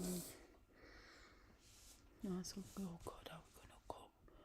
Minimum of 10 staff. Like who are the duty? 3 to 1. Minimum, no. So we have 7 guys. Minimum. Okay, one was short staff. Láti ìjọ Saturday tí mo ti bẹ̀rẹ̀ tó bá pé 5 wọ́n struggle when by council san gbogbo wọn pé ẹ wá ń lo. How many tickets on it? How many residents on it? 7. Yeah, just 7. Ọmọpọ́n ní lodge lẹ́yìn. Okay. There's a lodge lẹ́yìn. Okay. So lodge yẹn làwọn mẹ́ta wà yẹn is like a proper house. Ìkan wà nínú loft, ìkan wà méjì wà sàn. So 7 should be at least 2 to 1. Yeah. So 14. That's why they say minimum. Okay, sure stable. As of Sunday, but on World Town, we 5. That's what they know you can expect that whole night, yeah. If I said, thank God. But at the same time, okay, again. Okay. Not even who ran it on sign. It's a job. It's a stupid. It's a job. Whereby getting Bowo and Ramoto, like even the staff can see it. The new kitchen told she. It wasn't just motivated. It was like, oh, this is finally done. So Merita was not like, oh, Abby, that was your fault. You caused them to change the kitchen. Okay, so the inches, what's in Jabo? So one day more, Mufeshi, we jabbed him lesson else. I screamed. So we have about 3 of them rush when I was like, what kind of health hazard is this? Blah blah blah. This is not. I just went into like. Brrr. So I think they. It was Marina that came like, happy, calm down. I was like, don't tell me to calm down. How can I be walking somewhere that is so risky? This is like a building site. How can you, to be honest, this is not. It's not even healthy for the boys. So I think we are all like, guys. Already we don't know this. She says the right words. She uses the right phrases. And she kept saying she doesn't have experience in this job. So please, that's what I was like. I made a change. It was you. You triggered it. Do you know how long we've been talking about kitchen before you even joined? Almost 2 years. You can't do it from all the way. I was like, I don't care. I just want to come. I don't want to have a broken leg. Not only are you avoiding the guys from slapping, biting, scratching, you now want to kill with it. Can it be your bikini jaboli on Lorinko? Tony was like, Abby, do you like the kitchen? I was like, it's not my kitchen. I didn't know. It was like 2 days later, I'm remembering that. I was like, Abby, you caused this? I was like, oh, I can see why. Tony was like, oh, do you like the kitchen? I guess because you're giving it to them and not giving to doing the Nigerian apologetic laughing at the dry jokes. Yeah. Tomati did have my own one. Oh, I'll be doing it. Like, I don't want any. Thank you. Ekini said, Ma, I'm learning a little bit from you. I know you don't want to adopt me. I know you don't want to adopt me. But every morning we come and we ask you how was the night. Not one day have you said anything like, oh, it was really, even when it was really like fair. We never said it was bad. You've always said it was a beautiful night, but XYZ. That I'm gonna. In fact, did you see the way I talk now? I said I see I'm going. I don't see. He said no, Mama, I'm serious because now before I open my mouth, Kinto sort of marvel like what would Madam Abby say? I was like, is it morning? Is it day? I don't know any of you. Tashewa Lenwe. You ask me something and I say negative. You stamp it and you don't know. Even you yourself don't know. So last night all day after Tiarity, you don't want to hospital.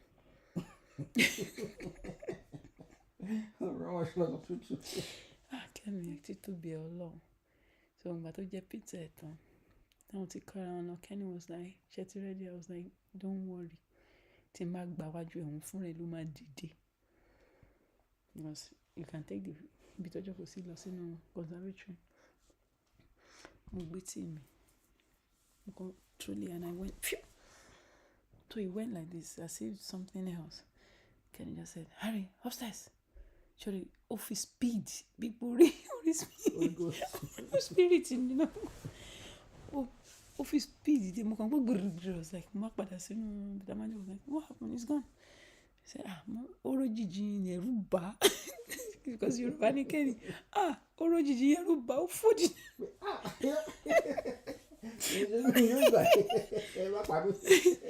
So I was not like, but on the bed you could see it was set, we kept rocking. Like, so, and luckily our methods are Christians as well. And I'm not ashamed to say Jesus' name in front of them because they answer. I said, Harry, I decree peace that surpasses all understanding. To rest, I repent on your behalf, I repent on your parents' behalf, every sin that is causing you unrestness. But because even at that, but he leaned. So was like, I already slept at 11. Kemi, tofi day, Timofi, tafi kuro, omo yojide. On lọ fún lóògùn náà, rán fún PM àbí RM or whatever they call it. Ó kàn gbà ó dà sẹ́nu tó padà lọ. No, except you already said there it's for his already. That when you're deal, you think nothing will happen. That's what I'm saying, Joe. Àbí àwọn ènìyàn tó rà ń gbàdá tó bí mi pé àfà pé mo gbọ́ pé àrùn ìran yàn lọ sí hospital. Àmọ́ ṣẹ̀ṣẹ̀ rán wọn lọ sí hospital. But I had to call him like I can't really be texting because they were still there. They didn't want to go. They didn't go till like we had to 10, thinking it was going to start again.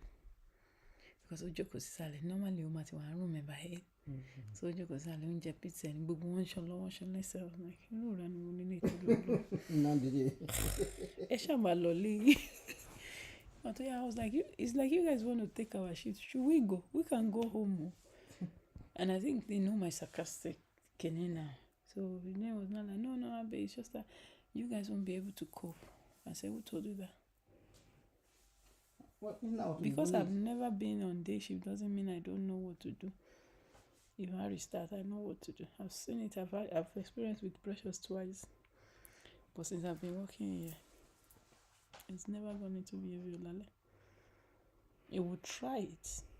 You will try it.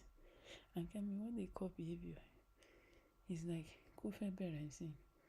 So instead of it to say, hurry, back upstairs now. And hurry. I'm ọmọ tí ó yọ dé. Ọmọ tí ó yọ dé.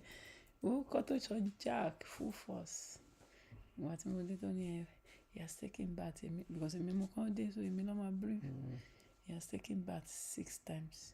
Mo ní ṣòpò rẹ̀ sínú. Was there a mud fight? So we were rẹ́rìn. I was like, no, it's not funny. I was really asking a question. Why 6?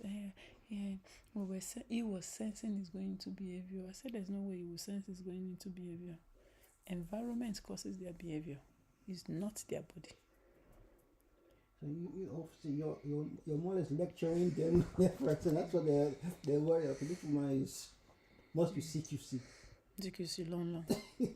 Not for me, I'm going to make back. No, but how long back? You didn't come. Even but it was bed there. You could hear every moment. Camera. So you just is he awake? I was like awake. Even Kenny go like he's not awake. He's going to sleep very well. Not because it was his body. He himself was tired out. And the thing is, kini to ma tí yóò bá ń pè ń wárápá. Epilepsy. So I'm have a fight there. They don't always want to go into it. So you know, like So instead of you guys now to just ignore them. Like also anxiety can trigger epilepsy. Yeah, but that will cause it to be even more. Èmi àti òtè mi ní sọ bí ẹ̀kan abẹ́ méjì ni mo wo ní ojú ẹ̀. I was like, this is a guy tó nà Kenny. Nà Kenny. Okay. But when they were saying it, I said Kenny on the normal daily you lè nù ẹ́ náà. Ṣùgbọ́n nítorí ó lè fọwọ́ kan ní ẹgbẹ́ bá fún backhand kan orí ẹ̀ máa reset. And that's what Ayo did. That's Báyọ̀ ṣe já rẹ̀ lọ́wọ́ ènìyàn. Báwọn náà sọ fún ọjọ́ tí wọ́n ní olùbá sí gbé nígbàrún wọn ò ní notice ẹ̀. Tó bá ti fún gbàrún kó wá wojú ẹ̀ never yóò máa register sórí. Àwọn ló dì pẹ̀lú ìyá ní mo ti bẹ̀rẹ̀ náà bọ̀ mi sì ìbá ṣiṣẹ́ tó fa gbogbo rẹ̀ gbélé extension. She was like, kíní kan nobody will even carry her moral anyway and you only enjoy. But hopefully that girl is okay. Because they said in fact Kenny was telling me pé on one of their manager tó lọ sí lóyìnbó ẹni tó ti ń wóyún fún ti pẹ́ ó ní àárí ló gbé ń pa tó yún ẹ̀yà boss kò dẹ̀ lè bímọ wọn. Mo ní sọ kí ló wá sí irú àwọn yẹn lẹ́ẹ̀kọ́ ti fight pé kàn gbé lọ sí mental náà sùn ẹ̀ but it's not meant to be there. No, also a connotation because obviously risky. Nínú tó ti kọ́ síbẹ̀ pé it's your job. Nǹkan tó bá ṣe you can go off sick. In fact, Tony Federer sọ ní Tony ní kíní that wọ́n kàn máa sanwó statutory sickness. So I was like, so tó bá kọ́lẹ̀ irú iṣẹ́ wo lè lè yọ lọ. So tó bá pé òkè ó ṣe ní permanent damage. No, you can still stay. I'm saying for their own safety. I guess so. Also for their own safety. Tó bá délé tán. I guess so. Tó bá délé tán, despite everything that they're saying, they have duty of care. They will say that just to almost like Trump. Yeah. Go to court. Yeah. Come on, what about the court? Drag on. Talking of that, I want to deport. Even the Justice King said he shouldn't, but he still did it. Yeah. Because he knows to share. Once they're dead, Yeah. can you imagine? Yeah. Trump is a, what's the word? He's a problem.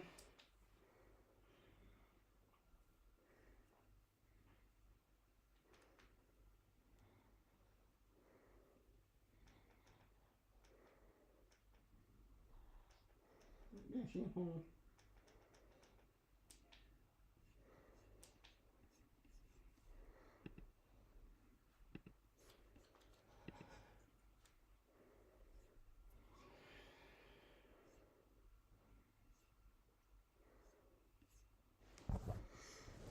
Mo fẹ́ sùn. Joe. Ìgbà tá fi pè mí yẹn mo ṣe ń sùn díẹ̀. Because what's her name went to ìgbà tó jáde, I was keeping an eye because kò mú key. Wọ́n wá di pé ó tún lọ tirẹ̀ síta. Ìgbà tó wọlé, okay. Kí n sùn. Ní kọ́ọ̀lì àwọn okay. That's it for today nìyẹn. I'm trying to swim. What's her name?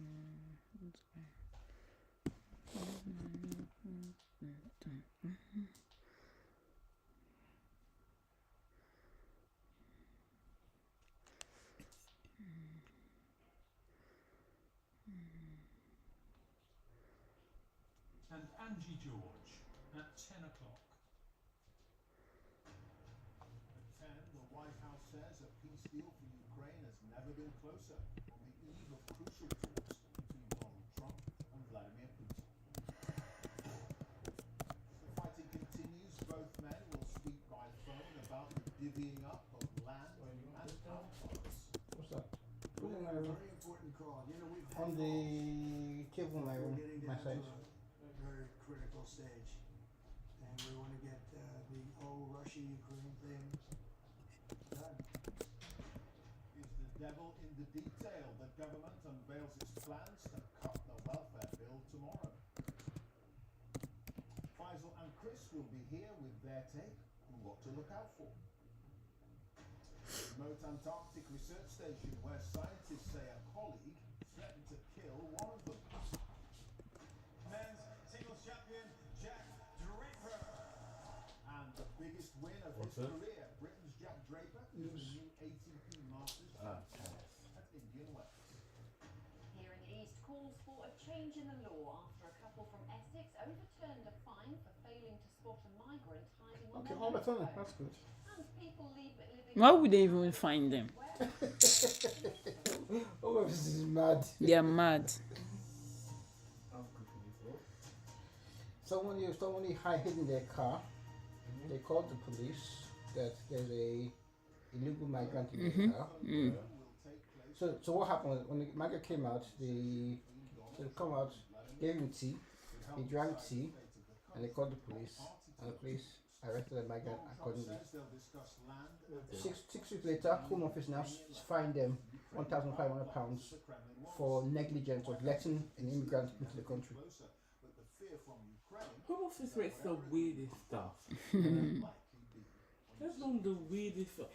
It's like saying, oh, they'll tissue on the floor, but it was they'll tissue on the floor, it was this size, you picked it up without anyone else noticing, pay in the rent, then you make me pay £10 because I didn't notice it earlier. Yeah. Doesn't really make sense.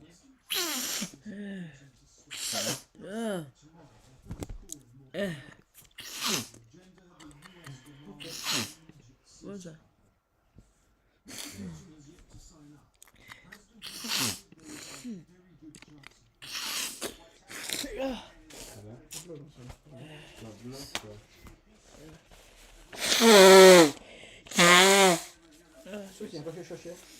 Oh, shit, yeah.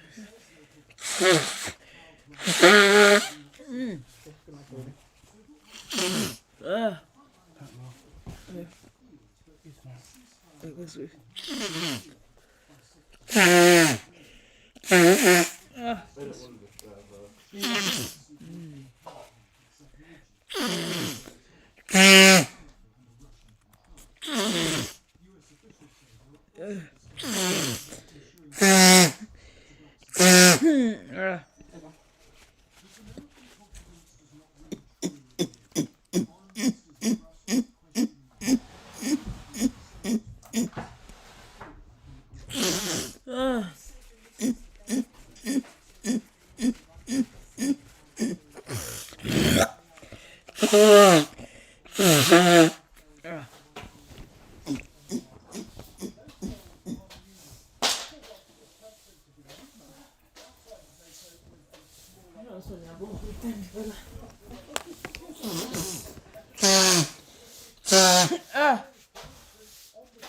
Lord.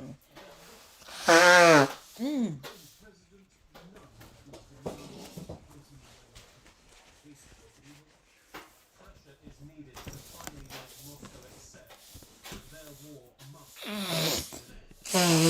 Commons, the Foreign Secretary, threatened Russia with more Western sanctions if it refused to serious, Mr. Putin. Will you stop the fight? Or will you drag your feet and play ceasefire while still pumping? This is what that poem leaves behind. This is the cross on the front line in the east, still in Ukrainian hands, just but long a Russian target. Every day, the rubble grows. James Landau, BBC News here. Sarah Smith is live in Washington for us now. Sarah, the president, he seemed very bullish about the chances of getting some kind of agreement with the Kremlin tomorrow. Doesn't he? Well, President Trump spent a lot of the weekend with his special envoy Steve Witkoff, who had face-to-face talks with Vladimir Putin in Moscow last week. And Mr. Trump has emerged from those discussions with Witkoff by remarkably confident that Russia will sign up to a 30-day ceasefire, which of course Ukraine has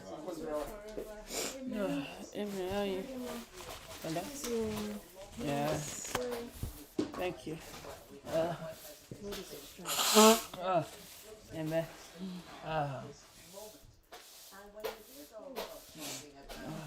How's your sweating? Yeah, it was fine. Exciting.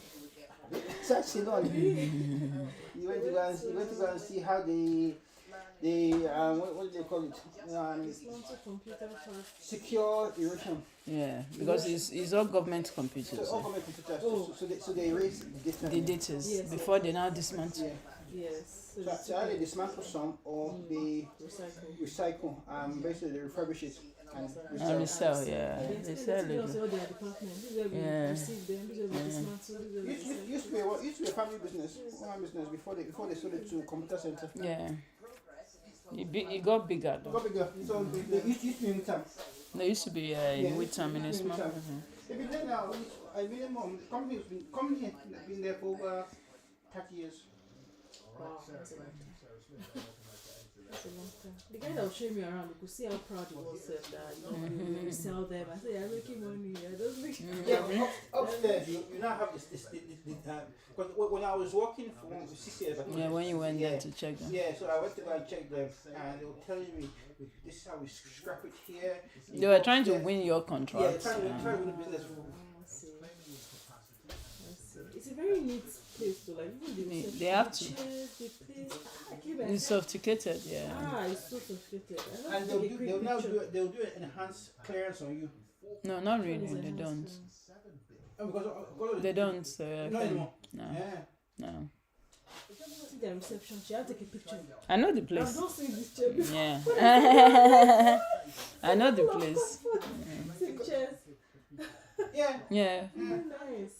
It's like a normal office. Yeah. Is the NHS still there? Yes, on the ground. It's been there since we moved here, actually. It's been there forever. They're maintaining it very well. And their staff, they seem to do a lot of shit. Come here.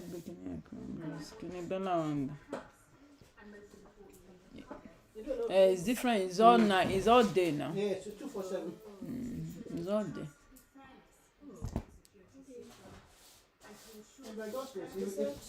They were even saying they switch the shifts. Yeah, that's why they say. One week to be 6 yeah. to 2:30. The following week it will be 9 a.m. to 6 p.m. Yeah, there is flexibility. You have to be flexible. It's just for the meantime. Of course. For you to start your. And even before they answer you, maybe your people will call you and say, oh yeah. But then when they were speaking to me, it seemed like they were looking for a long term. Because they're even saying after 3 months you can. Pour them. Because initially when I said 3 months. But then, before we even went around, they took me first into a room, like an office, actual conference room kind of thing. So they said, I'm like, I'm not actually having that. Have you? I'm like, it's not this deep now. But the thing is that they are very straight with their work. That's They are very straight because they because asked me what's your educational background and Yeah. all that. I said okay, I just looking at my masters. They said, oh, we have a finance department. I was just looking at it. no, that kind of company you can grow. Actually, You can he easily was saying that you can easily grow, and they will train you. Yeah, they will train he you. spoke about courses too. Yeah, they will train you. It's a well organized company. They're really organized. That's one thing I kept because they were asking me, so how did you find it? I said, you guys are organized. Yeah. Really organized. Different boxes for even cables Yes. separate from. I'm like, Yeah. And it's not in share break. They Yeah. showed me this huge. Their shredder is like. Yeah, so it meets what they call government standards. So it has to cut it to a. They find Yeah, it. they said Yeah. normally I Yeah. didn't get that grammar, but I said Yeah, no. maybe that's because what happens is that if they shell it too big, Somebody can still clone they it. can still clone it. Even me, I can clone it. And assemble it back again. Yeah. Yeah.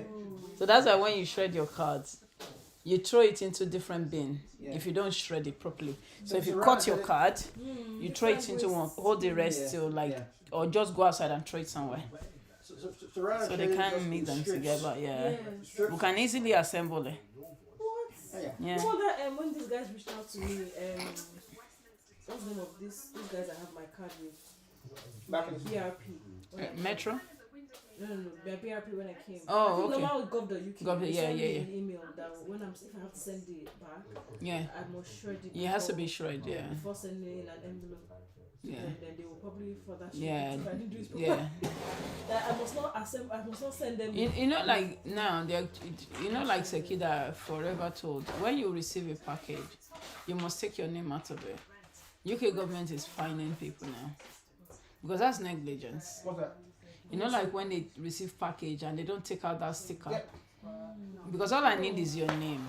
All I need, even me that I'm not that guru, and I will get everything about you, both bank, both history. Now imagine people that are really, really techie. That's their tech. They don't need all the information. All they need, maybe your last name is very important. That's the only thing, you know. So there's this group called the Lazarus Group Ugh. in North Korea. Yeah, all they need is your last name. Wow. Lazarus Group. All the hacking, even they've been hacking Gmail. And when you Gmail, thought yeah. I used to hear about that thing. The last time, you remember, I don't think back until like years ago, to money on hack Yahoo, and you said you didn't know. I said I know. Like they want to hack Yahoo like 3 months. I don't know more. I was like, how come people didn't know? I'm the only one that knew. It was now like few days later they now shout, we were hacked, but we took it under control. I was like, yeah, but they have access to almost 500 million people's information. Not everybody. Like most people. Most people that had. I was like, Maybe that was when the big switch came to Gmail. Yeah. It was one of their major ones. I'm still young, I didn't know what was going Yeah, on. that in fact that was it was a long time ago. It was a major blow on them. Then everyone was like, gmail.com. They I think it was actually done by Google. Just to bring them down. Just to bring them down. Because if there is no need for you to move, people wouldn't have gone to Google. Because Google was struggling. It was like when Yahoo did it to Microsoft. Yeah. So they all do it to each other. No, my Yahoo account, I deleted it because they're getting more unnecessary. Oh yeah, spam. because yours was part of the ones that were hacked. Can we look at what? I deleted. All these explicit spams. Yeah, it was part of the ones that they hack. I deleted it. They can't hack my Yahoo. The way it's been secured, they can't hack it. Epidemic of mental ill health around the world. Even you remember, like there's sometimes my Yahoo address is so unique. Yep. I have people asking that they want to buy it. Yeah. And if I save that, it's like I've sold my entire history. IPR. My IPR, my life, my finances, I sold it to them. Because that's one thing they need, and everything about me, about that email, about everything I've done on that But you email. had it for over 20 years. Yeah. That's in fact I still had somebody that said they would pay $75,000 for it. Meaning that $75,000 is like 1% of whatever they're going to do with that email address. Anywhere I go and I give it to people, like, oh, do you read a lot? I was like, well, not really anymore. I used to read a lot then. The only thing I read now is money. Money. Ah, hopefully you get it. But it's a good company. It's a good company. What you should have asked them is that what's the career path? Yeah, you should have asked them because they have legal system because they work with the government. NHS, they are long in it. Maybe now want to divide them, I don't know. But then any NHS in the whole of United Kingdom comes to They're them. called computer center. Yeah. It's a computer center. It's a very, very big company.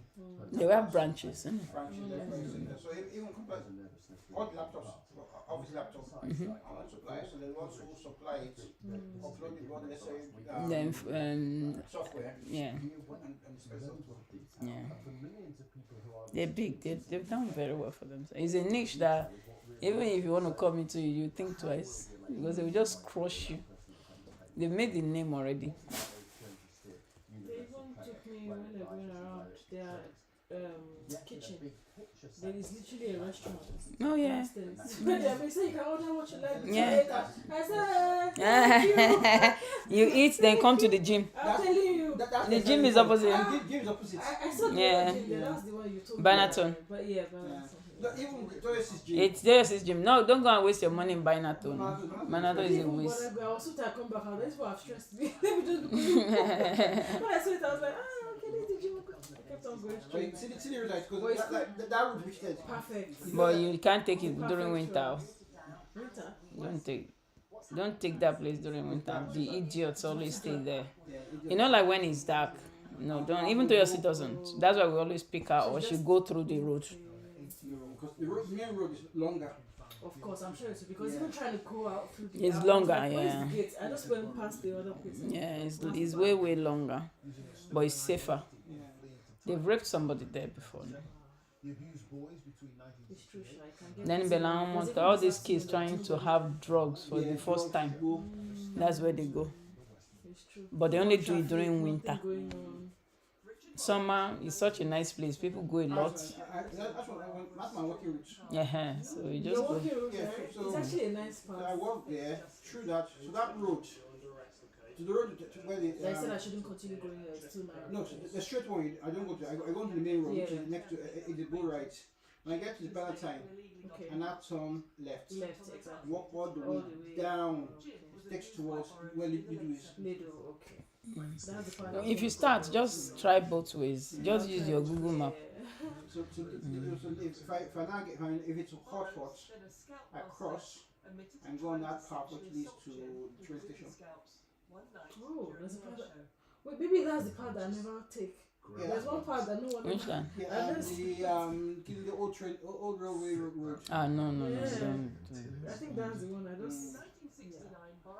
Because that road, if you cycle, you can cycle all the way down to Guinea, Stanford Airport. Yeah. It's not. It's just a walking path. It's not car. No, it used to be a train line. Yes, yeah. You can go all the way. It's where you have the old train. Yeah, that was. Is it that one that is this one that is abandoned? Yeah, it's not abandoned, it's a calf. Yeah, on Rain Road. Yeah. Oh, yeah. That road, that road. path all the way down. There's only one time I've gone there. I said, no, not again. It's too long. Oh, yeah. Can you imagine any teacher lot of doing? Wọ́n ṣe arrest. I should arrested. Why don't not return? Eh? Before they got. You thought they forgot. In UK, wrong place. He was in Canada enjoying. You should have just stayed in Canada. He offended 27 years He was ago. Canada, Thailand. Èmi tí ẹ mọ ibi tó lọ kò ṣáà sí in UK. Thailand, the world. Àìmọye atrocity tó máa ti commit in Thailand o. Ah. Àwọn yẹn tí wọ́n ti ń check. Me love that wife. Me love.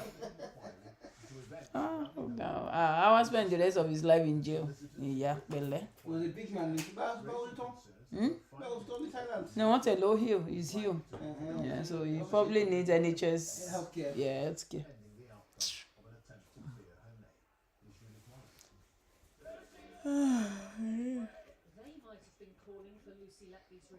He was sending me the Sibia protest. It was huge. Yeah, it's quite serious. They said it's the first one ever in their history. It was quite They serious. turn out. I said a change is coming. The kids deserve to change. A few moments ago, I received a letter from a new firm of solicitors on behalf of Ṣé wọ́n kọ́ ló kọ nǹkan tó ń kà ní? I've not had the time to read it, It's but I the can judge. see from the second So paragraph they're saying that to request that our I man suspend died of natural causes. Àwọn ọmọ wo? and now, if we may, Ọmọ wo? So she was a nurse in I Ọ̀ tó ń pa àwọn ọmọ ọlọ́mọ. When Gbogbo wọn lọ die of natural causes. when it says natural Nítorí òyìnbó ni white privilege. so So ó pa ọmọ bíi how many? they allege around 5 killed them. So they all died of natural. As well. Kóun náà má kú mọ́. Let me look at it. Let these convictions stand. That's the biggest in their history. Wow. Unsuccessful appeals have postponed One of the largest protests in Serbia's history. which would But necessarily Belgrave, wọ́n láwọn ti Belgrave wọn lọ school láti last year. I was like, well, that's good. And this is nowhere near you. No decision has yet been taken about any You don't know whether she's sleeping or she's With her eyes. lawyers representing the Need to go and parents sleep. Yeah, that's some better. No, I want to just quickly say my name. Wow. It's my water. Jeez.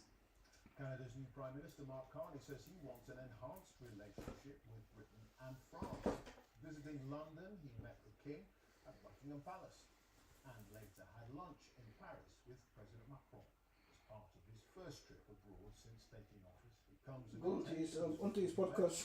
after Donald Trump proposed Canada should become the 51st state of the Union.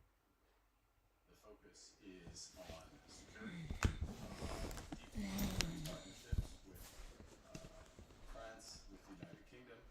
Those discussions are necessarily sensitive. They're revealed in the full course of time. I'm encouraged by the progress that has been made. Secondly, advancing the support for Ukraine. A British tourist has been reported missing in Thailand after a boat caught fire and sank off the coast of the island of Koh Tao.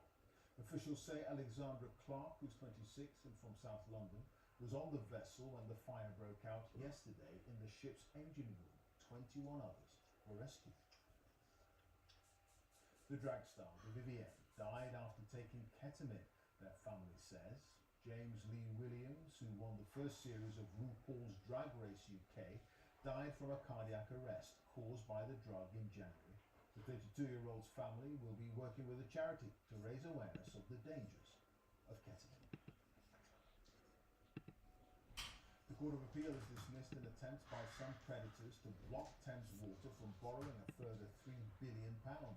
The company argued it needed the money to restructure its debts and encourage new investment. The decision means it can push forward now with its plan to avoid a government bailout.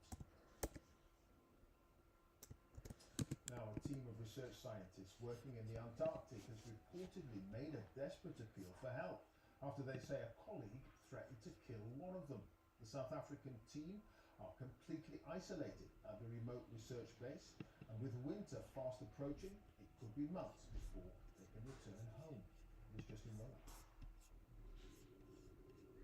The Semi Base is one of the most remote places on Earth. 10 people were preparing to spend the Antarctic winter here. The base has plenty of amenities, as this video tour taken 4 years ago shows. And here we have the games room, right, where all the fun happens. But extreme weather and 24-hour darkness meant the current team didn't expect to see another human being for 6 months or so. Now today, the wind's about 30 knots and the temperature is about minus 28, minus 29. Then, an email last week claimed there'd been a violent attack, according to the South African newspapers. The email reportedly said one team member had threatened to kill another, creating, it said, an environment of fear and intimidation.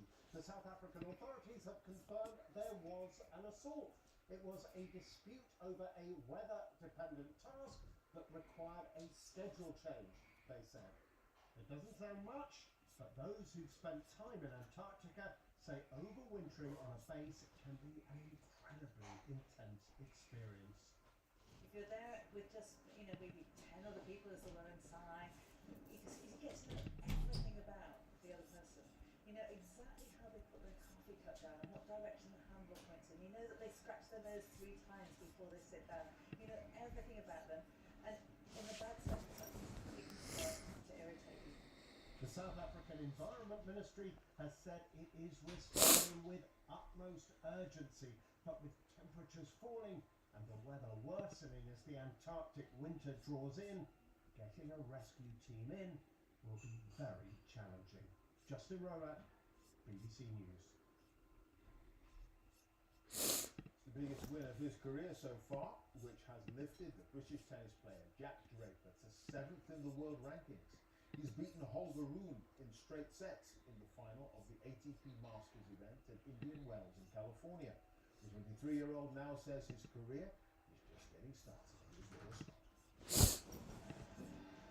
Jack Draper's talent has never been in doubt, but after a succession of injuries and setbacks, even he questioned his physical and mental ability to go toe-to-toe with the world's best. In the Californian desert, he kept a remarkably cool head to sweep aside the Dane Holger Rune and lift the biggest prize of his career. It's a Draper demolition job. He's the champion. It feels incredible to win here. I've been watching this tournament since I was a young guy, watching all the champions play on this big court. It means the world to me, honestly, to be a champion here. I'm really happy and really proud of my achievements this week. A former junior Wimbledon finalist, Draper has long been touted as a future star. Last year he won his first titles and reached the semi-final of the US Open, but winning in Indian Wells was a breakthrough. It's known as the 5th major in tennis. For his mum Nikki, who helped him start playing aged 6, this is the culmination of years of work. I run into people and they say, oh, he's nearly there, this is before he gets to top number 7, but, and I think, well, how good do you think he can get? I don't know, who knows? You don't know, really, and I don't think, I'm proud of him, whatever he's done, and winning Indian Wells is just massive. Draper's efforts to get stronger have made him a more dangerous player. Jack Draper. Whilst another change that's paying off is playing less often. This rising star's now climbed to 7th in the world and isn't stopping there. Laura Scott, BBC News. Newcastle United's players and fans have been celebrating after the team's first major domestic trophy in 70 years. The Magpies beat Liverpool 2-1 in the League Cup final at Wembley yesterday. There will be an official victory parade in the city later this month after the international break. Where's the weed? Wasn't it? We'll have to wait some next time. He's just a youngster. I've had to wait all my life. One word, amazing. Fabulous, fantastic. The lads came out and did a proud. Means so much. Just everyone back up. Just open up. Northern Ireland's Rory McIlroy celebrated St. Patrick's Day in style by winning golf's Players' Championship in Florida. The world number 2 says it's the 3rd time he's won on St. Patrick's Day and called it a good luck charm. Here's Mr. McGregor. Inseparable after 4 days play, golf's version of a penalty shootout would decide the winner. On a course bathed in Florida sunshine, it was Rory McIlroy who started brightest. This short putt ensuring a 1-shot lead. His opponent, American JJ Spawn, needed to respond quickly, but searching for a way back, only found the water, and subsequently was then 3 shots behind. What could have been a tense, nervy affair turned out to be more a formality for Rory McIlroy, the 35-year-old from Northern Ireland, victorious on St. Patrick's Day. A performance and a result which bode well, with the Masters in Augusta just 4 weeks away. The early major is yet to win. Mr. McGregor, BBC News. So some of us can put away our scarves and hats and bronze. Summer's here. Summer's here? Well, let's not get carried away. Well, you know, you gotta pick these things up, man. We've got a few days of better weather certainly to come, Clive. The weather is changing. It is changing for the better in actual fact, because we are going to find temperatures rising. It is going to be warming up a bit, and we are going to see much more sunshine around as well. We did see the cloud eventually breaking across northern and eastern areas today. Is leading to clear skies overnight, so it's going to be a colder night for England and Wales. Temperatures close to freezing. Another frost tonight in Scotland, but not as cold in Northern Ireland. There's more cloud here. That will get blown away tomorrow morning. Any mist and fog in Northern England and Scotland will lift. And tomorrow's going to turn out to be a dry and sunny day. It's going to be a bit breezy. It's an east or southeasterly breeze. It may not feel quite as cold. And with more sunshine, temperatures are going to be a little higher. Back up to 11, maybe 12 degrees, a little cooler around some eastern coastal areas. Really cold air that we've had, and the high pressure of late, that's pushing very quickly into southeastern Europe. And around this low, which is bringing more rain to Spain and Portugal, we're going to pick up more of a southerly breeze, and that's going to bring those higher temperatures. Now, having said all that, Wednesday morning, if you're up early, is going to be cold, and there may well be a frost around as well. Any mist and fog patches again will lift quickly. We'll see a bit of patchy cloud coming into southern parts of the UK. The winds are lighter, there'll be dry weather, and for most places it's going to be another sunny day. And those temperatures are lifting a little bit as well. Not summer just yet, but 17 degrees possibly in the southeastern England. And heading into Thursday again, a little bit of mist and fog early on, but a lot of sunshine away from the southwest. The winds are going to be light, and those breezes are just pushing that warmer air in. So we've got temperatures widely 16, 17 for England and Wales, possibly 18 or 19 in the southeast of England. How long is it going to last? Well, heading into Friday, we've got the chance of seeing some rain pushing in from the southwest. Things turn more unsettled into the weekend. Not quite as warm, but at least for a few days we've got sunny weather, and it will feel much better. Clive. Thank you, Dad. Down bed there. That's it. Now, bodies for all Yeah. Thanks, Clive. I'm Angie George, and you're watching Nikki.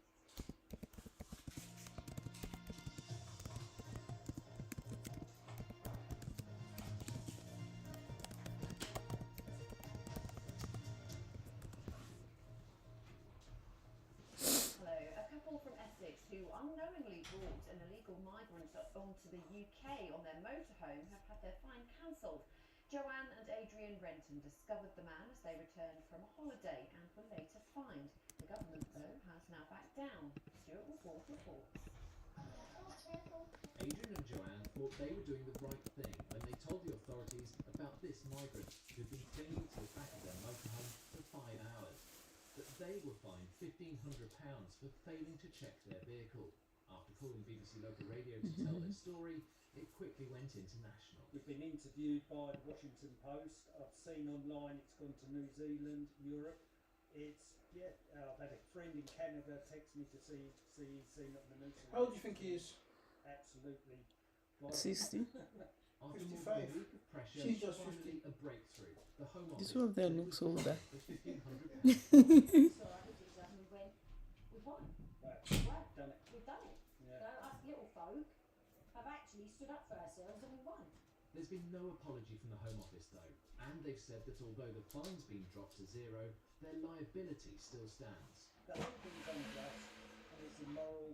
You think No, you're they will never admit. and you call the police. They'll never admit. So the reason that they dropped it to zero because of reputational damage. We have to see him. Get over the whole On JB. apart from being given a crime number by the police, is an email from the border force to say, well, we may be finding you for living in Starlight. So after winning their case, is this the end of the Fenton story? Yeah. I think we're done, but it would be nice to see some changes. The impact this must have and the It financial would be nice to what? impact and the stress See some changes. this must cause. What changes? I Oh, think so not just something. needs to be looked at. Because you're able to broadcast it. They are one of.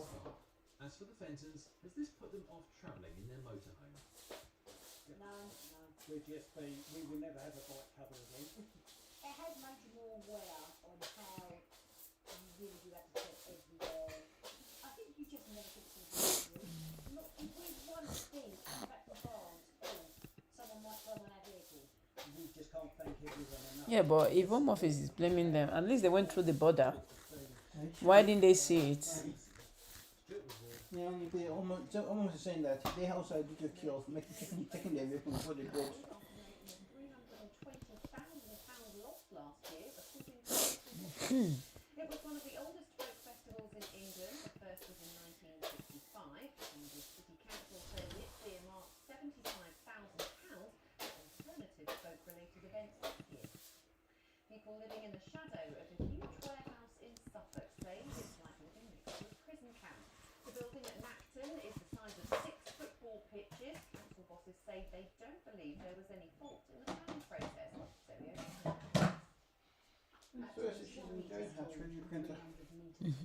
This new warehouse in Ipswich has been labelled a mega shed.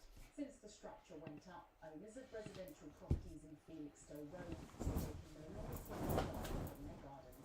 It was plans officially granted in 2021. It's like living in a grey day every day. I have shed more than a few tears. It should never have built near anybody's homes because it is just so large and the impact has just been devastating on us. We had sunsets, we had sunny afternoon in the winter. No, we don't have any of that. No, that's a bath now. I'm not the bath I'm going to the study. When it's occupied, there's 24/7 usage, so we are concerned about noise, we're concerned about light. Well, the warehouse all-well logistics park, it's a site on Felixstowe Road, and of course it offers to businesses that can rent the units easy access to the port of Felixstowe and the town of Ipswich. But these so-called mega sheds have been causing issues across our region. Last year, the decision to grant planning permission for a warehouse next to homes in Cornwall, Northamptonshire, was ruled to have not complied with the law. And in 2021, a review into how Lakeland's warehouse in Milton Keynes was allowed to be built found planning conditions were missed due to human error. East Suffolk Council, however, is confident it has followed the correct procedure. A statement said this application was fully and properly assessed in its impact on neighbours, and we do not believe there was any fault in the decision-making process. Another major concern for residents is that the structure could devalue the price of their properties, as well as limiting their enjoyment of the place that they call home. Zoe O'Brien, BBC Look East.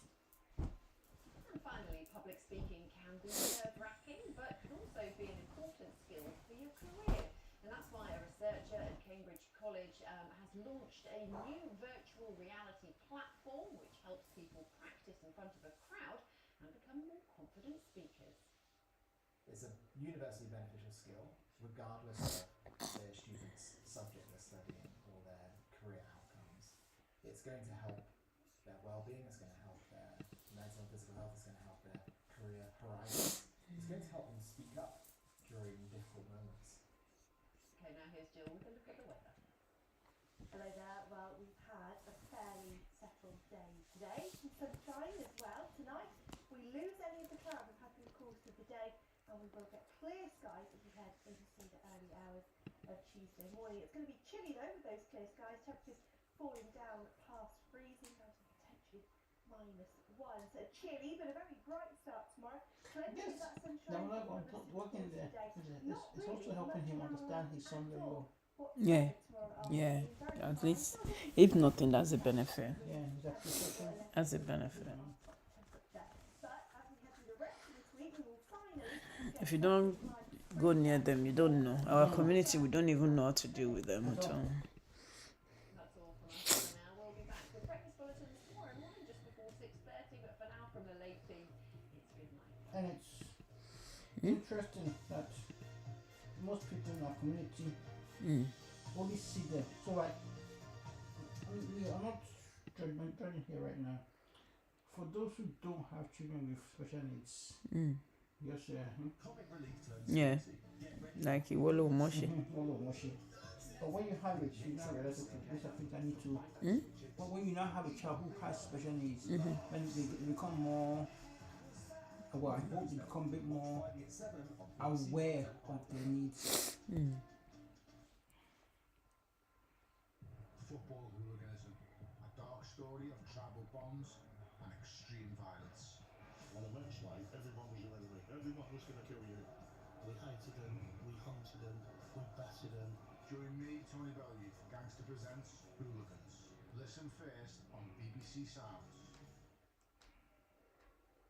Disinformation. You think you're winning. Fooling people in the most sophisticated ways. You fuel hate and confusion. And you make our job seem almost impossible. Almost. You see, it's because of you we get up in the morning and work through the night, all over the world. The more you try to drown out lies, She's actually sleeping on her bed. the harder we'll work to verify the facts. Bella. And your sleight of hand expose them. She's like, I'm so tired. What do you need to wake me up for? Yeah, she seemed really comfortable. Even if she would stay there like that, she won't start walking around in the middle of the night. When I was doing my all-nighter, she just got up. She was like, I'm up, I'm ready to go. And went downstairs without me. She didn't acknowledge me. I was like, fine. And went straight to bed. No, she wants to wee. Yeah, she wants to wee, obviously. She wee first, and then she go bed to bed. So she's used to the fact that she sleeps downstairs. Good girl, then. Now it's getting sunny now. She wakes around 4 and just cross her leg looking out outside. She's like, I'm going to enjoy the sunrise. She can't get out, she can't go out there because she jump on the fence like a show horse. Hi, Bella. You really shouldn't be jumping up the pardon me. You want to be left alone? Come on, listen. Your next vaccine's tomorrow. Next week. What? Dog vaccinations are in 2 parts now. Oh. We're doing this so that you don't get sick. So this all print. When will they finish? 2 o'clock. The printer. Make sure you print out the loads small better. Yeah, I've got a place to do, obviously. Come on, let's go. Come on, let's go. Let's go. Come on.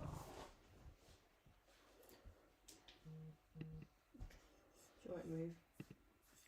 She's very relaxed. Please go out. Yeah. Is it black? Bella, I'm going to ask you one more time. You talking to Bella? Yeah, she's not moving. Bella, come on. No, none of you can get out. Okay. She's like, do I need to get up? Really? Come on, shake. Bella. Bella! Shake. Shake TK. Bella! Like, yeah, no. No. She's like, no. She's I'm actually tired. like, I'm gone. She's like, don't try me. Hiya. Yeah, she's only wagging her tail, but She's wagging her tail for Anita. Billions of dollars of U.S. aid and humanitarian assistance to Africa and elsewhere around the world. That's better. Waves of tragedy. She knows at least.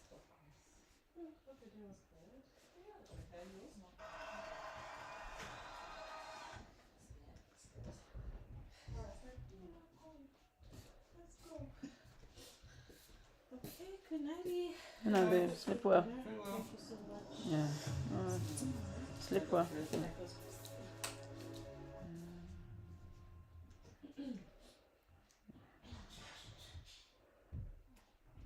Hi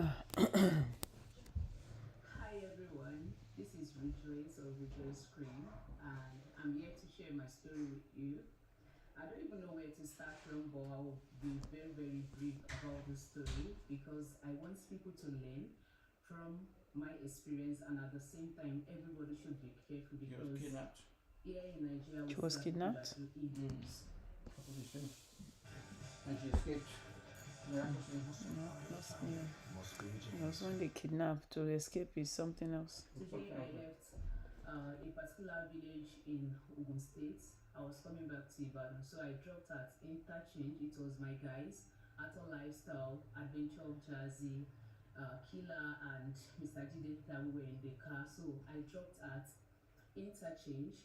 I was about to board another bus heading to Ibadan because they were going to another part of Ogun State. So cut the long story short, when I got there, I didn't get, I saw a car and a bus. So I was just like, oh, car is always faster. We all know, public transport in Nigeria, buses are always very slow. So compared to a car. So when I saw the car, I stopped the car and I was like, Ibadan. And the driver said 1,500. And I said 1,000. He said no, 1,2. And later I agreed that 1,200. Meanwhile, in that car, there were 2 passengers already. And there was someone at the front and 1 person at the back. So I didn't see any issue about the whole car when I entered because it was just 3 men. So, and it's not the first time that we'll be entering or bus Ó dẹ̀ wọlé orí wọn. and I even be the only lady inside. So as we moved a little bit, I just discovered that the guy sitting right beside the driver was saying, driver, me too na 1,000 naira go pay. What's the difference between where you picked me from and where you picked this lady from, and you agreed to 1,000 naira? And they were just, arguing, they were having a conversation. I don't want to call it argument. It's just like a conversation, right? And the driver was like, for 1,500, which means drop if you know you cannot go with me for the amount we agreed on. And the man by the right hand side, that's the driver's side, he said, oh yeah, let's go. And we keep moving. And just like 5 to 7 minutes drive, like on a very high speed, the man sitting beside me was just like, oh, I want to drop when we get to so place. We've not gotten to Giri at this point, but we were close. So he said he wants to drop. Oh, why not? And he gave the driver money. When he gave the driver money, the driver just came up with a question. Kilo wa lẹ́yìn mọ́tò yẹn? And the passenger that wanted to drop was like, I have a load, ẹrù mi ló wà lẹ́yìn.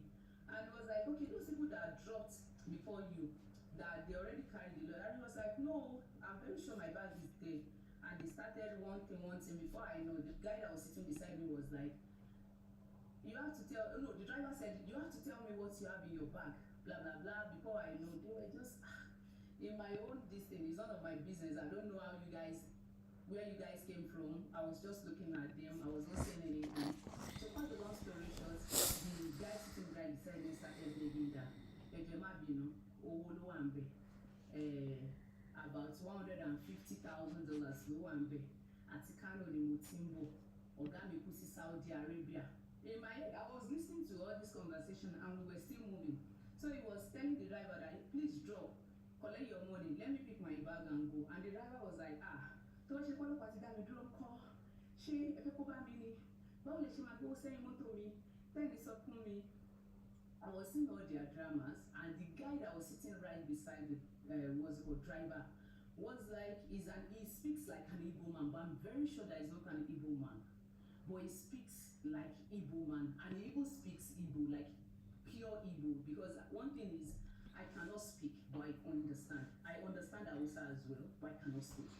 So I was listening, and before we know, this man came into the conversation and be like, okay, we have to share. But and the guy that was sitting beside the driver was speaking English. He didn't speak Yoruba at all. Not to, give any clue or anything. To cut the long story short, we were close. And we were close to Giri. And the driver slowed down and he was like, okay, now you know what? Let's finalize. What do you want to do and all of that? And it was even the guy that speaks like Igbo or that called himself to be Igbo that was like, okay, what do you want to do for us? Since there's this big money in this car now, this is our own turn. It is our blessing. What do you want to do for everyone here? And the driver was like, assuming you told me that you have such money in the bag, me only pay sister here now. I will not carry this man. And I was like, okay. I was not even ready to add anything into the conversation because if there's anything, I don't poke nose, I don't do too much talking, I live my life like a man. If you don't call, even if you call me and I choose to look at you, I will just keep quiet. To cut the long story short, they were already planning on how to share the money. And the man that was not sitting beside me that ought to drop the passenger was not like, bad way, think about it for walk on. That's the word. Like 3 times. Then in my head, I processed it. You packed the money and put in the driver's boot, right? And he said, think about it for walking. I was not ready to say, I was even ready to drop. The driver was not like, I think this place you cannot drop. And I looked left, right, center. I noticed that we were purely in the bush. So I had to cooperate with them and move to where we can see people moving. It was now the next turning, they were like, okay, they know one Alafa, that there was a way they used to, like in the north, that, you know, if you want to protect your properties, that thieves will not move closer to you, there's always a siege that they can put on it and all of that. In my head, I already know that it's one chance. Stop! Sure you want to lick the creamy yogurt from every last inch of lid, but you can't. What will the kids think? Perhaps they'll draw pictures of me and show their parents.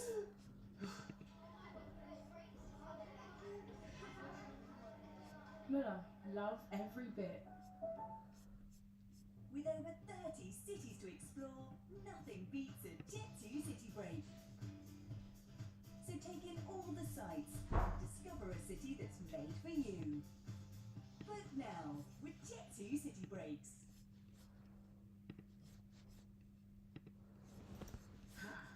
I was praying at the same time.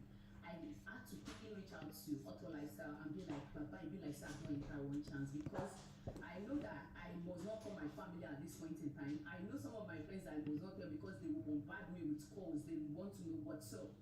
So I just told my sister that was at home that please pray for me. And I messaged Otto Lifestyle. And he said, boss of share live location. I was doing that. While I was on my phone doing that, they were like, Auntie, enter phone. Kilo shele. You know, they were trying to be very conscious and you know what. So I was just like, oh, me, I'm pressing my phone. I don't have, what's my own business? Please, can we move? They had to turn. And they were like, they were calling one Alafa. So I had to allow them to turn back because where we were bush, like no, like it was just trailers that were passing. Nobody is moving by the roadside. That even if you scream for help, no one's gonna help you because there's something very close or something similar to that. But it was at night at that same interchange. I was just like, okay. They said they want to turn back to interchange.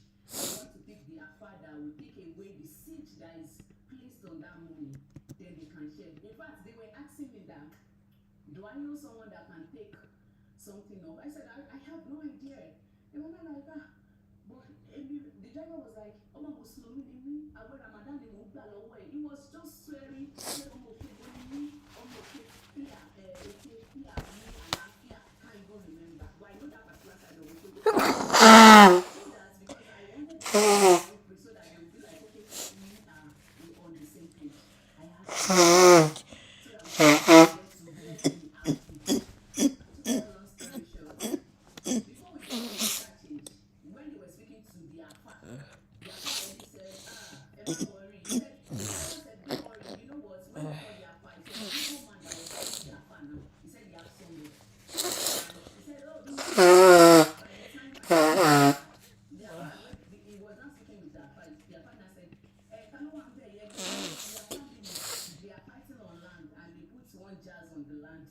And they said, oh, yeah, people, Auntie Enikeba saw you, you know this one can, you don't know how to speak Yoruba very well. You don't know the speech.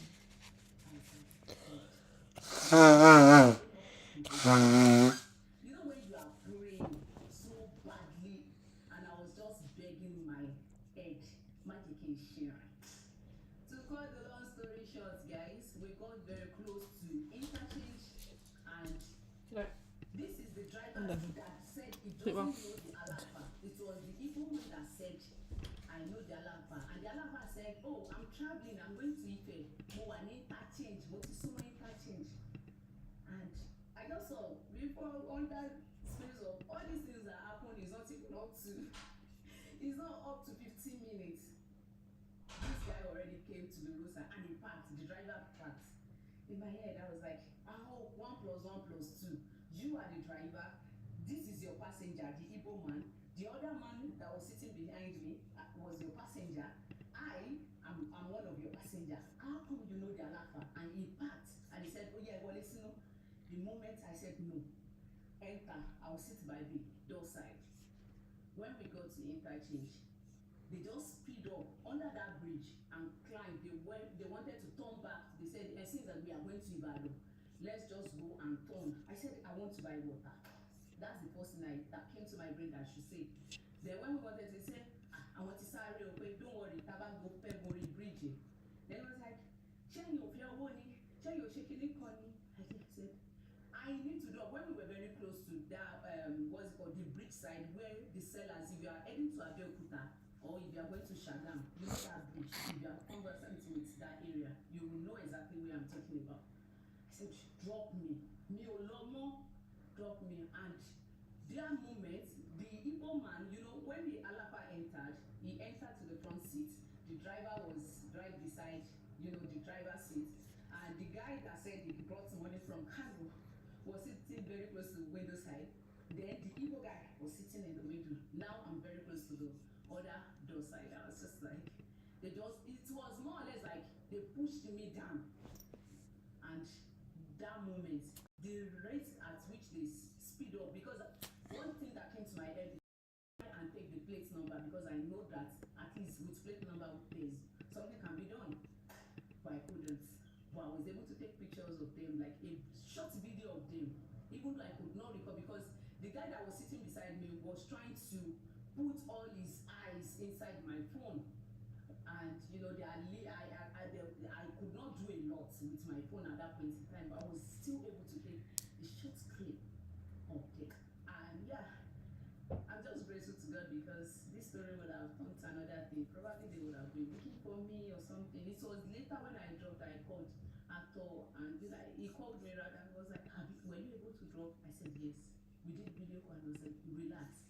They are jazz and all of that. But I know that, because even inside the car, the moment they picked the Alapa brought out jazz. I mean, confirm, see, when I see jazz, I know jazz. And I was just like, you know that moment that you have to just speak to your creator, talk to your God properly. You know, the beautiful thing is, I remember saying, I don't get mama, I can't say, my mama, make you no sleep, it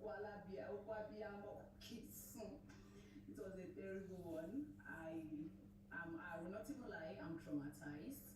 Right now, I don't even think I really want to jump on anything, traveling or something. But this is a message. Please, if you see them talking about gold, money, and all of that inside the car, please just shut your mouth and find a way to drop. Because the truth remains that it's either they want to use you, they want to kidnap you, they want to steal from you, or they even want to. They will do as many evil as they can think of to you. But I'm just grateful that I'm alive to share my story. And yeah, if you have ever experienced this, leave it in the comment section. Let me know. Have you ever experienced it? Do you have someone that has experienced something like this? Let me know in the comment section. And I'll see you in my next one. Bye.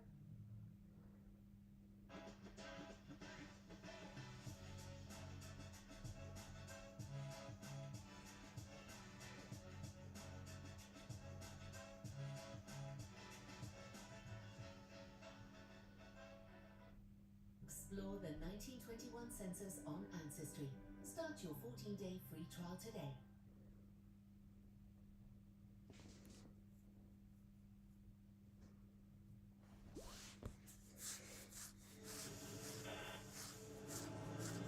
In most African countries, pretty much everyone, either employed a domestic worker, is related to a domestic worker, or is a domestic worker. They're mostly women, many of them young girls, commonly referred to as house girls. But how much do employers even think about who their maids really are or where they come from? Huku mtu anaweza kutumia kama punda. Nataka pia wajue sisi pia ni watu, lakini kosa tu pesa. The problem with domestic Caucasus, they work in a hidden industry because you see they live in people's private households, the closed doors and closed walls, so they work in slavery-like conditions. Kwa hivyo hakuna vile mtu anaweza jificha ati atoke kwa hiyo mboma. Mtu anapata ziko kwa shingo nazo, ananingwara na makucha zake. In this film, we are going to shed some light on the secret lives of house girls.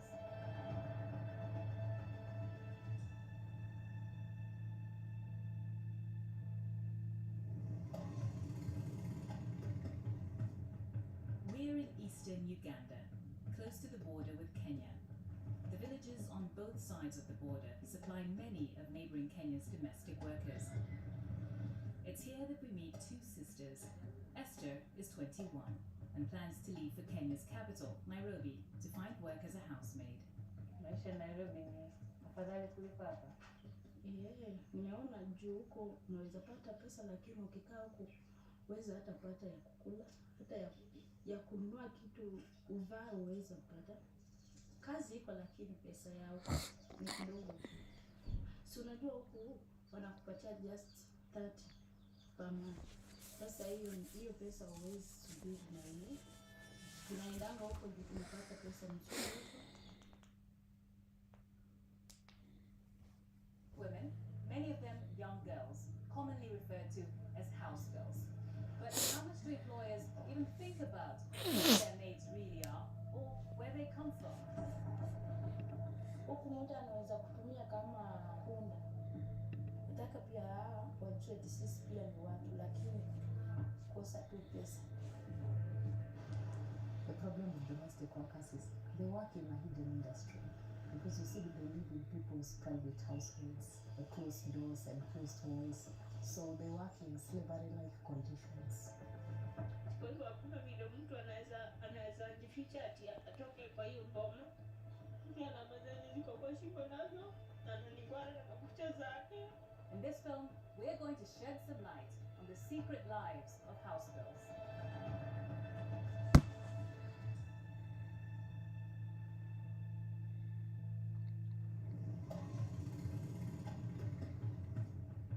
We're in eastern Uganda, close to the border with Kenya.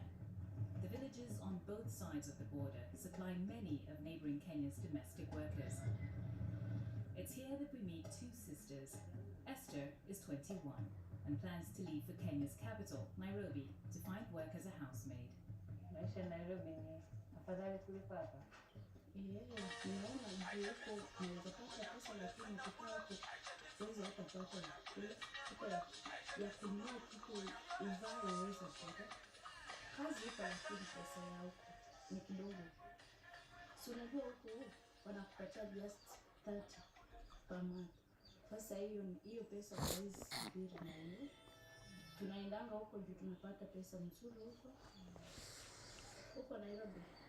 Kama umepata kazi mzuri, maisha yanakuanga poa.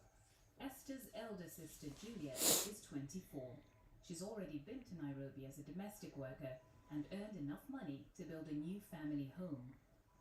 Nataka kurudi, lakini kwanza nataka wanitafutie kazi ikipatikana ndio niende. Nikikosa tu fare lakini ningeenda. While Juliet did make money in Nairobi, the experience was a painful one. Kwenda hawezi nipatia chakula, mwezi ikifika umeitisha pesa yako, anakutusi, anakuambia mimi nitakuua kwa nyumba yangu, atienda. Mwingine alifukuza, huyo tu alinifukuza usiku. Unaweza tafuta upate boss mzuri ama upate mbaya. Ukipata mbaya huwezi vumilia kukaa na yeye, unatoka. Lakini bado hiyo inafadhali kuliko kukaa hapa. Naweza kaa kutoka asubuhi mpaka mchana, lakini sioni hata kitu. Ndio nimesema wacha niende huko. Tafadhali ufanye wakupatie kitu. Kila siku basi zinapitisha watu, zinapeleka huko Nairobi. Basi zinapita 3 kwa siku. Esther and Juliet's parents have struggled to provide for their 7 children. They managed to raise just enough money for Esther's bus ticket though. She's packing to leave tonight.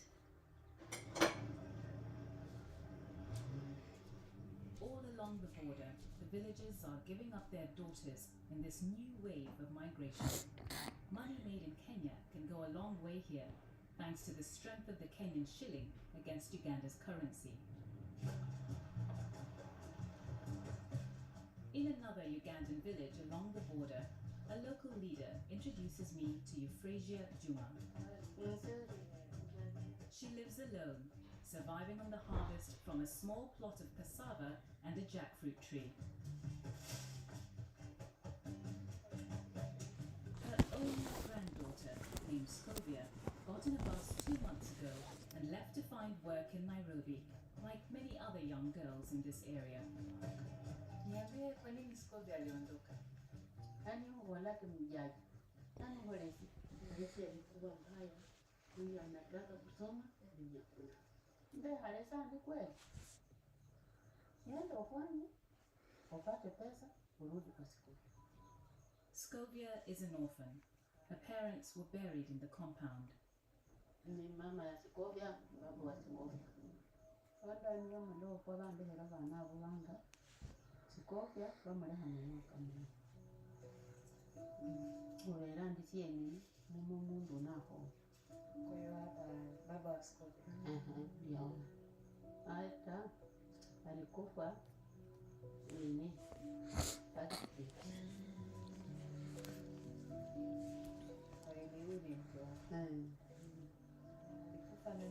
Ugonjwa. Euphrasia has been worried. Scovia was just 17 and had never even left the village before the family cobbled enough money together for her bus ticket to Nairobi. Poverty and the lack of opportunities around them. These are the reasons why so many girls from these villages seek hope in a city far away. Nairobi is 450 kilometers away from the Ugandan border. The city is the beating heart of commerce in Kenya and a cosmopolitan hub for the East African region. It's estimated that there are 1 million domestic workers in Nairobi. Many of them come to the city from rural parts of Kenya, but increasingly from neighboring countries too. There is free movement between Kenya and Uganda for visits of up to 3 months. But the girls coming from Uganda often don't even have a passport or identity card, and they don't obtain the visas that would allow them to work in Kenya legally. The girls slip in easily through the porous borders and are connected to employers by relatives or just people they know.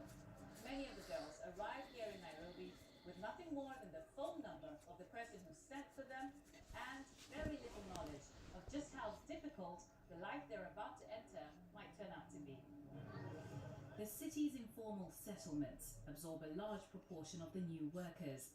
They're the only places most domestic workers can afford to live, and where Ugandan girls seek accommodation when they arrive.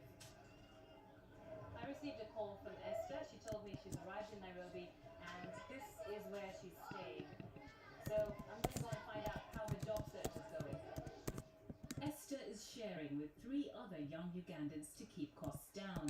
They're splitting the $15 a month rent between them. It's a corrugated iron structure and baking hot inside. They have no electricity and share a single mattress. Utatumia jinsi gani kutafuta kazi? Unajua iko rafiki yetu mwingine yule tamu kwanza anaishi naye huko. Hapo na marafiki wengi huko ndio yeye anatafutanga kazi, anasikianga kazi na wewe pia mara anafanya anaweza kusikia na mimi pia mimi mwenyewe nitakuwa natembea kutafuta. Nifike kwa nyumba niulize kama iko mtu anataka mtu kufanya kazi. Esther would prefer to find a job like her roommate Rachel's, but they're hard to come by. Nilikuwa nafanya kwa hoteli. Ipi ndio nzuri, kazi ya hoteli au kazi ya nyumbani? Lakini hao wanalipanga kila siku na ya nyumba ya mwezi tu. Unajua kwa hoteli unakulanga, chai unakunywa na kwa nyumba huwezi pata hata chai, lakini huyu mwenye anafanya ule bosi yake nimeona ni mpoa, si mzuri tu, ananipatia chakula kila siku. Anakupatia chakula gani? Mchele na chai. Unapata kazi nzuri yenye mshahara mzuri, kufanya kazi.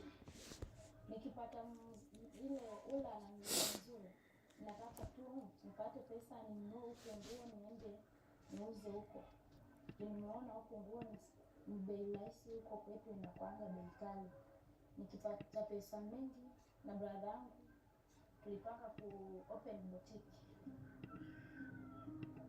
But Esther isn't welcome here. The large numbers of girls like her arriving from Uganda are causing tensions with Kenyan domestic workers. It's a topic that features prominently at this meeting they're holding to talk about their challenges. The discussion is being led by Khadija, a local activist and domestic worker herself. Hawa watu wa Uganda wanatunyanyasa sana. Ukipata kazi unapiga bei mzuri, akikuja anaharibu bei. Sasa ukienda kuuliza kazi mahali anaambiwa wewe Mkenya, mimi sitaki Mkenya. Mimi nataka wale wa Uganda. Mimi wa Kenya bei ni kali. Ukiwa pale kwa nyumba, mnaona kuna tofauti ile wao wanafanya na sisi hatuwezi fanya, ama wao wanafanya sana ama usafi zaidi? Hakuna tofauti na hakuna kazi wanajua, lakini shida mtu anapepa mtoto paka na mchukuu yake. Sasa huyu mchukuu wake anakuja kuuliza tajiri, nimekuletea mtu, hata kama uko na rafiki yako ama mtu wa kwao ama jirani yako kama anataka mtu wa kazi nikuletee. Sasa unapata mama akapa mtoto, mchukuu, shangazi, nani, sasa wakatupa ile estate yote watu wa familia moja. The women feel that the influx of Ugandans has only made a bad situation worse. 83% of all domestic workers in Kenya are paid below the required minimum wage. Long working hours, mistreatment, and abuse are a daily, private reality for many of them. One case that did make it into the public eye and outraged the nation is that of this Kenyan maid. Mercy Mwake emerged from a police station claiming she'd just escaped from employers who tortured and imprisoned her. Zingine umefanya tu makosa kidogo, labda hujatengeneza mahali vizuri vile anataka, ananichapa. Alama zenye ziko kwa shingo nazo, ananigwara na makucha zake. Hiyo tuta nimefanya makosa, alikuwa ananinyongea kwa ukuta. Anatumianga kikombe akanipasua hapa mara mbili. Huwa anatupiga picha, wanatuambia hizo picha wamepeana kwa gate, kwa hivyo hakuna vile mtu anaweza jificha ati atoke kwa hiyo boma. Mercy's case is now in court. It's been 9 months since she appeared in those shocking news reports. The judge hopes the case can be resolved through mediation. But even getting Mercy and her former employers to talk to each other is a challenge. Parties were given time to negotiate. What's the progress? We will pray that it's possible within a month's time. There was a lot of blame talk. No, you did not say that. The judge is upset that the lawyers haven't even begun to negotiate. Both parties agreed that they will explore an out-of-court settlement because of the relationship between the complainant, Mercy Mwake, raised Mercy, because of the relationship between Mercy and Both parties feel aggrieved. The accused deny all the charges, insisting that Mercy wasn't held against her will and that her injuries had nothing to do with them. she was like a sister to me, and I assisted her. We have taken her to holidays. We used to meet her in the house. She used to have the freedom in our bedrooms, everything. She used to be there throughout. And I don't know why they're backing out of the truth. I'm perfectly human. Maybe there are times maybe I shouted. I told her to just go leave my house. Even maybe that is the only thing I've done to her. Maybe she thought she deserved more, or maybe I brought her so close to us for her to feel like she's entitled. She's supposed to get this because I showed her from the word go, you're part of the family. Was there never an incident where you lost your temper with her? I've lost my temper, yes, but never in a million years like thought of hitting her or going physical. No, that is never. The case highlights the complex relationship between employer and employee operating behind closed doors in intimate spaces. enyewe nikiwaona huwa nakumbuka tu chenye walikuwa wananifanyia. Sasa hapo ndo naanzanga kusikia vibaya, najiuliza mbona walikuwa wananifanyia vitu kama hivi. Sasa tu ndo vitu huwa nawafikiriria.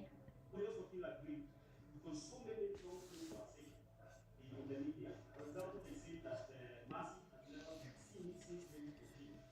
And Mercy even attended a wedding. I don't want us to get into the Yes, merits. yes. Are you people really keen on settling this matter?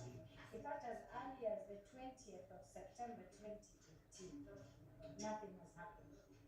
Your Honor, negotiations have failed because parties have not even met.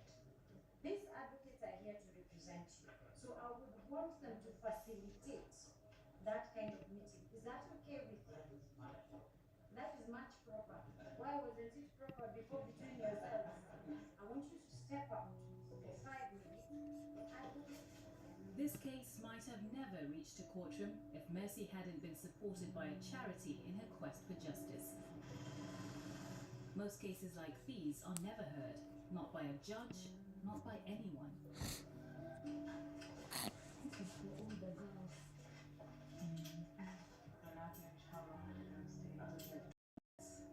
Edith Morogo is the founder of the Center for Domestic Training and Development.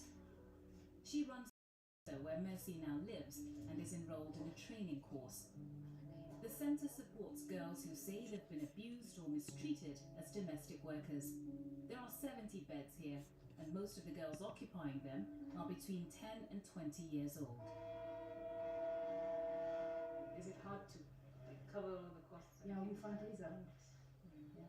I see domestic workers as a unique group of workers. They're not just every other worker. Because of the conditions under which they work, they are confined. Many of them do not even have the permission to leave the employer's household. So they work in slavery-like conditions. The government should have come up with policies that are geared towards the liberation of domestic workers. With limited resources, the shelter can only afford to help very few of the many girls in desperate need of help. The latest arrival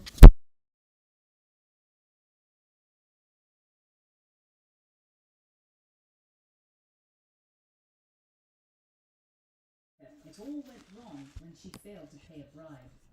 Nini kiliendelea ndio wakushike? Sio kwa ID. Walijuaje hauna ID? Walitusimamisha. Wakasema mtuonesha ID zenu. Mimi nikaambia sio kwa nimefikisha hiyo miaka. Wakatupeleka kwa polisi. Anti yangu wakaambia anti yangu ati mtoe 2,000. Anti akasema niwapee 1,000 tu. Wakakataa. Lakini mimi hiyo time sikuwa na pesa zinafika 1,000. Scovia had only been doing domestic work in a Nairobi home for a short while before she was arrested. Kwa sababu sisi wanga hana uwezo. Nikasema niende nitafute kazi. Nijisaidie mimi mwenyewe na yeye pia nisaidie.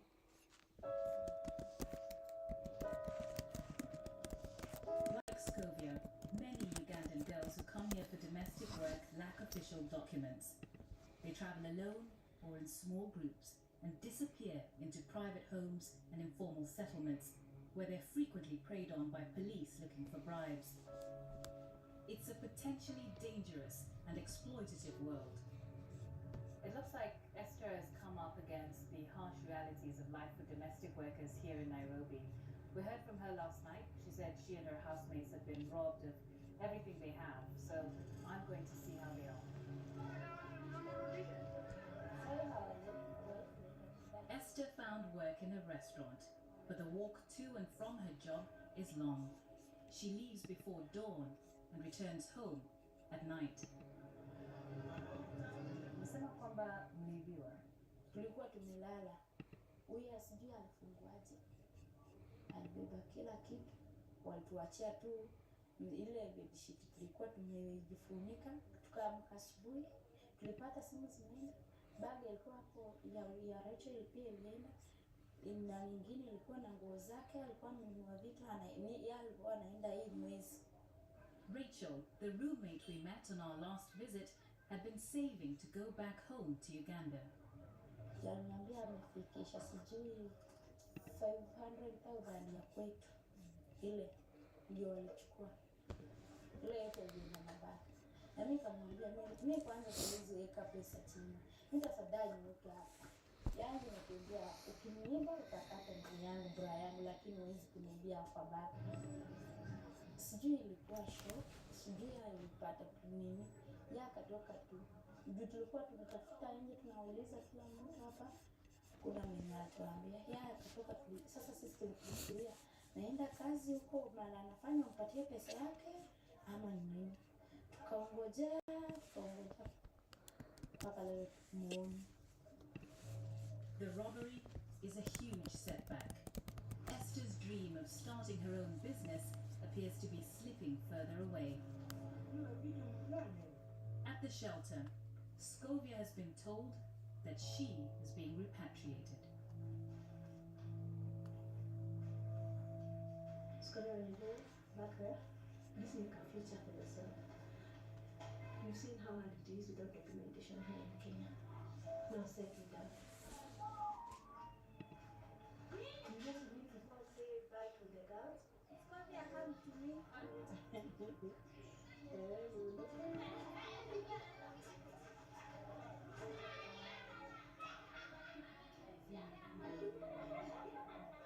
The shelter has arranged for Scovia to return to Uganda and hopes to raise enough money to put her back in school. Sasa nilikuwa najua naweza kufika mahali mpaka kama hapa, lakini ilikuwa mpango ya Mungu kufika because wazazi wangu wote walikufa manofa. Drop out of school because of school fees. Nimekuja hapa nirudisha shule, so I'm happy for that. Many more girls who drop out of school find domestic work to be the most obvious alternative. The majority of children who enter domestic work have lost a parent or are orphaned. We're on the Ugandan side of the border with Kenya, waiting for Scovia and the social worker she travelled with to arrive.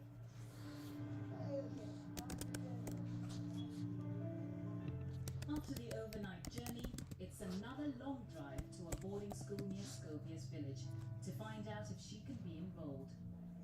It's a school her family would never have been able to afford. We meet with the headmistress. How are you going to manage? That's important. Yes.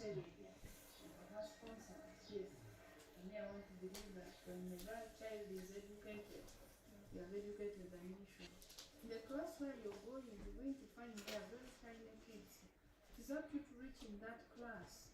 Your results, I cannot say that they are sure and you can't make it. But what you need to do is work very hard. The shelter has committed to paying for Scovia's first term at the school.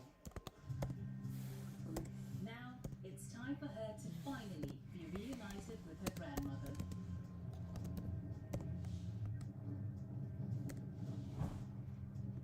The grandmother doesn't own a phone, and Scovia hasn't spoken to her since she left for Nairobi.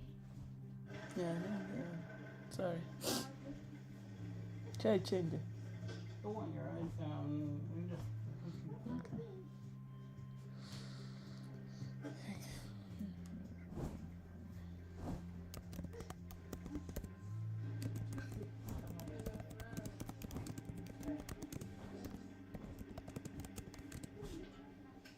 Scovia is lucky to get a shot at going back to school, but the factors that pushed her to go to Nairobi haven't gone away. If the shelter can't afford to pay for all her education, her grandmother still won't be able to help.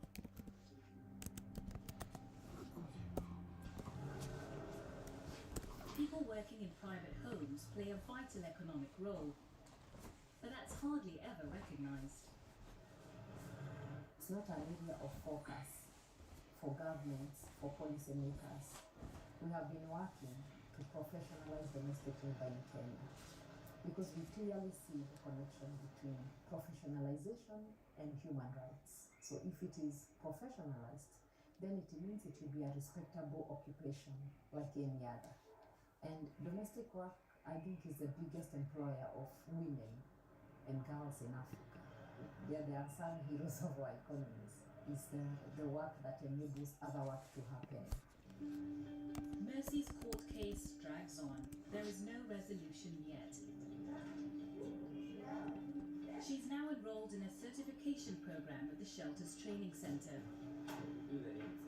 She never wants to work in a private home again and hopes to become a chef. Learning basic skills to a certain level increases these girls' chances of finding good employers who respect their work and their rights. 1 glass of rice goes with how many glasses of water? 2, right? Now the garlic. Mercy and Scovia are the exceptions. For most girls in domestic work, finding a path to better work and pay is almost impossible. By comparison, Esther's life in Nairobi is becoming more and more problematic. She has another roommate now, also a domestic worker from Uganda. Barbara was stranded after running away from a home where she says she was being mistreated. Weak and suffering from stomach ulcers, she now relies on Esther for food and shelter. Muomba tu tia, tafadhali, kama amekubali nitoe 15 arudi ushago. Mimi huku nikuja tu kutafuta. Sasa kama yeye hataki kufanya kazi, anataka kukaa, yeye ananiletea pesa. Yes, because there's no winter in Nigeria. Barbara says she wants to get well enough to find another job here, not go back to her village. It's a tough situation, but going back home isn't an option for Esther either. Unajua hata baba yetu Isaya ndio unaona hivyo. Saa zingine anaweza hata babaia lunch. Saa zingine anaweza babaia lunch hapa mkose. Nakuleta kwa lunch mkose. Jeti anakuambia kazi yangu iko chini sana. Na sasa atawaambia mjipange. Nikikaa hapa hivyo, hakuna mwenye atanilipia rent, hakuna kukula, tafadhali wacha niende niteseke, nipate changu nirudi. Nataka pia wajue ati sisi pia ni watu, lakini kukosa tu pesa. Najua sisi tukikuwa na pesa, tukikuwa good the same. Maisha sikikuwa poa sisi wote, lakini sijui Mungu pia alipangaje. Wengine wakuwe maskini, wengine wakuwe hivyo. There are few jobs or industries quite as complicated as one that puts young girls to work in private homes with no protections. For millions of girls and women leading already difficult lives, domestic work is often the only work they can find and the hardest work they can do.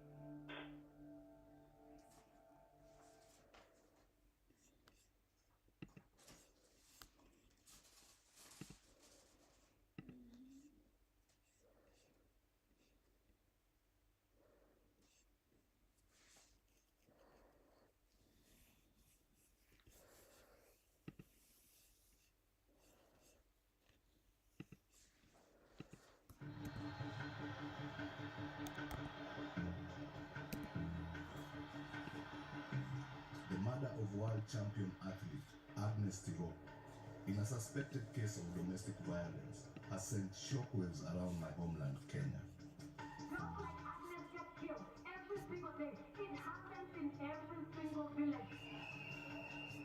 Since the COVID lockdown, there has been a staggering increase in reports of violence against women and children.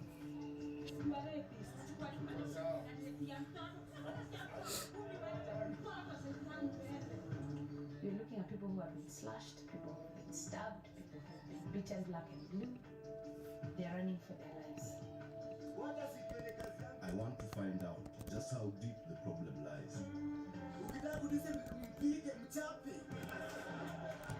And what can be done to remove this poison from our society. Hiyo panga ilikuwa ya kichwa.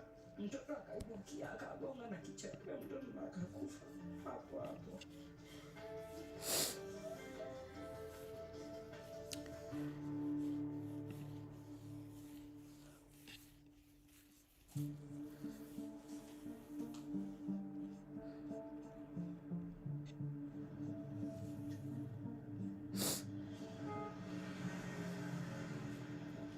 Kenyans pride themselves on their family values. But recently, another side to the story has come to light. I've always been shaken by cases of sexual and gender-based violence. And over the years, I've seen it become increasingly extreme. How do you move from loving and starting a family with somebody to attacking them or even killing them? As a former crime reporter, I've covered so many murders, I've almost become immune to scenes of violence. But most of the victims I witnessed were young men, many of them involved in crime themselves. But in Kenya, many cases of violence also happen in the home, committed by men against women. According to a hotline run by Health Assistance Kenya, there was a 300% increase in reports of violence against women and girls during the first 2 weeks of COVID lockdown. It has become known as Kenya's hidden epidemic.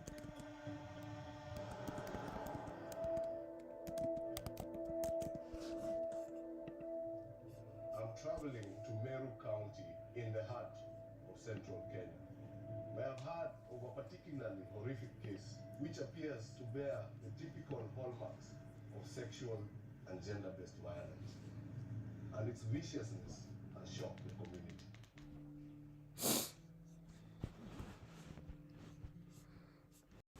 Mary Mugambi agreed to meet me at the home she shares with her mother and children. It's been 5 months since her ordeal happened, and it's obvious the scars have not yet healed.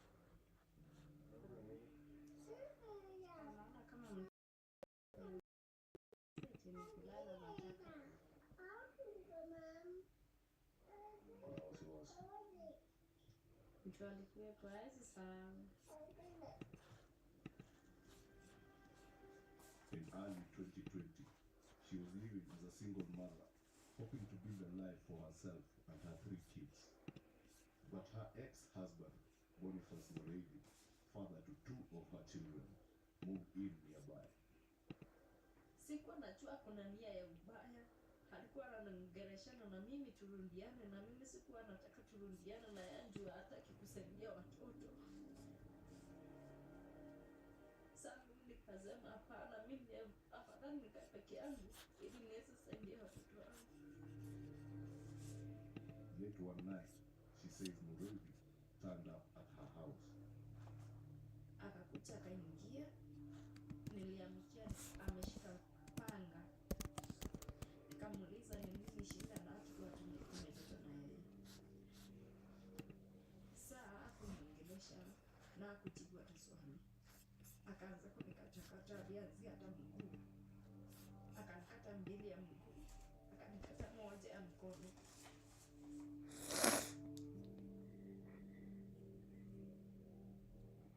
Mtoto huyo msichana akaona hivyo, akaamka. Kuamka mtoto akakuta nimekatakata na damu ilikuwa imetapakaa kwa nyumba. Sasa ndio mtoto kwenda, hiyo panga ilikuwa ya kichwa. Mtoto akaibukia akagonga na kichwa yake, mtoto akakufa hapo hapo.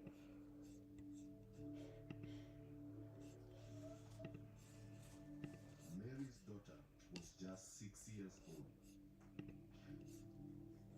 Mtoto ana makosa. Wenye walikuja kuona venye mtoto ameanguka, na mimi nilikuwa nimekatakata mbaya. Walikuwa wanatoka wanaenda wakiwa wanapiga nduru.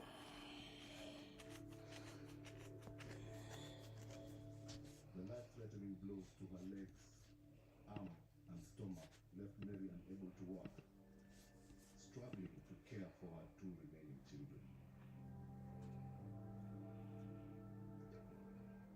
Her 2-year-old son witnessed the attack. Mtoto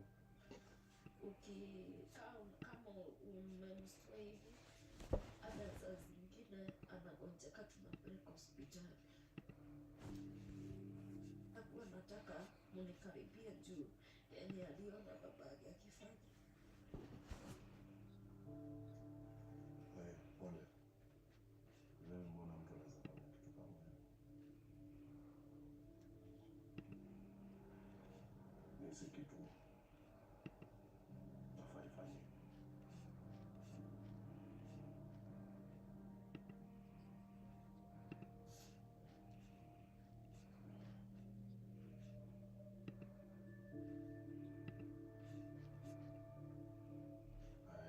I've never felt so sad. When we got here, the kid was about the age of my son. Was trying to protect his mother. Was still traumatized by what he saw that night. And so now the boy is afraid of any man who comes close to his mother. And I am left without words.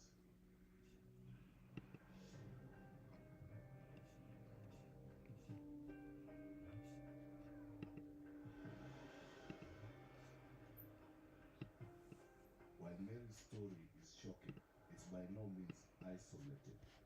According to Kenya's Demographic and Health Survey, 40% of Kenyan women married to once men have suffered physical or sexual violence. I discovered that Mary's ex-husband, Murray, was arrested and charged with grievous bodily harm and murder. He denies both charges. But Murray might not be facing prosecution at all, if not for the actions of his own brother, Peter. My brother huyo sasa the alleged akanipigia simu. Nikamuuliza uko wapi? Ananiambia nimejificha mahali kichakani. Mahali huko weka hapo na usijaribu kutoka mpaka nitakapofika nikuchukue. Tukaingilia na yeye hivyo. Tukasema acha tuende. It is common in cases like this for families to close ranks and protect their own. But Peter took a brave decision. Nikaambia ndani kile tutafanya hapa. Huyu kama ameua, the best thing ni tumpatiane kwa mikono ya polisi. Nikaenda police station hapo tu nikarudi nikamwambia sasa huyu alifanya haya mambo ni my brother. Na nimecommunicate naye, mnaweza nisaidia ili muarrest. Nikampigia my brother simu nikamwambia wewe kuja sasa tuende. Alipokuja akidhani anakuja tuende, sasa OCS akamchukua akapeleka sel hapo Mpugu. Ni kama ulimdanganya. Ni kama nilimdanganya. Nilikuwa nataka itendeke aswa ya huyo mtoto. But Peter's actions came at a heavy price. Wewe umesalimisha ndugu yako. Yes. Babako alisema nini? Hapo shida zangu zikawa mingi. Kando na kuwa mimi nimebaki na hakuna mtu wa familia hata anajiassociate na mimi. Na sasa familia ndio inakufanyia. Unafikiri ni kama hii kutengwa na familia, sijui ni kwa nini waliamua kufanya hivyo. Najisi mimi ni kama orphan. Despite everything, Peter has no regrets. Ningerudia. Kifo cha mtoto ni kifo chungu. I admire Peter for taking a stand. But I want to find out what it is that drives men to such terrible violence, often on women they once loved.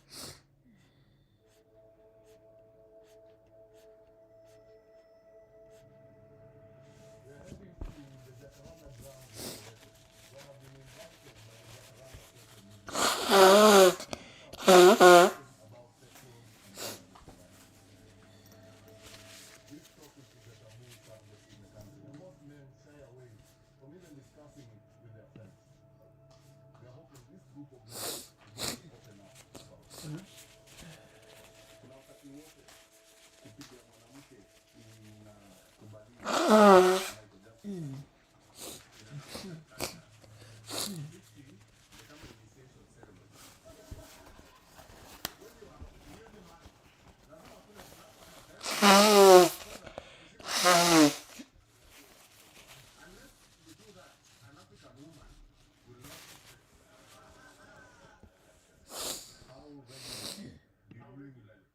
Once, at least once. You just mark the territory once. So that next time ukimwambia mtu anajua unakondana. Sema msichana ukiwa nayo kwa nyumba ama bibi, lazima juu unaweza kuwa polite. Ajue point yake. Huyu mwanaume wangu yule ni mwenye hata nikimkosea hatafanya kitu. Sasa mimi yangu aliniambia dawa si ya kumpiga vile watu wanampiga kupiga kukufa. Dawa ni kudiscipline. Ukitaka kudiscipline mpige mchape. Wacha sifione kazi yangu iliisha. Biblia aliniambia unajua mimi ndio nakulisha saa hizi.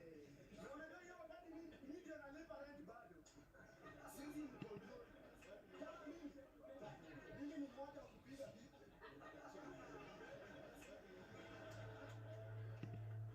There were only a few opposing voices arguing to treat women with respect. Now, when I'm working with me, I'm 13 years in marriage. I don't need to beat my woman's respect to me. Women are the best people we can have in this world. Mwanaume, take your position as a man. See a mwanaume kuvaa longi. A man who fights the woman, that's a coward. I have learned a lot. Many people have opened up to using violence in their domestic issues. Some of the things that they were saying I did not know existed. For example, there is a clash between the traditional way of thinking where they assume the women will be submissive and the women who have been empowered with education want to play a role in the union. The men claim that the women are also disrespectful because they earn some money, and that's causing the clash.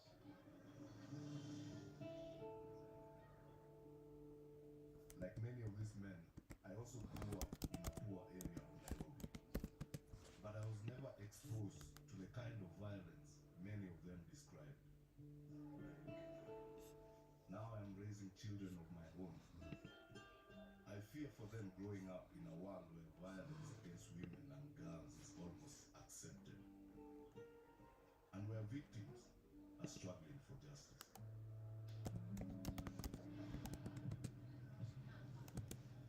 It's estimated that only 3% of domestic attacks are ever reported to the police. I've been told officers often ask for bribes, and cases can take years to process. It's not surprising that many women have lost faith in the system. But I found one woman fighting back for the victims. If you spend a day with me, you see the number of calls we receive. And there are a lot. Because we haven't really advertised our number. Because the calls are overwhelming as it is. Having suffered 15 years of domestic violence herself, Jerry Bigby helped set up Usikime in 2019 to support victims of sex and gender-based violence.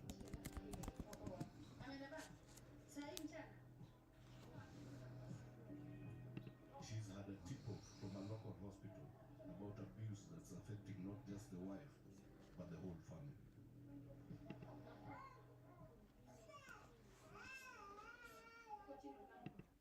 The child is not able to go to school because she's unable to cook because she's been sodomized. The children. always be the victims.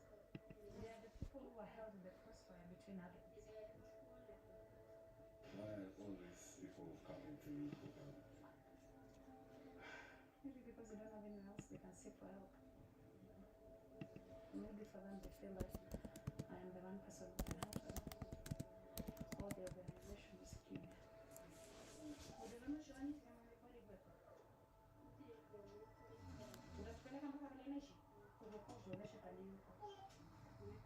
Knowing there's a dangerous predator at large, Jerry sets out to warn the neighborhood and has alerted the local police.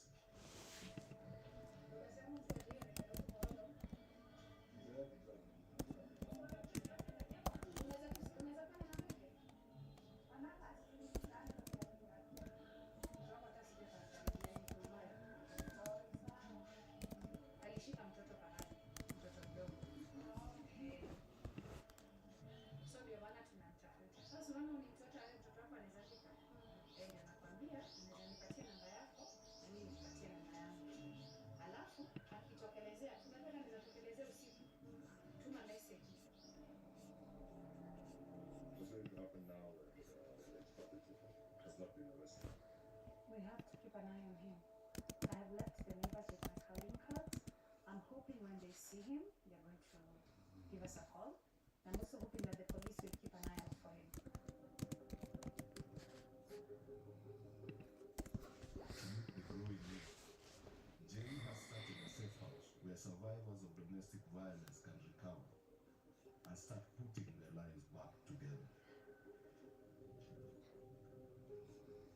When you come here, you're looking at people who have been slashed, people who have been stabbed, people who have been beaten black and blue. They're survivors of rape, they're survivors of domestic abuse, or they're running for their lives. They have nowhere else to go. At any time, sometimes this place looks like a hospital. This is a lounge where, they rest. So these are books for kids. We try and keep them busy as possible. This is one of the bedrooms. We have sewing lessons every Friday and Saturday. Yeah. Since the pandemic began around 2 years ago, Jerry has helped over 450 cases of gender-based violence. The sheer numbers seem to be overwhelming. Right now as I'm talking to you, I can tell you I have over 10, 15 missed calls. They all demand my attention.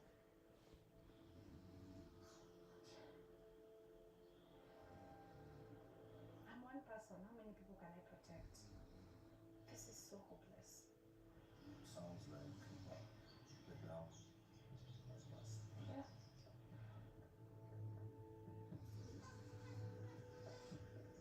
Even while we are chatting, yet another victim arrives seeking Jerry's help. To protect her identity, we will call her Gina.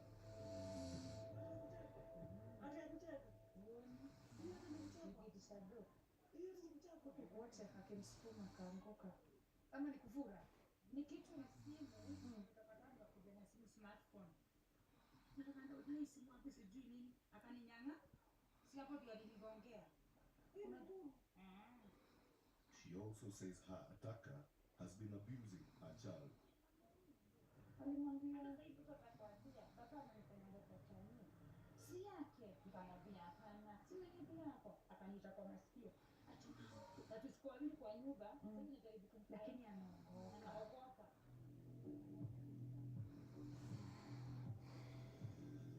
The next day, with Jerry for support, Gina agrees to go to the police station to report the abuse. But it's a long and tiring process, especially for someone in a state of trauma. I've learned how painstakingly slow it is for victims of sexual and gender-based violence to start the process of justice. It has taken a whole day of going from office to office to get one suspect out of the dozens of reports arrested. Eventually, the police do turn up with the suspect.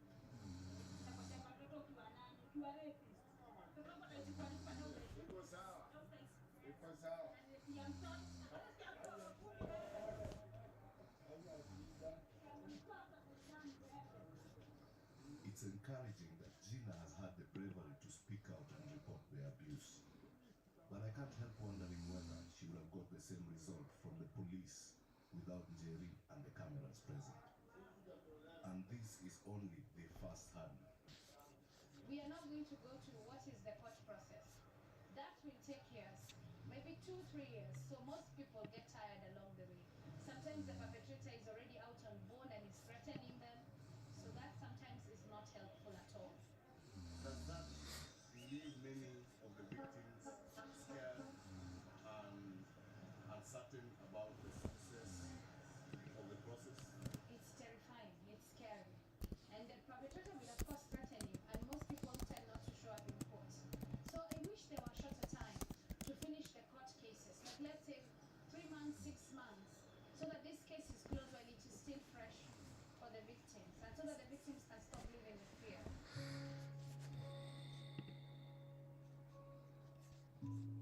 While making this film, many survivors have told me that police inaction and even corruption are the key reasons they haven't reported the violence.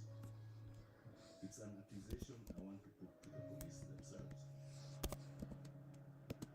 Many women we've spoken to while making this documentary complain that they're being asked for bribes to get help. Are you surprised by this? I don't think surprise is the right word. It is a crime to solicit or ask for bribes to receive a service that is free. I would advise any person who has that information, we have reporting mechanisms. What have you done to improve access to justice for victims and survivors of STVB? We came with a toll-free line, specifically dedicated to issues of sexual and gender-based violence.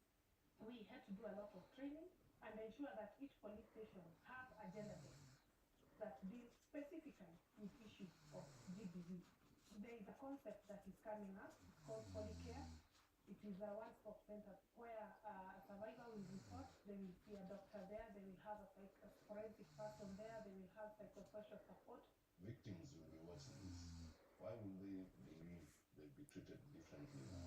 I'm encouraging any survivor of GBV. We have changed as police officers.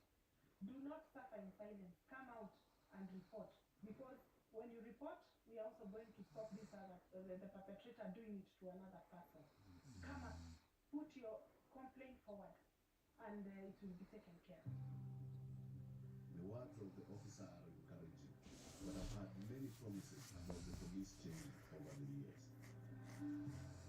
The hard truth is that for many survivors of gender-based violence, the struggle to recover and get justice is one they must often fight alone. I wanted to catch up with Mary. She's still suffering from the attack that left her fighting for her life and that killed her daughter. But she's getting physiotherapy to help speed her recovery. What's up with it? What's scary?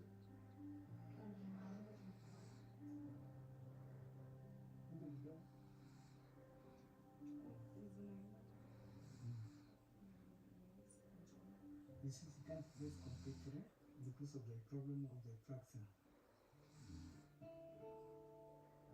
Well-wishers have rallied round to pay for the therapy. Mary has received no support from the state. Maisha ilikuwa ngumu sana. Afadhali angekuja. Afadhali ningeuja watoto wangu peke yangu.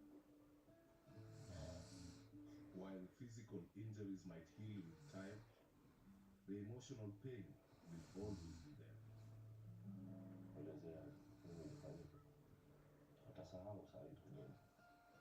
Hata kijana akisahau, si ataona kaburi ya sister yake.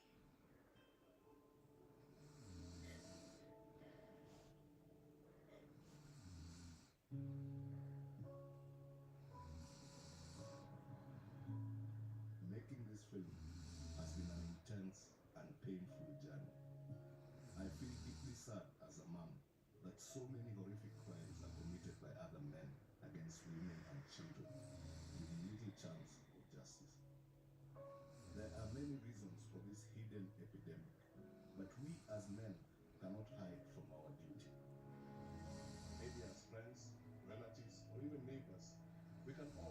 responsibility and act against this madness. As a society, we must face up to what is happening and all play our part to uproot this evil.